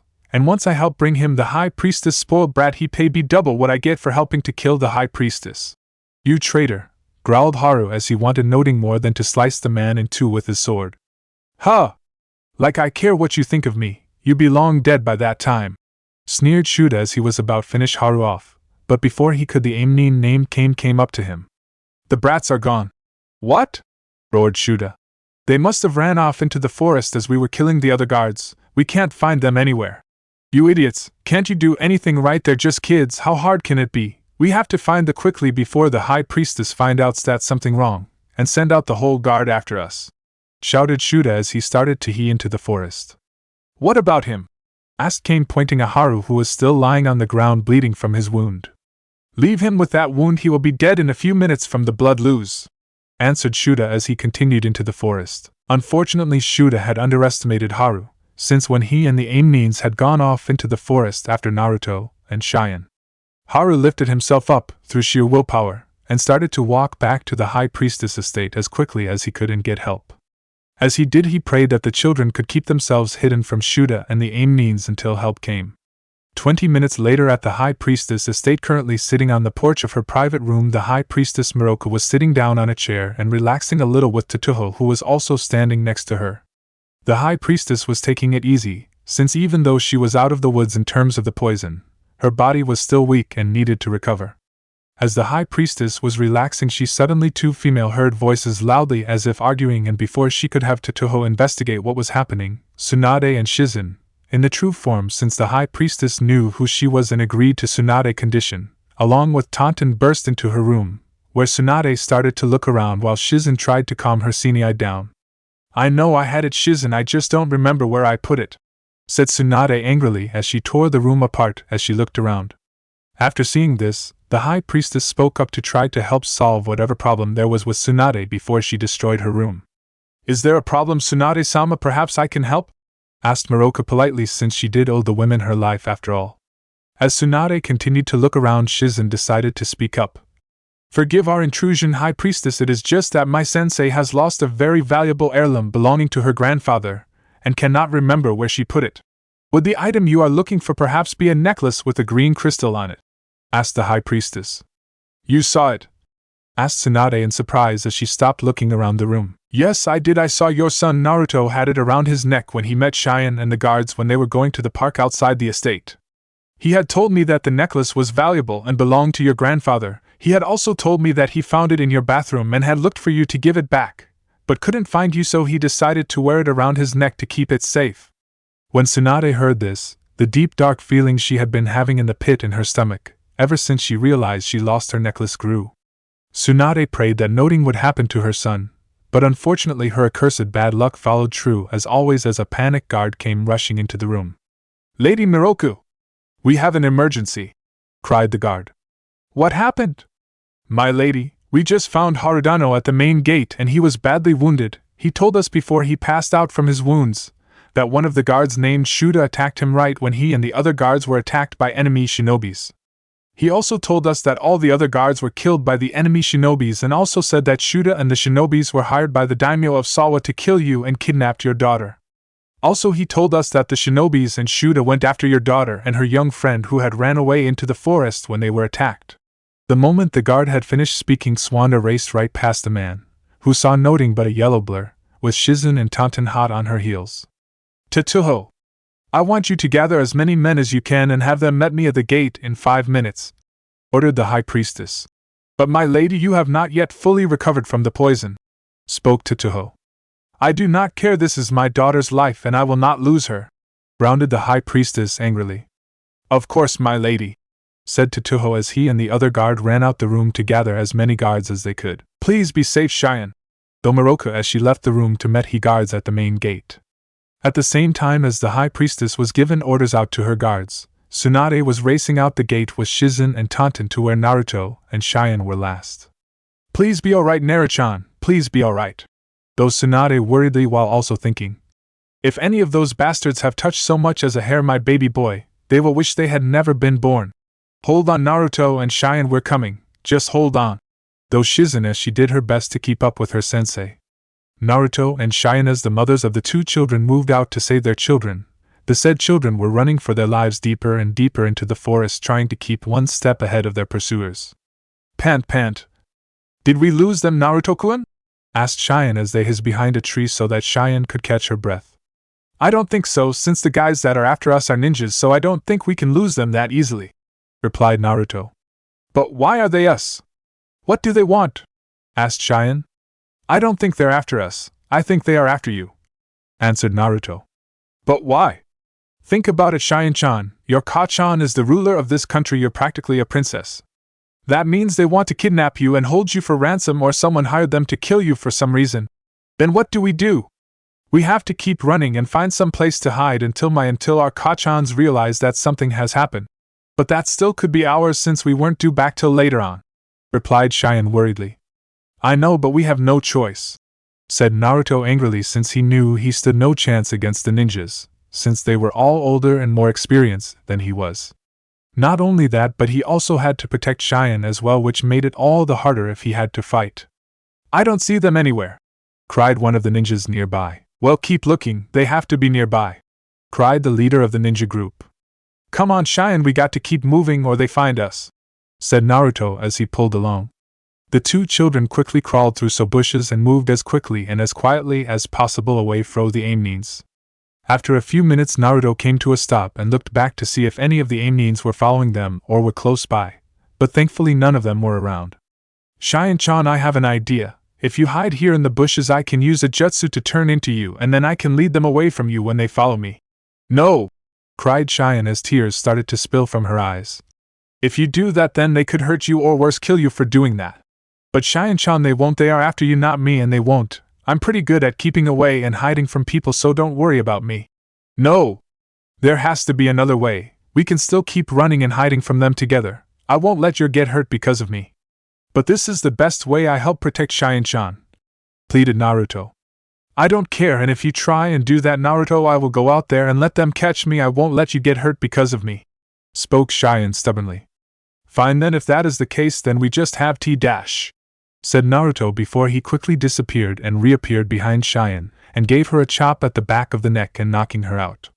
"Sorry, Cheyenne-chan, but this is the best way. I can protect you. Should be alright here," said Naruto as he caught Cheyenne before she hit the ground and then gently put her on the ground behind some bushes. After which Naruto then quickly hinged into Cheyenne and started to run off near where the Amnines were. "The Amnines? Where the hell did those brats go?" asked Ken. "How the hell should I know?" spoke Kame angrily.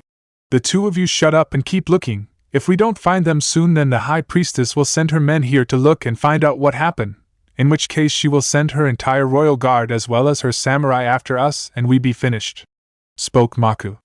"Look there, the girl!" shouted Kame when she saw the disguised Naruto running through the forest. "After her!" shouted Maku as he and his teammates gave chase. With Cheyenne. "Oh, ch groaned Cheyenne as she woke up. When she finally regained her bearings, she quickly remembered what had happened to her. "Damn you, Naruto, why did you have to do that and be a hero?"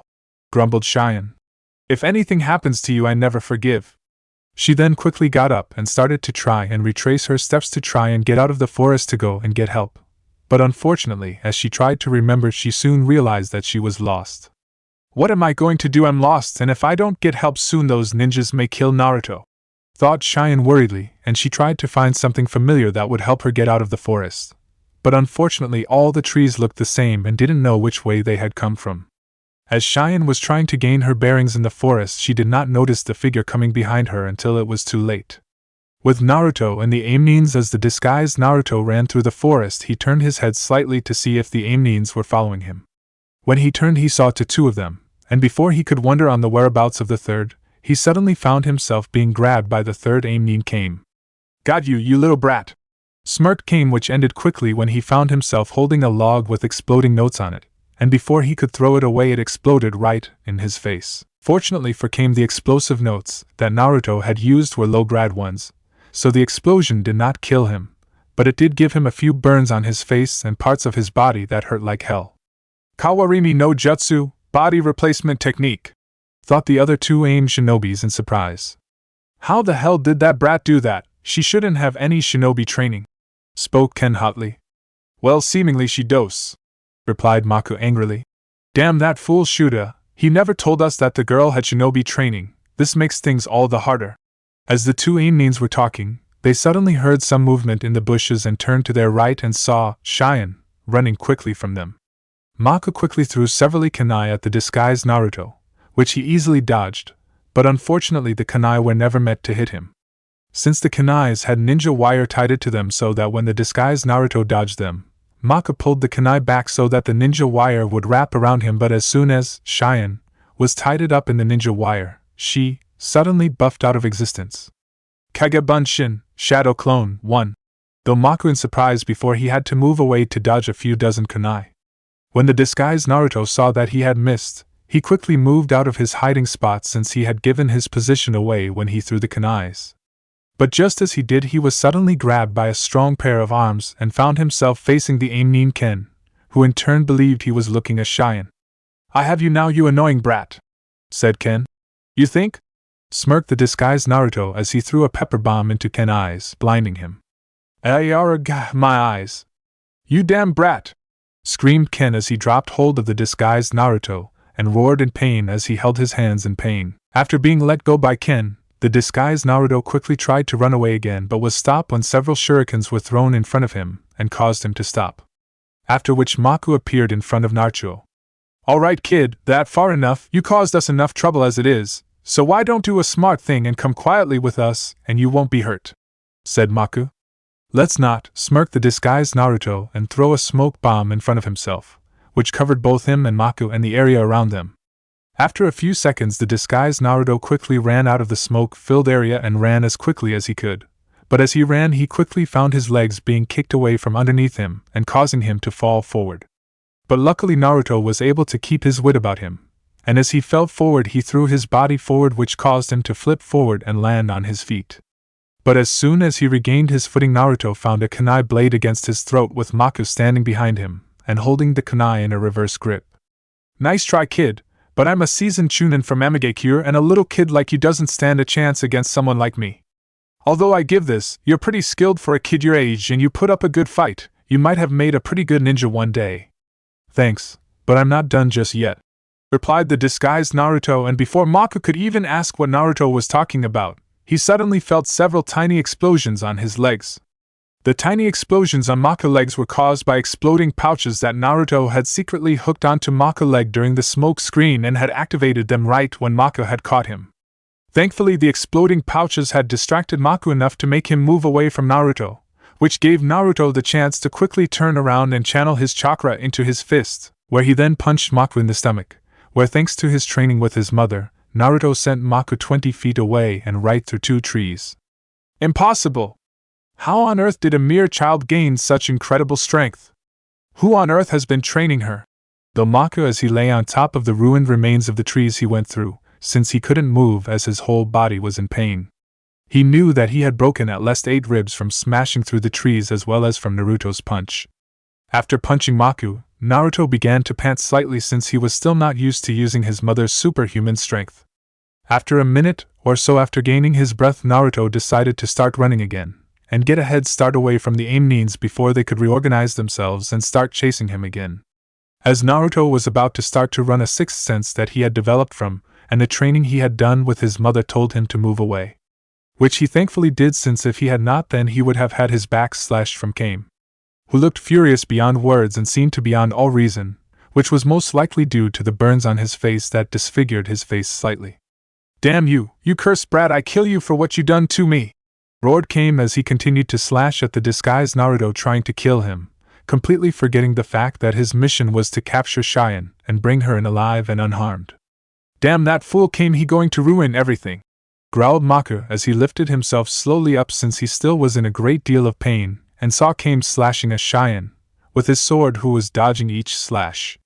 Naruto continued to dodge the Kame's sword slashes for a minute or so, during which he tried to make a counter-attack that would give him a chance to get away from Kame, but could not since Kame did not give him one, since his sword slashes were relentless. It continued like this until Kame made a left-hand diagonal slash at Naruto's head, which in turn he quickly made a counterclockwise spin so avoid the sword slash. This then gave him the opening he needed to strike back at Kame, since as he spun back around Naruto was able to come upon Kame unprotected left side and hit him with a supercharged spin kick. But just as Naruto hit Kame with his supercharged spin kick, Kame turned into a wooden log which shattered once it made contact with Naruto's kick. As soon as Kame turned into a wooden log, Naruto quickly realized that Kame had used the Kawarimi no Jutsu and had replaced himself with a wooden log. But before Naruto could do anything, he was blindsided by a kick to the head from Kame which caused Naruto to slam into a nearby tree. Luckily, despite being hit, Naruto was still able to hold his hinge, so he still looked like Cheyenne. But even still he was still slightly disoriented from being hit and then slamming against a tree. When he regained his bearings he looked around quickly for Kame, and quickly saw him standing right in front of him with his short sword above his head ready to cut Naruto's head in two. "Prepared to die, you little bitch!" snarled Kame angrily as he was about to swing his sword downward on the disguised Naruto.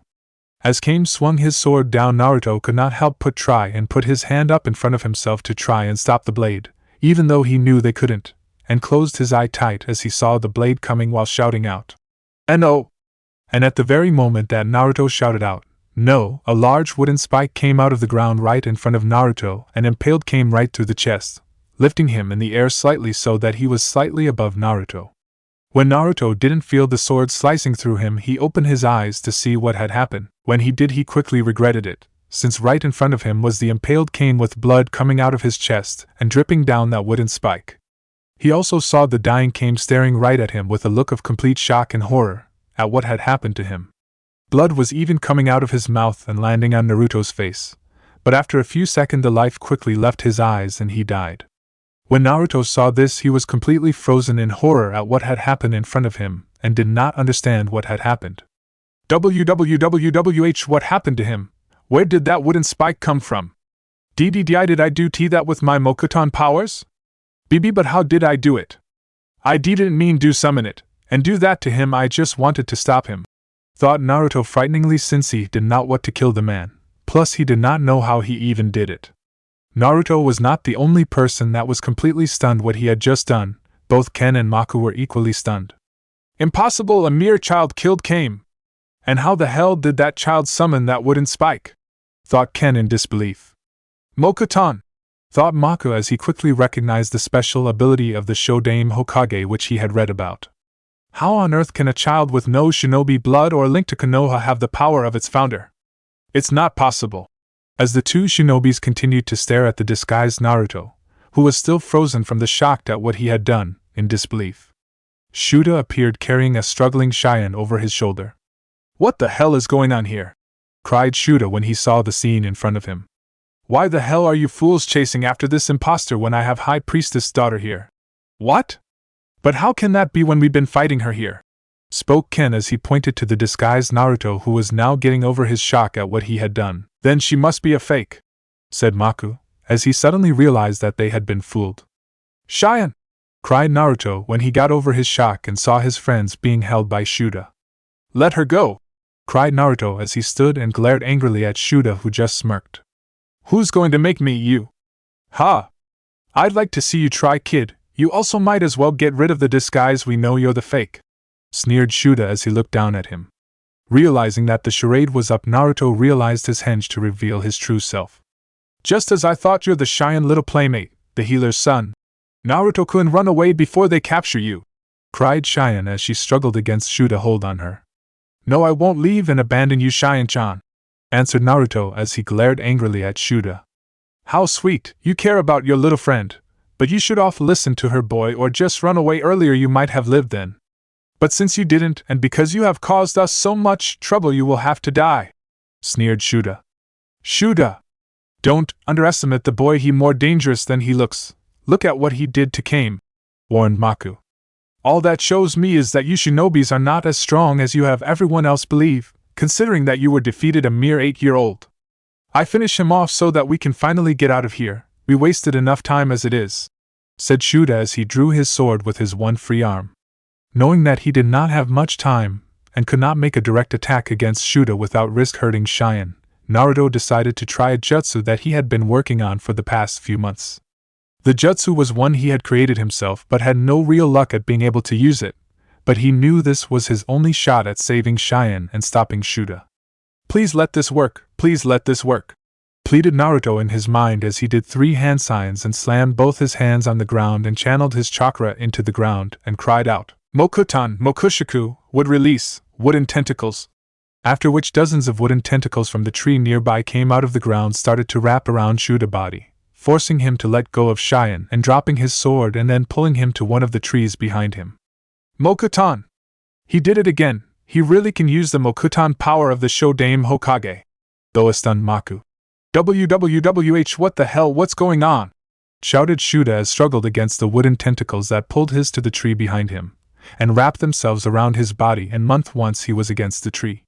Once Shuda was wrapped up in the wooden tentacles, Naruto quickly went over to Cheyenne to see if she was okay. Cheyenne-chan, are you okay? Asked the worried Naruto as he helped her up. Hi, I think so, then come, we have to run before those other 2 ninja guys come after us, spoke Naruto as he pulled Cheyenne with him and started to run. But unfortunately they did not get far before Mako and Ken captured them by throwing their shurikens, which quickly wrapped around their bodies and legs and stopping the children from running and further. As the two children tired to struggle free, the two Amnins came and walked up to them. Once they got to them, Ken turned to Mako. So what do we do with the boy? We will take him with us back to Amigakure. What? But why? After all the trouble he caused us and after killing Kame, we should just kill here and now. Don't be a fool. You saw what the boy was able to do and how well he fought, not to mention he has the Mokutan powers of the Shodaime Hokage.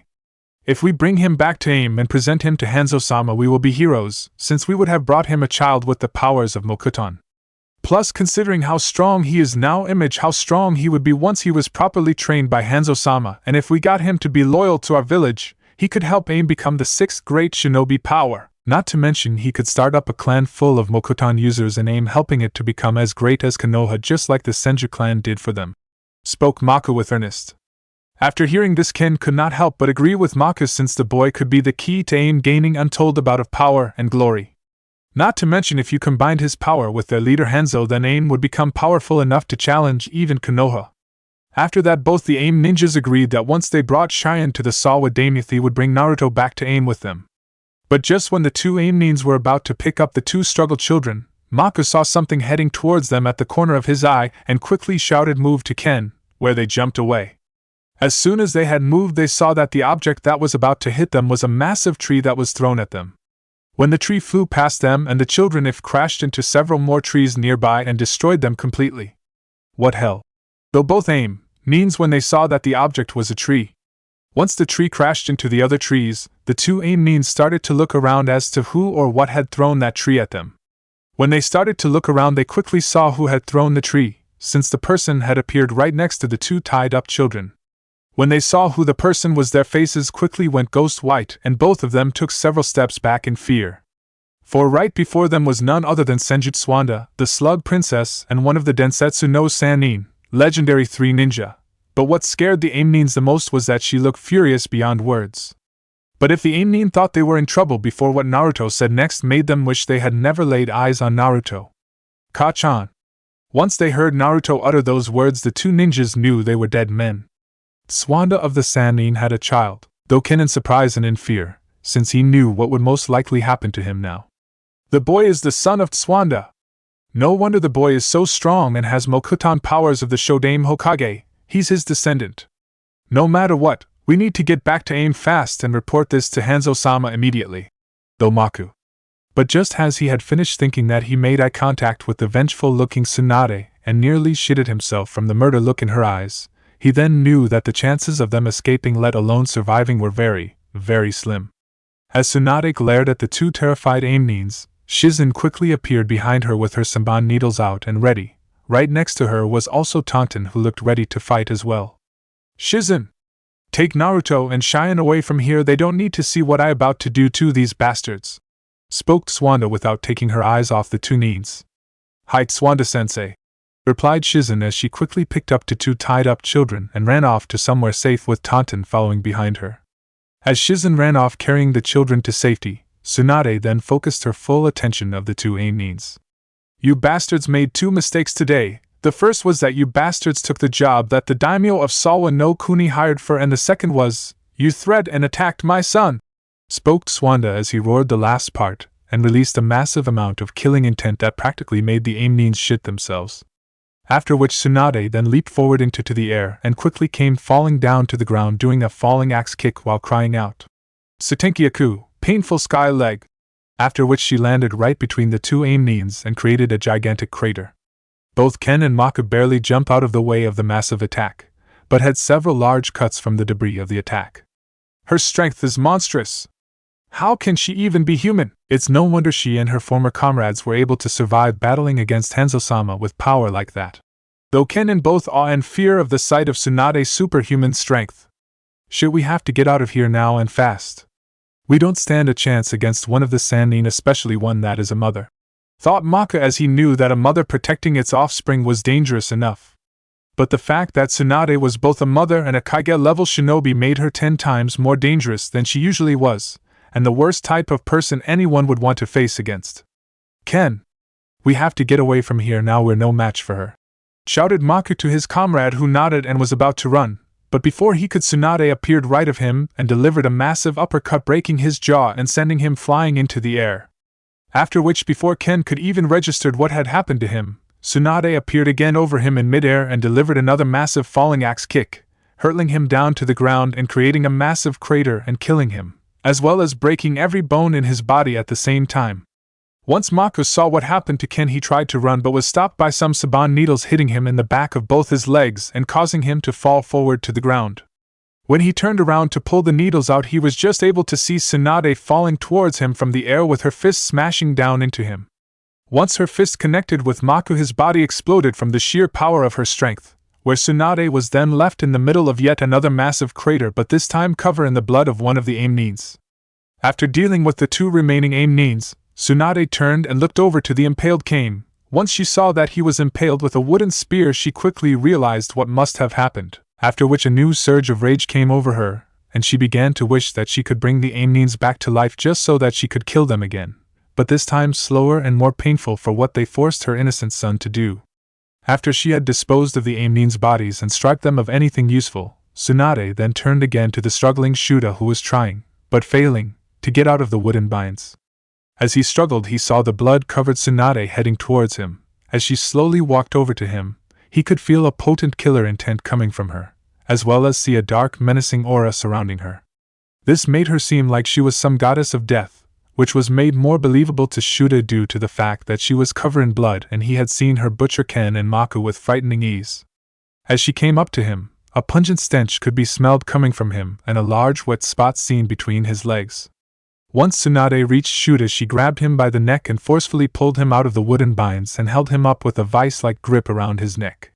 "You should consider yourself very, very lucky that I'm not going to kill you, since if I was, I would do it very slowly for trying to harm my son and Cheyenne.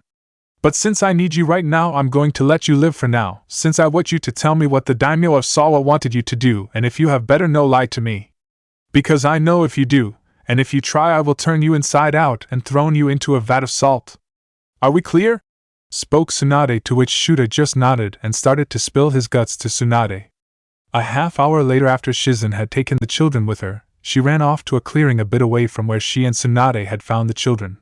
She then untied them, and after hugging Naruto tightly for still being safe, she began to check the children over for any injuries, which thankfully were minor with small cuts and bruises. When Shizen had finished looking over the two children, she asked Naruto to tell them what happened, but when she asked Naruto, he refused to speak or even look at her, as if he was ashamed of doing something.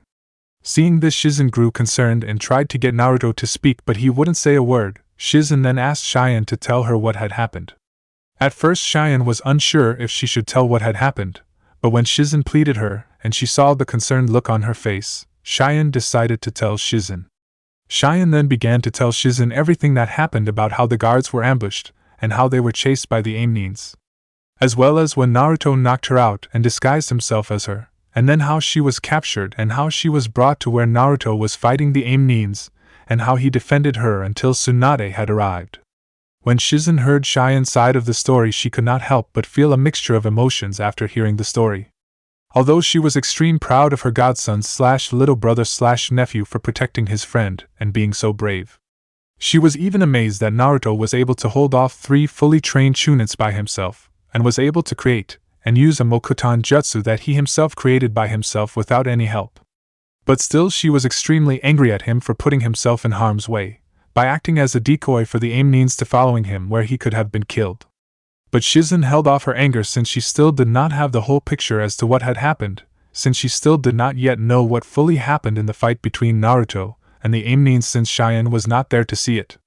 Shizen then went over to Naruto and gently put her hand on Naruto's shoulder, who flinched slightly at her touch, and spoke to him gently. "Naruto, I know you don't want to talk about it, but please tell me, since I want to help you, since I know something bad must have happened to you between those ninjas and you. I would like to know what happened there as well," spoke a familiar female voice. When the group heard the voice, they all quickly turned around and saw Tsunade, not covered in blood since she used a water jutsu to wash away the blood, dragging an unconscious Shuda behind her. "Sensei, are you alright? What happened to the aim needs?" asked Shizen. "I'm fine, Shizen, and those bastards have been dealt with," replied Tsunade simply. "Now, as I was saying, I would also like to know what happened, although I have heard most of what happened from this bastard, where Tsunade lifted the unconscious Shuda and then dropped him on the ground, and I have a fair idea of what happened, I still like to hear it from you, Naruto." Even after his mother asked to hear what, Naruto did not answer and continued to look ground, and just when Tsunade was about to ask him again, Naruto suddenly spoke up. "If I tell you, you will hate me and think I'm a monster and dash," said Naruto with tears in his eyes, and before he could say any more he was suddenly enveloped into a strong hug by his mother. "SSSSSSSSHHHHHHHHH. Naruto, I could never hate you and you have never done anything wrong in your life. We all just want to help you, that's why you should tell us. Because if you bottle it all up it will hurt you later on. Talking about things like this to people usually help." For the next few minutes Naruto said nothing and just cried in his mother's arms, but after a while he stopped. He then told them everything from how he led the Amnins away and fought them, to how he killed the Amnin, came with his Mokuton powers and protected Cheyenne. When Naruto was finished he then looked to his mother with tear-stained eyes. "I sorry Kachan, I didn't mean to kill that man, it was an accident, I swear please don't hate me," said the upset Naruto. The next thing Naruto knew he was enveloped in another strong hug by his mother, who was now crying herself. "You don't need to be sorry Naruto, it wasn't your fault, you didn't do anything wrong. If anyone to blame it's them for forcing you to do it and me for not being there to protect you when you needed me." As the mother and so cried in each other's arms, Shizen and Cheyenne watched them, since neither of them wanted to interfere. As Cheyenne watched Tsunade and Naruto she herself started to cry, since she blamed herself for what happened, since it was her idea to go out here and it resulted in her guards being killed and her friend having to kill someone. Shizen was also crying a little, and when she saw Cheyenne crying and blaming herself she went over to comfort the poor girl, since she believed it was all her fault at what happened. Thankfully Shizen convinced her that it wasn't her fault, but the girl continued to cry a little. As she did, Shizen looked over Shuda and could not help but glare angrily at the unconscious man. Since if there was anyone to blame it was him, since he was the one you told the Amnins where to attack. As he glared at the man she wished that she could get her hand on the man and perform surgery on the man, while he was awake, and without any aesthetics, and remove his organs one by one for putting the children in harm's way, since she hated when children were harmed, and for making her godson, nephew, little brother kill a man. After a while, when everyone had calmed down a bit, Tsunade, Cheyenne, Shizen, Naruto, Tonton and the unconscious Shuda, who was being dragged by Tsunade by his left foot, walked out of the forest. When they were out of the forest they were met by the High Priestess Miroku along with 80 royal guards and 20 samurai. "Oka-san!" cried Cheyenne when she saw her mother with the royal guards and samurai. "Cheyenne!" cried Miroku when she saw her daughter and quickly ran over to her and hugged her tightly. "Thank the heavens that you're safe," said Miroku, after which she then turned to Tsunade, who was under her special Genjutsu Henjigen along with Shizen. "Thank you Hana-san too, not only did you save my life, but also the life of my daughter. I'm forever in your debt. Do not thank me, High Priestess, thank my son Naruto. He was the one that protected her until I had arrived, and had he not, it would be certain that she would be in the hands of those shinobis and on her way to Sawa no Kuni now," replied Tsunade. "What exactly did the daimyo of Sawa no Kuni want with my daughter?" asked the High Priestess slightly angrily, since she wanted answers. "He wanted to take over your country and absorb it into his own, since with you dead your country would be without a leader and be easy to take over. When the first attempt had failed he had the Amnins and this Shuda bastard to kidnap your daughter and hold her from ransom. They would have you go to a certain place with minimum guards and kill you. After that they would bring Cheyenne to the Sawa daimyo, and when she reached marrying age he would marry her. So that when he took over your country it would be a legal takeover, since Cheyenne is your daughter and rightful ruler of Oni no Kuni, not to mention he wants your bloodline power to see into the future," finished Tsunade, since she found the whole plan disgusting, and when she first heard it she punched Shuda lights out. "He will pay this," spoke the high priest furiously, as want to make the man pay for what he done. "Here. This will be very useful in handling him," said Tsunade as she tossed the rolled up scroll to the Miroku. "What is it?" asked the Miroku as she caught the scroll. "It's a letter from the daimyo of Sawa to this bastard," said Tsunade, pointing to Shuda again, "stating for him to help with the kidnapping of your daughter Cheyenne and the assassination on you. The idiot had it on him when I searched him. This will prove what the daimyo of Sawa no Kuni tried to do, and if you release the news what happened here and this letter proving the Sawa daimyo underhanded tactics, which will put him in a bad spot with the other nations. Especially with Konoha, since you are our ally, and I don't think he will want to mess with both Oni no Kuni. It's allied nations and Konoha all at once, so it will have to sue for peace on your terms. Thank you, Hana-san, I owe you much, said Miroku to Tsunade, after which she then kneeled due to Naruto to face him. And I owe you even more, Naruto-san, thank you for protecting Cheyenne. You're welcome, Miroku-san, said Naruto quietly with a sad and weak smile, which caused the High Priestess to ask Tsunade what happened since he was not himself. When she asked, Tsunade told her that Naruto had accidentally killed one of the ninjas when he fought them. At this the High Priestess gasped and unshed tear threatened to fall, as her heart went out to the poor boy, since no child should have to do what he had to do. This just made anger at the daimyo of Salwa grow, and swore she'd make the man pay heavily for what he had done. I'm truly sorry for what you had to do, Naruto, and I will not forget my debt to you, thank you, spoke the High Priestess, as she knelt down and hugged Naruto in gratitude for what he'd done for her and her daughter. After she got up, she had her guards take Shuda from Tsunade and place him in the dungeon under heavy guard when they reached the estate, and be kept there until he was fully interrogated and was tried for treason. After the guards took Shuda away, the group started to head back together to the estate. Later on, a month after the event with the attempted kidnapping of Cheyenne, things started to settle down. News of the failed kidnapping attempt on Cheyenne spread, although information on Naruto and Tsunade involvement was kept secret per Tsunade request. When the allied countries of Oni no Kuni, which included Konoha, learned of the daimyo of Salwa attempt of kidnapping the High Priestess' daughter, with a letter proving his involvement, they immediately started to put heavy political pressure on both the daimyo and his country. They threatened to place an embargo on the country, as well as threatening to declare war if he did not make heftily compensations for what he had done. Eventually the daimyo of Salwa no Kuni complied and had to give a very large sum of money to High Priestess, and give up rights to several territories and hand them over to the rule of Oni no Kuni.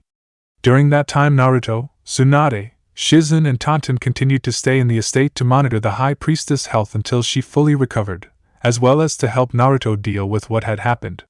It had took a while, but eventually Shizen and Tsunade, with a little help from Cheyenne, helped Naruto come to terms with what he had done and deal with it.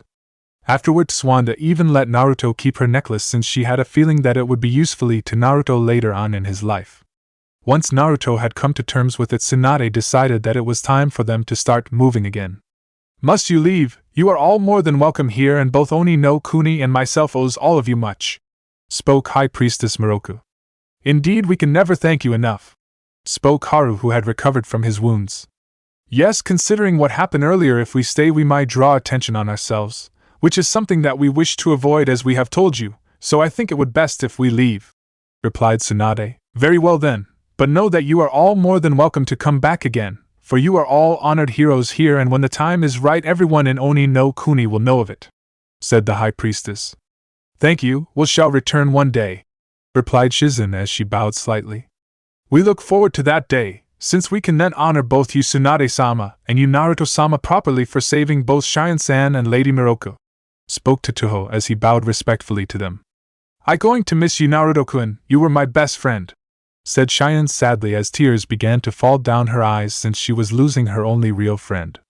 What do you mean by we're best friends? We are still best friends and nothing going to change that, spoke Naruto as he went to Cheyenne. Here, this is for your Cheyenne-chan, said Naruto as he handed Cheyenne a small potted Satsuki azalea bonsai tree that he had hidden behind his back.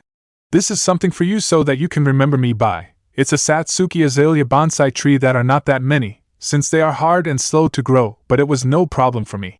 The adults of the group of the two groups could not help but smile as they saw Naruto give the small bonsai tree to a blushing but smiling Cheyenne, who took from him.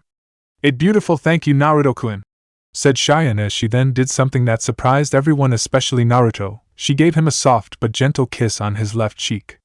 When Miroku saw this, she was surprised at first like the rest, but that turned quickly to a smile, especially when Cheyenne moved away and Naruto began to blush red from what she had done. The High Priestess even giggled like a schoolgirl when she saw that her daughter was now as red as a cherry from what she had done, and had her head down trying to hide it. It seems that Cheyenne has a little crush on Naruto. Though Miroku, as she giggled again and thought how cute the two would be if they got together, both Haru and Totsuho were equally surprised but then smiled. When Shizen saw this, she could not help but giggle as well. They look so cute, thought Shizen. Naruto going to get a lot of teasing about this from me later on. Even Tonton cried wink in laughter of what happened. The only person that was not laughing or smiling was Tsunade. Just great, it already started. These little harpies are already trying to steal my innocent Naruto from me. Though Tsunade, as she started to grumble. But if she thinks she can sink her claws on him, then she got another thing coming. After that, Tsunade and the others started to walk away as they did. The High Priestess, Tsutoho, Haru and Cheyenne waved goodbye to them. After Tsunade, Naruto, Shizen and Tonton were out of sight, the High Priestess and the other head back into the estate. As they did, the High Priestess suddenly turned her head slightly and spoke to her daughter. Well, Cheyenne, now that you have gotten yourself a little boyfriend, when should I start planning the wedding? Oka-san! Cried an embarrassed Cheyenne as her mother along with Tsutoho and Haru laughed at the young girl's bright red face. Well, Naruto, you're growing up to be quite the little ladies' man since you already got your first girlfriend. Soon enough you have loads girls chasing after you. Giggled Shizen. Oink, cried Tonton in agreement. Can it Nei-chan, Cheyenne not my girlfriend? Cried a still red Naruto. I just hope that Cheyenne-chan Kiss doesn't have any cooties. Author's note. Come on, he only 8, and all boys at that age think girls have cooties. Well, didn't you say that she was your friend and she is a girl, so that means she is your girlfriend, doesn't it? Teased Shizen. She not my girlfriend, I mean she is a girl, and she is my friend, but that doesn't mean that she my girlfriend, I mean it does. But that is… Yeah. But she is… Hagarai gag. Cried Naruto as he held his head in confusion at what he was trying to say. While Shizen just giggled at embarrassing the poor boy. Maybe we should give Naruto the talk, Tsunade-sensei? Asked Shizen innocently, although smirking at the reaction she knew Tsunade would have. Over my dead drunken body, cried Tsunade. There's no way I'm going to let any of those little harlots try and corrupt my sweet baby. While at the same time thinking, this wasn't happen so soon, things like this wasn't supposed to happen till puberty. I'm not ready, I'm too young to deal with this. At this, Shizen just laughed at Tsunade's reaction and continued to tease and annoy both her and Naruto about Cheyenne Kiss for the rest of the day.